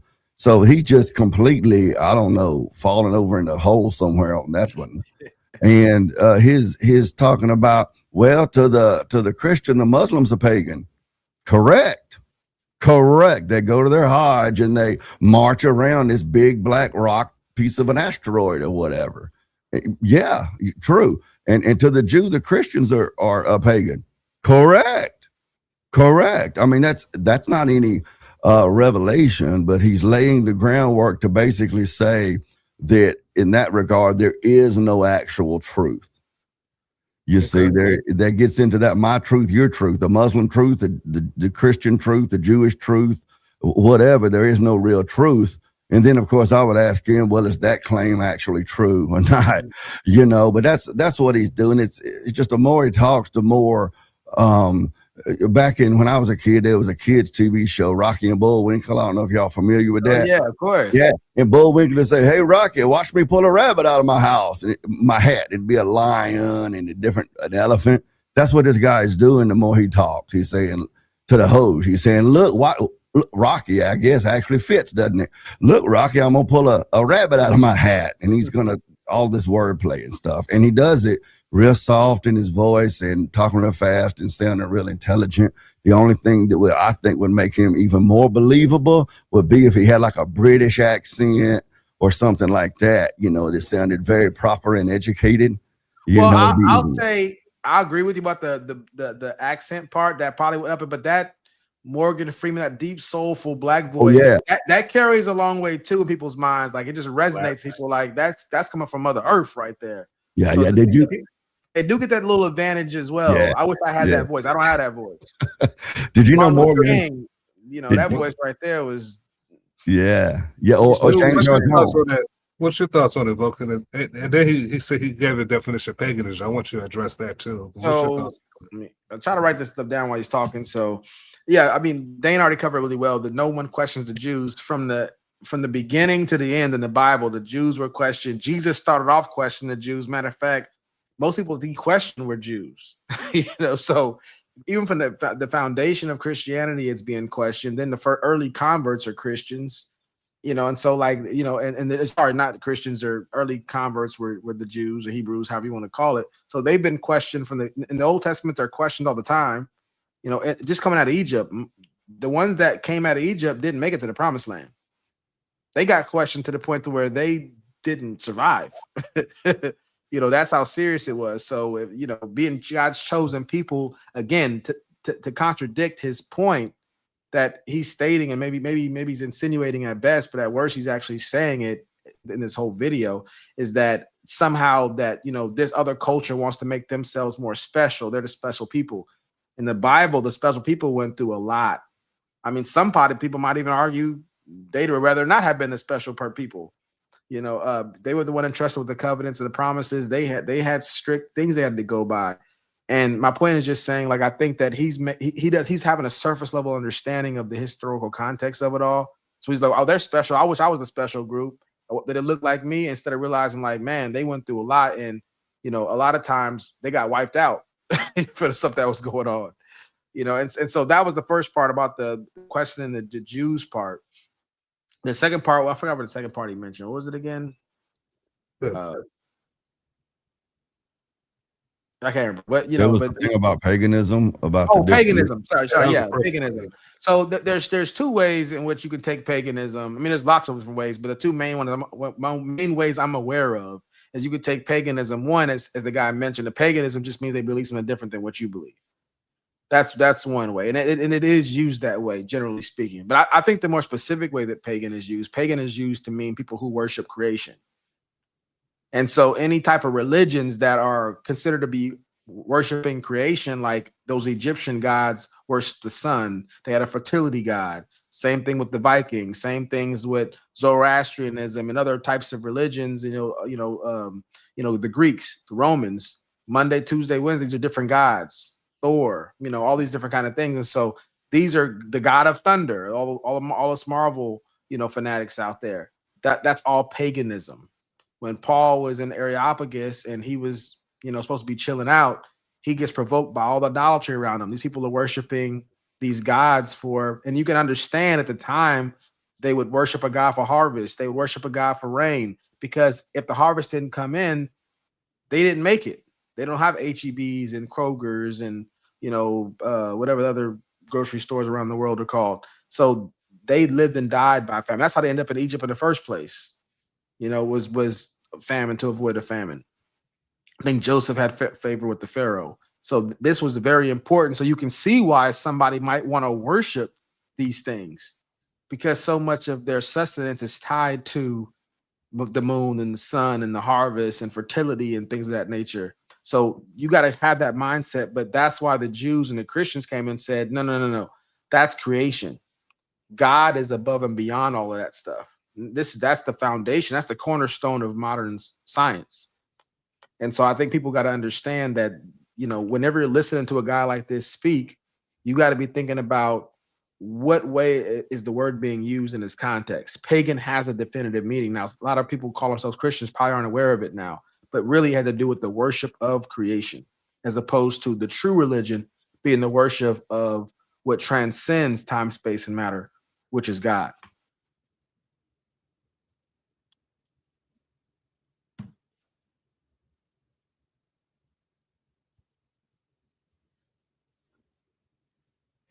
Hold on for a minute, fellas. Dr. Anthony Browder, you're on mute. That's hilarious. All right. Now the thing, Dane, what do you Hotep. think of this? Yes, Oh, sorry, go ahead. I was going to say this real quick. It's crazy because when I'm watching different kind of shows like this, whether it's Dr. Umar Johnson, whoever it is that's in the seat, being the intellectual, person, the interviewer, they just don't know enough to ask good questions. That's always my frustration with things like this. Right. That's part of it. They're not educated usually. And I don't know this host, what his history or his content is, but typically they're not really educated enough about the particular subject to be able to really give some pushback and some challenge and kind of to drill down and ferret some things out from the person's story. Plus on top of that, unless it's in a certain genre of broadcast or podcasting or whatever, like a blood sport debate type channel. If it's not in some sort of a position, or like Piers Morgan, some sort of format like that, and this doesn't look to be this. This looks more like just an interview, kind of like what happened maybe on Oprah Winfrey. If that's what that audience is looking for, I mean, that host has got bills to pay. He's got some sort of financial backers, whether it's advertising or what.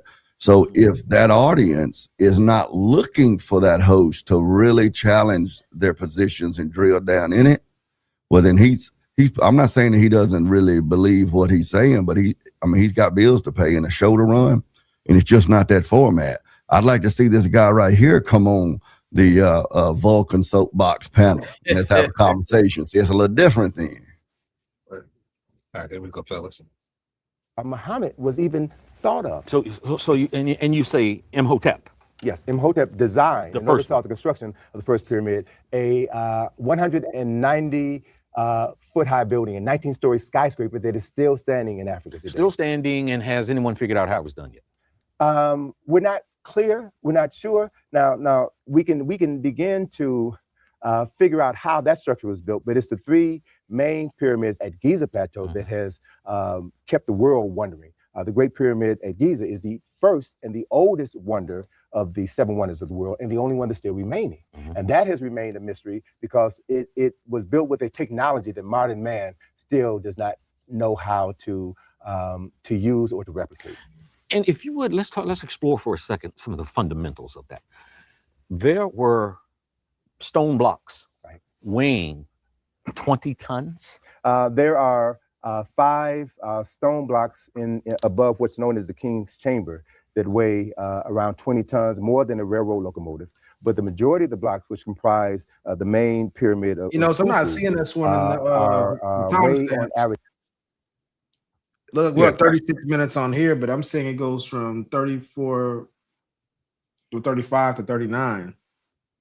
Well, did we start at 35? That's my bad there. I was started at 34. Not mistaken. 36 now, so. And so it wasn't. So let me see. So you say Imhotep. Yeah, this Imhotep designed and oversaw the construction of the first pyramid. Yeah. 190 foot high building, a 19-story skyscraper. Yeah, 49, 50, and 55. That's what's Taharqa. Right, there we go. No, Shabaka was his father. Karakoum's uncle Taharqa is the only African king, only African pharaoh mentioned by name in the Bible. And the reason that is because Taharqa, when he was the ruler of Kemet and Kush, ruled at that time the largest empire in the world, and he protected Jerusalem from the Assyrians. So that's why in the Jewish text, they acknowledge this African king who saved their nation. Number 18, the slide, father and daughter in burial chamber. Do y'all want to address that as far as he said the only reason, I want to get Dane there, only reason they mentioned Takara because he protected the Jews. That's why he's the only one that's mentioned in the Bible. That's one timestamp we have. Save the Jews for the business. Dan, you gotta see Dan muted. You're muted right now, Dan. Dan.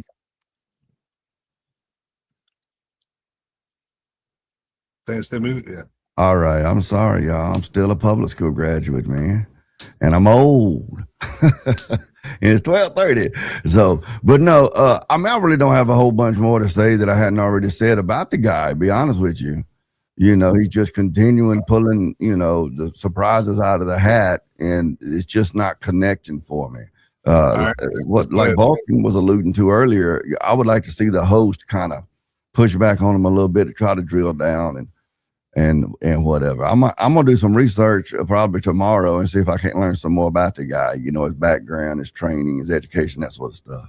Yeah, my understanding is training is in graphic art design or something like that. But I think, you know, and I covered this. I think you were stepped away for a little while. I was saying just because somebody's not trained in a certain way doesn't mean Right. that we can't take what they're saying seriously. But one thing I've noticed, people who weren't classically trained in a certain way, they're not aware and they don't have to practice. They're not as scrutinized on the veracity of their discoveries. So like Right. they don't know the process, the rigor that goes into peer review and Right. having theories tested and Well, vetted you have and things of that nature. You know have what? to be, You see the good example of that is when you're seeing Weinstein on Joe Rogan cross-examine Terrence Howard, because he's in that field and he was telling the language you use. They want to use the way you're using a certain math, the mathematicians, the language that we use, the way Terrence Howard was using it. He was like, they don't use those words in that context in my field. He was correcting them because he doesn't have to right. be judged according to the standard that people in his academic world would be judged by. That's what I thought of when you was mentioning that Vulcan. He had to keep constantly correcting him, like, nah, that's not how you use that word. Nah, that's not how we look at this. And yeah, that's a Yeah, I good mean, point. you have to be careful when you do, you know, what I was just saying, when I was saying I was looking to see what his background was, and I'm going to, you know, look to see what his educational training and everything was. It's not because I think that if he had a PhD in archaeology and history and that sort of stuff, I still wouldn't make his arguments correct.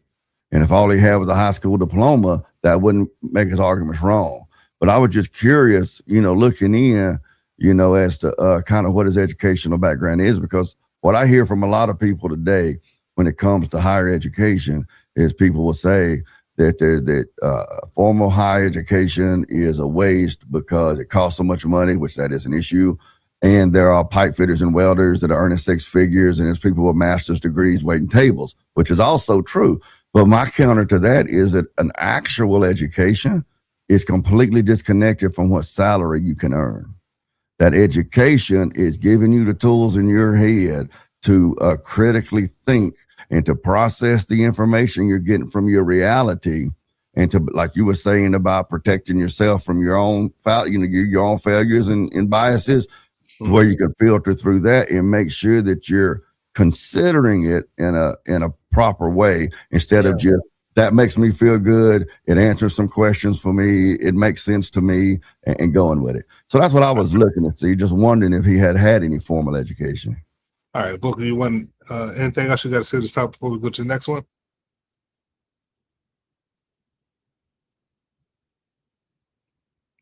Yeah, I don't really remember, because I was still thinking about what Dane was saying. He brought up some really good points that had me thinking about something completely different. But I don't even remember what he said at this point. So unless you can remind me, I don't remember.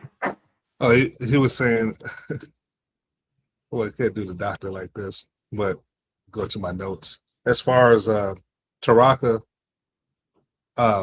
being the reason he's probably mentioned in the Bible is because This is that same, there's this, again, it's Gnosticism. There's this, not only the Gnostics like in the Bible Gnostics they were dealing with, or people in the early church. I mean more this secret knowledge, esoteric is what I want to say. Sorry. But yeah, it's really just the secret knowledge and that they're hiding from you. The Bible, everybody's all working to keep you from knowing the blacks there in the Bible. And I think this is important because in Africa, they don't look at each other as, oh, we're all black. In Africa, they represent their tribe, their spiritualities, their customs, their people groups and stuff like that. And of course, people wage war in their own people groups.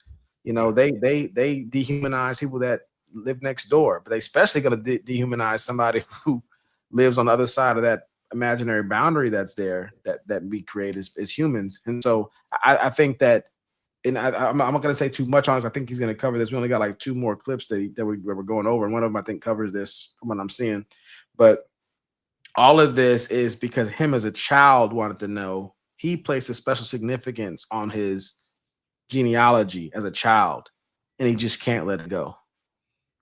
If I could interject something real quick, whatever, when you were talking about, him talking about the esoteric knowledge, if you kind of think about it, it's this format that he has, that the truth is here in Egypt, and this is the real historical record of what happened, and this is the truth, but the church kind of stole it, the Catholic Church, and then on the Protestants, which ends up European, which ends up white people.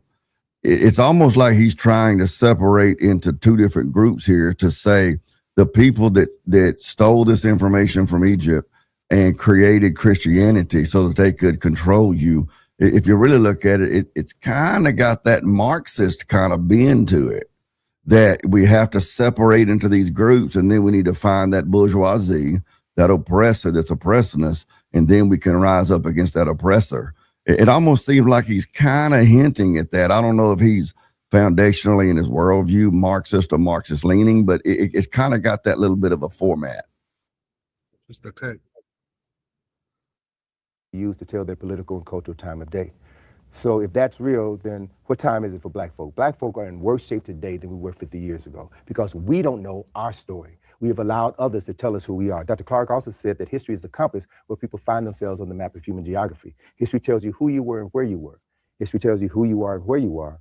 But the most important role of history is to tell people where they still must go and who they still must become. So my responsibility as a memory recovery specialist is to wake up those people who've been taught to believe that they were Negroes, that they were colored people, that they're black, and to begin to help them understand that you're African. You're descendants of the first people. You're descendants of the first people who created the first culture. And there's much that we can pass on to our children so that they would not see themselves as thugs, as dogs, as B's and H's, but see themselves as having made significant contributions that they have the capacity, the right now to reincorporate into their life. They should know more about Imhotep than they know about Jay-Z and Beyonce. What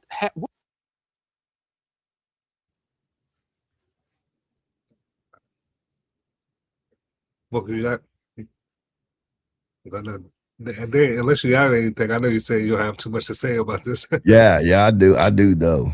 Oh, I do. Yeah, several things he said. One thing he said, that it's important that black children, black people understand that they're descendants from the original people, the first people. Well, if they're descendants from the first people, see, this is where logic dispels what I call woman poetry. If we can knit together words corrected to where they sound good and whatever, then it must be true. Logic dispels that. So if what he's saying is true, then I'm also descended from the first people. I mean, I'm also every human, but people like this guy, they say that kind of stuff, and it appeals to the warm, fuzzy, emotional response. And so they say, yeah, well, that must be true, so because it made me feel good. I'm descended from the first peoples. Everybody's descended from the first people. So what's that mean? And when he talks about black people today are doing worse than they did 50 years ago, I would agree. But then when you get into the question of why is that the case, his claim, I don't even have a clue what a memory recovery or restoration or whatever specialist is. I don't even know what that is. That's like I think it's like these women that go around calling themselves life coaches. What is that?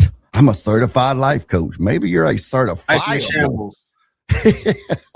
So, it's like, well, I'm a memory recovery specialist, and he seems to be positing the claim that the way to address the issues that's coming to the black community or been exacerbated in the last 50 years is to teach them about Hotep. Yeah, I used to have that thinking that, and if you know more about your past, you won't look at yourself and maybe look at the current state of black people are in as behind or slow. If you see that the stuff they accomplished in the past, I didn't go as far as Egypt, but I believe that in that concept at one time, it would maybe help your self-esteem. Yeah, it could. confidence within yourself. Yeah. It My could. issue The oh, sorry, go history. ahead. You said No, what I'm, about? no, I'm Oh, sorry. I sorry. mean, I can go on forever if y'all don't interrupt me. But I'm just curious with him. I wonder what he does with the idea that prior to the Great Society, that black women were married at a higher rate than white women. What happened to that? I wonder what he does with the shift in the last 80s from East Coast hip hop that was fun party music, shifting out to promoting ghetto gangster lifestyle. And then here we are in 2026. And so many people in this country think that NWA lifestyle is black culture. That's what they look at. Oh, well, that's black culture.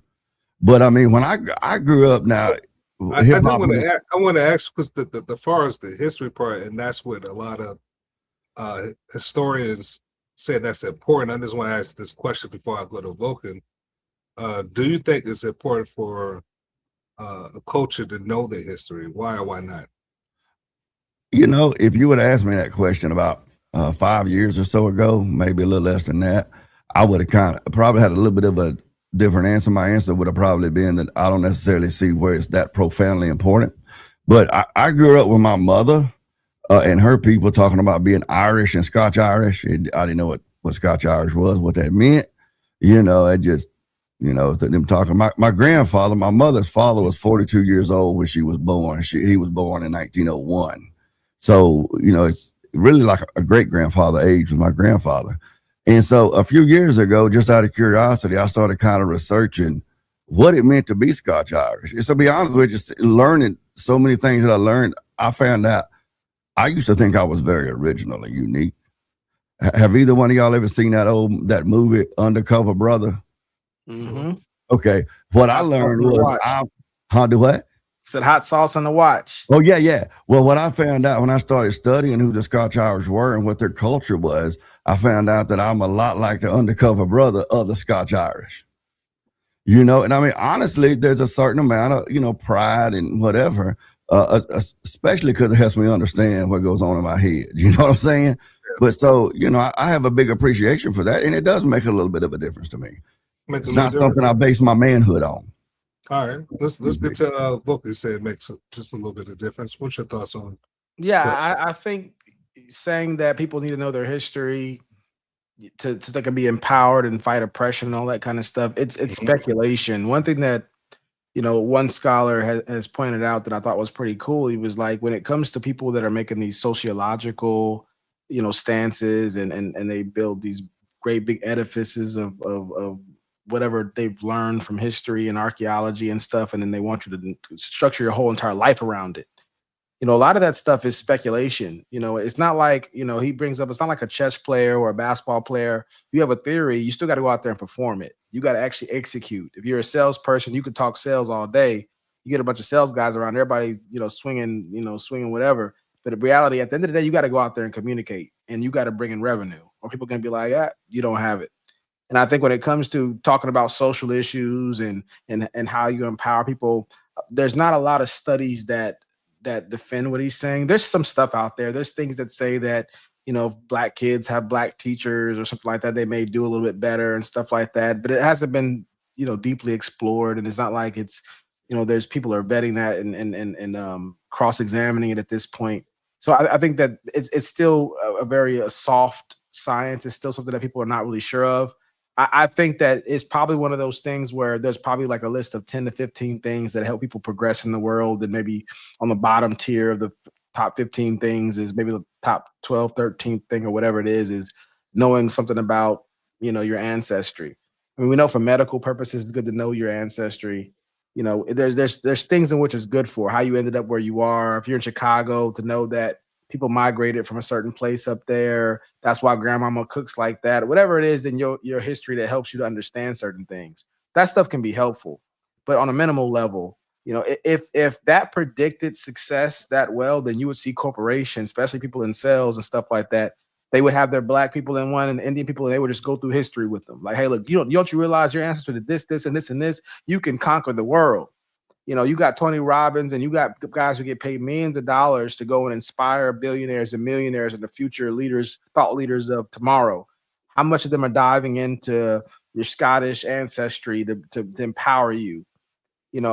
So it's not something that's going to pay dividends in the moment, and we don't really know for sure what it pays out. It feels good at times, right? Anytime somebody talks about you, it feels good. Somebody saying your name, it feels good, right? So somebody telling you, you did this, but notice the rubber ruler here again. We're focusing on the things that we deem positive about people that look like us. So you're talking about Egypt, you're not talking about the human sacrifice. You're not talking about that. When you talk about Native American culture, you're talking about the human sacrifice. I was reading something about Hawaii and all this stuff going on with that. And then what they don't tell you, if in the school textbook, is that they were sacrificing humans. They had prostitution in a lot of these places for spiritual purposes. You see that in the movie 300.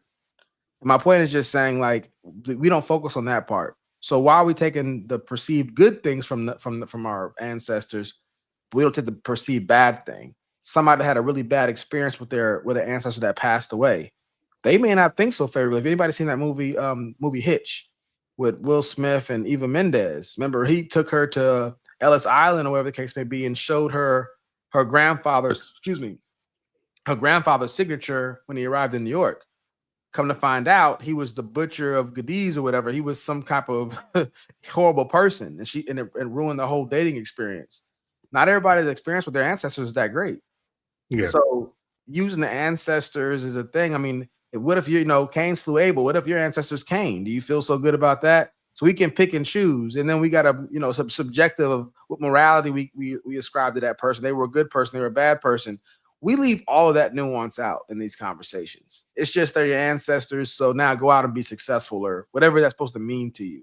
But nobody's asking those deeper questions of what about the bad ancestors? Are ancestors only the people that were the good ones? From a Christian standpoint, no one is good. So, I'm not going to be too inspired by my ancestors. Now, if I could jump out the gym because my dad could jump out the gym, am I going to be happy about that? Yeah. I mean, there's genetic links to certain types of abilities, but that doesn't draw me closer to God. That doesn't make me more important to myself more than I thought I was before I found that information. And so I think one of the dangers of this, if you inspire people and motivate people with these historical facts or quote unquote historical facts that can change with the next archaeological find. 1 minute, Africa is the cradle of civilization. Now they're saying it might be China or it might be Australia. These things change over time. The oldest civilization was Egypt. Now they're saying it may be Babylon. And so all these things change. Now where does your pride go? Now, from a Christian standpoint, our pride is in being made in the image of God. It's in being, a follower of Christ and him dying on the cross for our sins. That's where we get our pride from. That can't be taken away. And so I would just say, I would just caution people who are looking as a kid or as an adult into the history of things to get their validation. You want validation from God. You don't want validation from somebody who you never met, who probably wouldn't even like you. I even see that I'm privileged to have my grandfather alive, my dad alive, me, and then my kids. And my grandfather loved him to death, but he's not as close with me as he is with my dad. He's not as close, and he's definitely not as close with my kids as he is with his own kids. As the lines go down, you feel this is natural, feel less of a closeness the further you get down. And that's just people, we happen to have 4 generations alive at one time. Most people, if you talk, they don't even know who their great-grandparents' names was. They don't even know. Most people don't even know that information. My point is saying, so if they thought it was going to help them be a better person, they would find out. People are going about their lives, not caring about great-great-grandmother. And that's close. Imagine now trying to inspire somebody from 6,000, 8,000, 10,000 years ago. How far are we going to stretch this thing out? I mean, that's my question to y'all and anybody in the audience who might have, how far can we stretch this thing out? Does anybody know? Yeah, I think you bring up some very valid points because, people, they want to talk about that sort of stuff as if, it's all going to be like we were king kind of thing. Like all the ancestors are going to be kings. What if you're descended from Ted Bundy? That's a very good argument you have right there. What if that's the case? My natural father was a bandito. I don't know if y'all are familiar with them, but 1% motorcycle gang founded in Galveston, Texas, that kind of stuff. But, I think that it's good to know your at least some extent of your ancestral history and stuff, if you're just looking for information on how to better understand yourself and your thoughts, because different ethnicities of people tend to be turned to have different skill sets and abilities and stuff. Like I'm Metabolize 25. alcohol differently. Yeah, I'm 25% Dutch, okay? 25% Dutch. One writer that I read who was writing about the Scotch Irish said leisure to the Scotch Irish was a virtue. And when I read that, I was like, oh, that explains a lot. But then the other 25% of my head, so I got 75% that wants to sit on the porch, sip a little whiskey, play some music, watch the sun go down. And then I got 25% that's Dutch. They're the ones that founded New York City. They're all about business and entrepreneurship and, building, that sort of stuff. So it helps me to understand some of the bipolar sort of stuff in my mind sometimes, and I use that word bipolar figuratively. In my mind, it helps me to understand the things that go on in me. I think that's fantastic. But then to turn around and say, because of my ancestral background, I've got some sort of a pride over and above everyone else and that sort of thing. And you're founding your sense of self on it. Okay, what if you are descended from a king? What are you doing right now to live up for that? What are you doing as a person? Because being descended from good people, if that does happen to be the case, does not make you a good person. That's a really good, profound point there, because that's another idea. You hear they're saying, power corrupts and absolute power corrupts absolutely. And the reality is this: if you were descendant of a king, you don't know. I mean, might consider Genghis Khan a king of sorts, but that don't mean he was a good guy. And so that's where we get into, the Bible says don't count gain as godliness. And I'm not saying this is the exact context, but the general idea is just because somebody had resources doesn't mean it's somebody that you should want to be like. I think in our society now, people have mixed that up and go, oh, he was a king in the background. Well, like I said, if you were to meet a king, I mean, if Abraham was walking through Egypt with his wife, Sarah, he would say, tell him you're my sister, because he already knew how kings act, how people act. They're going to try to take you from me. You see David do that in the Bible. The chosen people, David took a man's wife who was very beautiful, and a king, you couldn't do anything about it.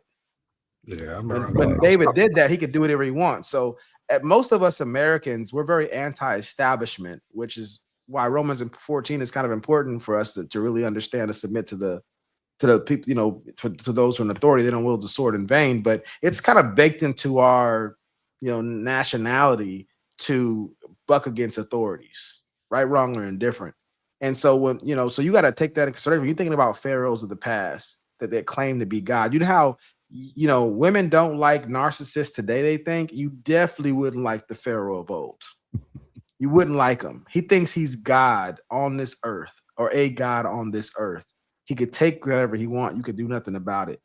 And so I think people got to really maybe do a thought experiment and put themselves in that situation, realize I don't find comfort if I found that all my ancestors were pharaohs. That doesn't make me think that I'm destined to be anything more greater, that I'm more favored by God at all. I'd be thinking in my head like, man, I hope I don't gotta apologize for all the crazy stuff they did. That's what I probably would think. Yeah, that's a whole nother subject to go down, isn't it? Having to apologize for the sins of your ancestors. Yeah, your ancestors. But with Pharaoh, real quick, we were kings, we need to learn about Hotep or whatever. When the Pharaoh died, his slaves and servants were killed with him, so he would have attendants in the afterlife. Mm-hmm. That doesn't sound like a very good deal to me. Yeah, that's 100% true. You see that, and not just over there, but this is around the world. That's the thing about this pagan thing again. A lot of these pagan religions had human sacrifice. I think the Aztecs were sacrificing, I think, like 2,500 people a year. We don't know the exact numbers, but some numbers estimated that high. And so when we're looking back and saying your answer, you came from these people, you're getting the flowery whitewash version of that. If you want to talk about whitewashing, you're getting the whitewash version of a lot of that historical content. They're taking out the secularists, are taking out the human sacrifice and the prostitution. They're taking all that stuff out. forgot what it's called when they take your genitals and stuff like that to girls and stuff like that, and men, creating eunuchs, castrating kings, castrating people, so there was no men in their kingdom that would sleep with their women. It was a brutal, ugly, element to history when you really think about it. And so, so even trying to encourage somebody by saying, hey, don't you know you come from this? If you really understood it, you as an American probably would not like it. And this is the last one we have right here. With you. Yes, sir. You're going in 2015? Yes, sir. I go every year. When and how can folks join you? Again, people can go to my website. We have information on our study tours to Egypt as well. We're doing a trip to Ethiopia. And brother, everything that I've said about Egypt in our conversation today, I can multiply by 10 regarding Ethiopia. Ethiopia is the mother of Egypt. So we'll be going to Ethiopia in November of this year. And there's details on that on our website. Why did you choose Ethiopia? We've got 30 seconds. Well, Ethiopia is the birthplace of humanity. That's where they found the oldest bones of human beings. Mm-hmm. Ethiopia is the birthplace of Christianity. It really is. And so I want to go to the places where we were born. I want to go to see the things that our ancestors did and then share that with those who are willing to listen. That's my responsibility as a memory recovery specialist. Thank you so much for sharing with us here today. All right, Dane. Well, my podcast last Memory night. Recovery. What was that? Memory recovery specialist. Yeah. My podcast last night touched a good bit on the whole feminine, masculine mind thing. Because people sometimes they'll take, umbrage with me on it, and they'll say, "Oh, well, you just don't like women." Doesn't have anything to do with XX chromosome necessarily. It's not limited to that. But it's the way that you process information and the way you understand it, the way you respond to it. And so, for instance, this guy was talking about, going to Ethiopia because it's the birthplace of Christianity. It's not uncommon, I'll say woman just to illustrate, it's not uncommon to be in an argument with a woman or a feminized thinking man. And you're telling them what you think or feel or understand. And then they'll turn around and they'll try to tell you what the truth is about yourself. Like the gentleman I was debating with earlier, and he was trying to tell me what I really wanted, and what I really thought, and what I really meant and stuff. That is the argumented format of a feminine mind. And so in this situation where he said Christianity started in Egypt, hang on a minute. 2,600 years, 2000 and okay, here we are in 2026. I'm a public school graduate. 2026, 2026 years of Christianity. Well, 2023, whatever. Over 2,000 years of Christianity, and whatever that. Again, scholars much smarter than this guy or me or either one of y'all studied this through. They've done the literary analysis on the scriptures, the archaeological studies, the historical analysis, the cultural critiques, and everything. I mean, the Catholics had several councils to work this out. How we established the canon. But they were all wrong. And I know this borders on or may actually be an ad hominem argument, but this guy somehow or another has done his own independent studies, and he knows more than those theologians in over 2,000 years of Christian history. The Bible says X, but the Bible was wrong because he went and dug a hole in the ground in Egypt. And when he says, that's the cradle of humanity because the oldest bones were found there, that's another non sequitur. Pink elephants might exist, right? Flying pink elephants might exist. It's just we could search the whole world over, and the pink elephants may be hiding behind the next clump of trees. And so we can't, but they might exist. This guy is saying humanity began in Ethiopia because that's where the oldest bones were found. Where did humanity begin the day before those bones were found? But we found them there, I assume. I'm granting his claim. We found them there, so now that's the cradle of humanity, but he has no idea, objectively speaking, whether or not there are more bones, older bones somewhere else, and if that would even prove that was the cradle of humanity. But it's these claims that he rolls out again because he feels a positive emotional response to it, and he seems to have at least a group of a good many women around him that are happy to go to Egypt with him, or Ethiopia, and they probably looked to him as a sort of a academic pastor in a way. Mhm. And so so all of that adds up, seems to add up to him that this is solid, logical conclusions when it's really not. He's just making a bunch of claims and his conclusion doesn't follow.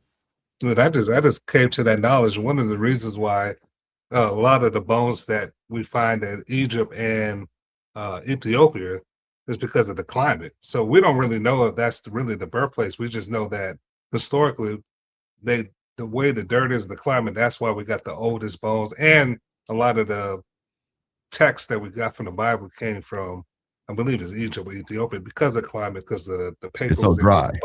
So we don't, It's- that's just, speaking. A truly thoroughly educated man, whether it's a formal education or whether he's self-educated or some amalgamation thereof, but an actually educated man has been educated enough to concede that that he knows less than he thinks he knows. You see what I'm saying? That there's so much knowledge out there that I don't think you could study your whole life and live to be 100 years old and study enough knowledge that you need to know to say, I know enough. And if a man ever says to himself, I have arrived, I know enough, he truly is ignorant and stupid. Because that's what education does. Is, if anything, it should be a humbling thing. As you learn things, and as you're going into your life day to day, you're like, man, I didn't even know this and I didn't even know that. And as you gather that information and it clicks something in your head and you say, then that means I was wrong all these years. I believed it was true. I want to be revoking it here, Dan. Go ahead, Dan. Go ahead, bro.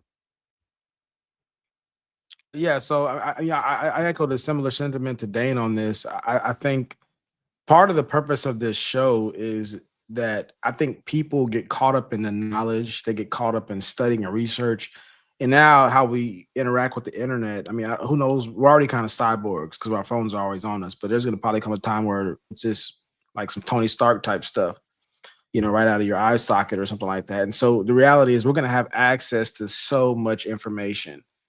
And what's lacking for a lot of us, especially in our culture, is critical thinking skills to decipher it all. And I think that what I want to encourage on this show, people that are listening to this show and will listen to it in the future, is, like Dane said, you don't have to look at every single lie or chase every single rabbit trail somebody mentions. If you study the truth really well, then whenever you see it, a lie, you'll know it's a lie because you know the truth so well. And I think when you're listening to guys like this Anthony Browder guy, he's going to be able to dazzle you with information, because if he's been to Egypt 30 million times and been reading about it his entire life and makes a living off it, he's going to know some stuff about it. There's a quote that is attributed to Albert Einstein. He says that the problem with us scientists is we're such poor philosophers. And I think a lot of the issues with people who are these armchair academics, and even people who are actual academics, is just because you memorize information, which is the easier part to do, especially if you're naturally really smart, that doesn't mean you know how to put it together cohesively. That doesn't mean you know how to make it internally consistent. And I think that's the problem, is we get dazzled with brilliance. And I think that we've got to take a step back and ask better questions. In the book of Acts, from a Christian perspective, in the book of Acts, the Bereans are called the most noble of the Jews because they were searching to see if what Paul was saying was true. And so there is a moral imperative on us who are listening to people like Anthony Browder, listening to Enos, listening to Dane, listening to Vulcan, is that it's an immoral act. It's an ignoble act to just listen to people without vetting it, without searching for yourself to see if it's true. The man who presents his case first seems right until somebody else comes and cross-examines them. When I'm listening to these internet specialists and stuff like that communicate, one thing I go do is I'll look at what kind of debates has he been in. And I'm skeptical of anybody who hasn't done any type of debates that's claiming to have this knowledge that supersedes whatever we've all been, exposed to. Just like, on the block, you playing basketball, playing football, somebody's claiming they're the best. I got to see, has anybody vouched for this guy? Is this guy that good? And somebody vouching for him, that'll help out. But then eventually I need to be able to see, like, how great are you really? And I think if we got to apply that same mentality to people who are in this arena of talking about history or whatever this science is, Who have you debated? Who's vetted your material? What's the test of falsifiability for what you're saying? And that's why I was saying with this, people interviewing these people, whether it's Dr. Umar Johnson, Tariq Nasheed, Dr. Anthony Browder, Dr. Jordan Peterson, Sam Harris, Richard Dawkins, whoever you want to name, whenever you're listening to these people, one thing that I would like to see from people who are moderating these conversations is just a little bit more epistemological astuteness, meaning that you don't have to be a subject matter expert like they are, but you can know how to ask the question of like, okay, so I know you're saying this right here, what is the best argument you've heard against that? Is this a part of the general consensus among people that study this specifically? Well, no, this is more fringe. This is not considered the general consensus, but I think the reason is, you'll see that on Joe Rogan podcast sometimes. Well, some guy talk about LiDAR and the new advancements and the new discoveries happening in the Amazon that is challenging conventional wisdom on the topic. That's honest. That's being honest. Like, hey, look, what I'm saying is not what the standard is right now. This is not the status quo. This is something that's a little more fringe, but I think in a couple of years with the access of technology we have now, that you're going to see more people start flipping to this worldview. So at least he's letting you know, like, hey, look, this is a little bit outside the consensus here. And I think that stuff is helpful to be more transparent with your audience so they can have a better grasp on what you're saying, because you can make it sound like it's the most normal thing and when it's really not. And I think that those of us in the audience that are watching people like this learn how to ask better questions. The quote that I heard, I forgot who it's attributed to, it says, judge a man by his questions rather than his answers. And so this guy has a lot of answers, but what kind of questions can you ask him to pull more out of this person? So see how soon you could get him to the end of his talking points. Mm-hmm. Yeah. And then be able to turn around and say, well, you said A was true a few minutes ago, and now you're saying B, and you see what I'm saying? And looking for those contradictions, try to pull that out. But he says, hey, the Jews borrowed from the Egyptians. Is it possible that they didn't borrow? That's all that's going to do is you're going to get more out of him on the topic. He may be like, well, no, it's possible. Now the audience has a firmer grasp because it seemed like you were saying it's for sure thing. Now you're admitting that you don't have the full knowledge on that yourself. You could be mistaken. You're making a guess. You're acting on faith. And for the audience out there, I always say faith, is what we would say the word confidence, confide, with faith. So when you hear faith, that's kind of an archaic word we only really use in a religious context for the most part, today's time period. But when it was written in the Bible, that was how they spoke about that kind of a thing. It wasn't a religious word yet. And so I'm saying in the same way, when you think about the word faith, you think religiously, and it kind of blinds you and makes it more difficult for you to really take that word and apply it in the real world.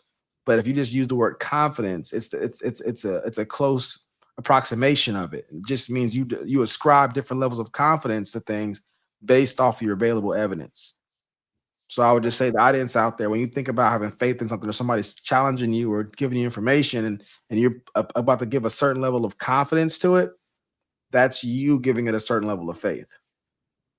So, Enos, we got anything else?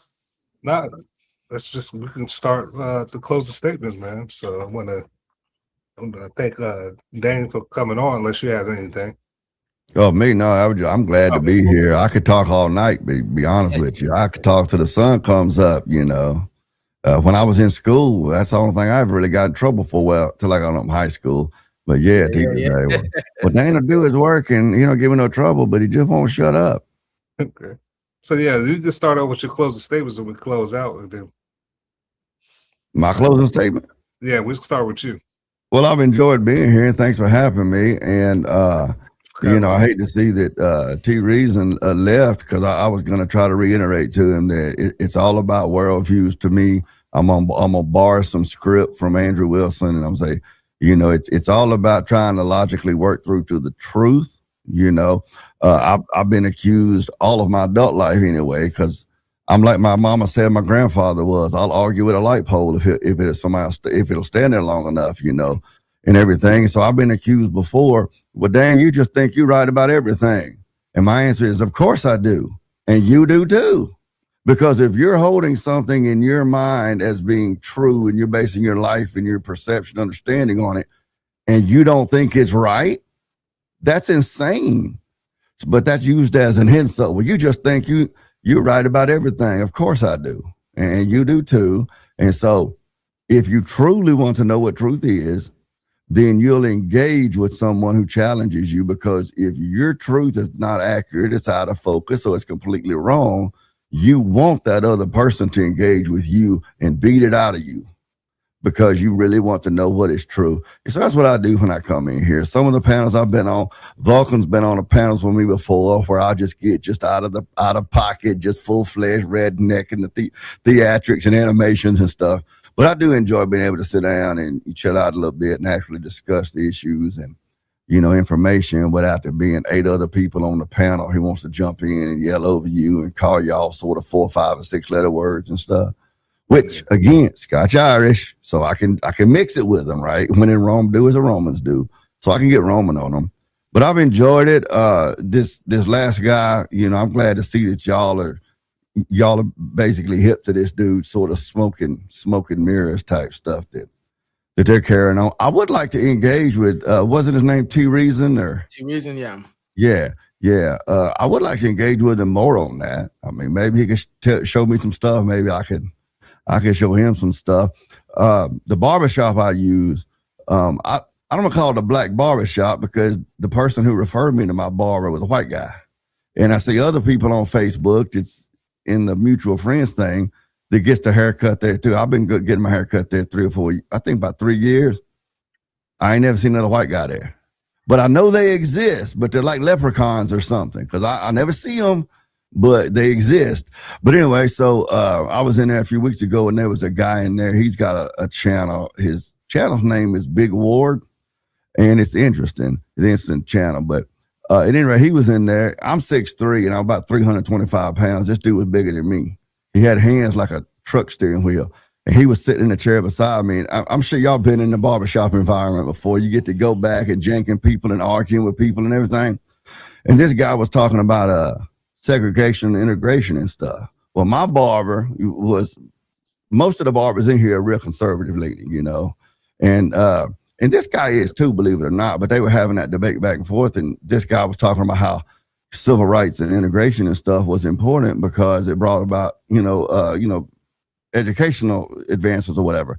And I asked him, at first it's the first time I saw this dude. Like I said, he's huge, And I asked him, I said, well, do you think that your grandparents had a better education, or do you think you and your children had a better education? And, did they have a better one under segregation, or you and your children integration? He said, oh, definitely my grandparents. I said, well, then what good was integration? If you and your children get a less of an education, what benefit was it? And he said, well, it's equal protection under the law. That's what the system has taught the American people, that is the holy, chalice or whatever. We got to have equal protection under the law. That's the feminine mindset. The masculine mindset wants to know, is my adult son reading on more than a 3rd grade reading level? But, it really turned into a cool conversation, the question of, and I'm not a segregationist. Hold on. We do it, close the stakes. I ain't mean to. Okay, that's cool, man. That's cool. Like if you could wrap it up, that's cool.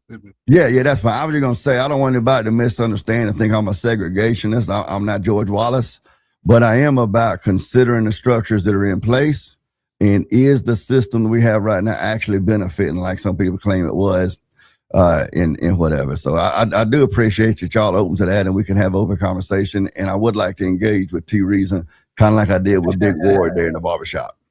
And we could, I can send that text. I could let that. We could try to make that happen. But a good show again. It was good to have Dane, especially somebody that you could tell that is submitted to the laws of logic and is really obedient to truth.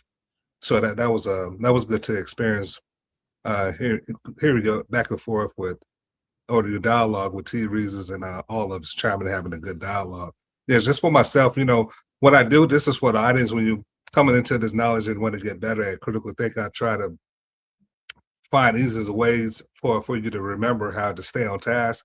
And I was thinking of what I call the 4D thinking format. So you got the 4Ds. So whenever you're engaging, like you're seeing us doing on the show, or you're watching other people going back and forth on the show or engaging in dialogues, or if you questioning the institutions that's in your head that you question and going back and forth, going back and forth. Remember to try to define your terms first. That should be the beginning. Define your terms, clarify your terms, or even figure out what's being asserted. Then the second D is to discern, how to distinguish the truth before error. You know, like I said before, lies versus truth. Be able to discern the two. You know, to filter out all the noise, and then debate these ideas. I usually refer to yourself because, like I said, this show is a self-empowerment show. So yeah, debate the ideas that you have in your head first. Also, and whatever you're doing to empower yourself, it will come out, and you can use these tools to judge what you're seeing and what you're watching. So be able to debate those ideas, test these ideas through challenge. You know, like I said, over the years, Vulcan challenged me and other friends challenged me. So make sure you're doing being open to challenge, counter arguments, and what we do on the show, still manning yourself and still manning others that you're observing. And that's why the Bible says those who stay to themselves seek their own desires. People that don't want to be challenged, people that don't want to bring their stuff to the public arena for scrutiny, it shows where their true ambitions are. They're building their own cult following, whether it's just them and their family, or they're trying to blow it up around the world. But there's a selfishness that goes along with that when you're unwilling to do that. Romans 12 commands Christians to be reasonable, be open to reason. And so Christ, the logos, the logic, so like that's, like I said, Jesus said, I am truth. So I think that's important for us to recognize. But go ahead. I was just, piggybacking on what you were saying right there about the people that don't want to have their ideas vetted. And I came with that. I actually faced that as a fork in the road when I was being challenged a lot of these like William Lane Craig, these commonly held beliefs that I had to myself, that I hold dear to myself. And then when they got challenged, I was at this fork road. All right, should I continue? Although I know the stuff I believe is not true or reasonable, should I ignore the hours of dialogue me and Vulcan had and just continue to act like I didn't hear this? Or do I have to decide? This is the last D, decide and reach, a justified position. So that's why I want to encourage, we advocate that on the show.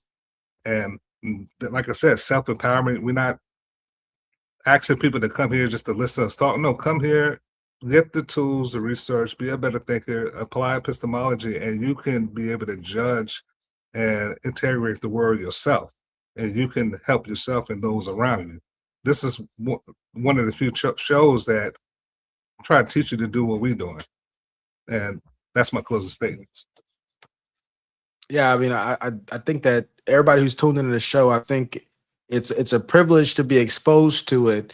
And I think what separates us in the marketplace isn't that we're smarter than other people or more logical or something like that, but we do have an earnest desire to follow it, meaning that, if Enos is being irrational, I may call him out on him being irrational. Maybe he's right, but he's being irrational, and vice versa.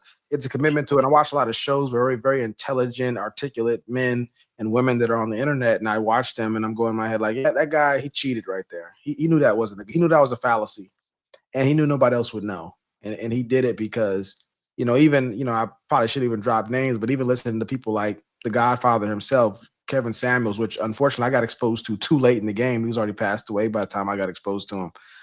But when I was listening to this guy, he was very logical, very consistent, very entertaining. But every now and again, I'd be like, that's a fallacy. You can't even, and I hear that in myself, in my own thoughts, in my own head at times. I try my best not to say them out loud. When I'm listening to people on these podcasts and shows and they're communicating, I'm like, that was fallacious. That's fallacious. Smart people, brilliant people with all kind of advanced degrees. And I just really realized, like, I mean, I get it. We're on the internet. We got to get clicks and stuff like that. And maybe this show won't grow as fast because of that. But I want it to be a platform where we have honest dialogue and you get called out for being fallacious. If you say Abraham Lincoln was born on this day and he wasn't, I don't care that much about that. My kids can Google. But if you're using a fallacious ways of reasoning, that to me is going to make me go, okay, like, hey, let's look at this again. Why are you saying that again? And how do you reconcile with this over here? because that gives you an opportunity to learn and grow. And then your mind expands like, whoa, I just been challenged in a way I wasn't expecting. You know, we're not in there for cheap tricks. And, you know, what did I say 5 minutes ago? You don't remember. See, and it's like, that's his memory. He don't remember because he doesn't remember. It has nothing to do with whether or not he knew it at the time that he said what he said. And you know, so I discuss all these cheap tricks all the time in conversations. We just took our phone conversations on the internet, basically. Yeah, for sure. And so, but in closing, we appreciate y'all coming on the Vulcan Soapbox. We appreciate all the support y'all show us. Send your emails, your questions. If you want to be a panelist on the show, we accept anybody, whether you agree, disagree. We're going to have the conversation. I want you to come at me with all you got. That's the only way for me to grow. That's the only way for the audience to grow as well. So thanks for tuning in to the Vulcan Soapbox. We out.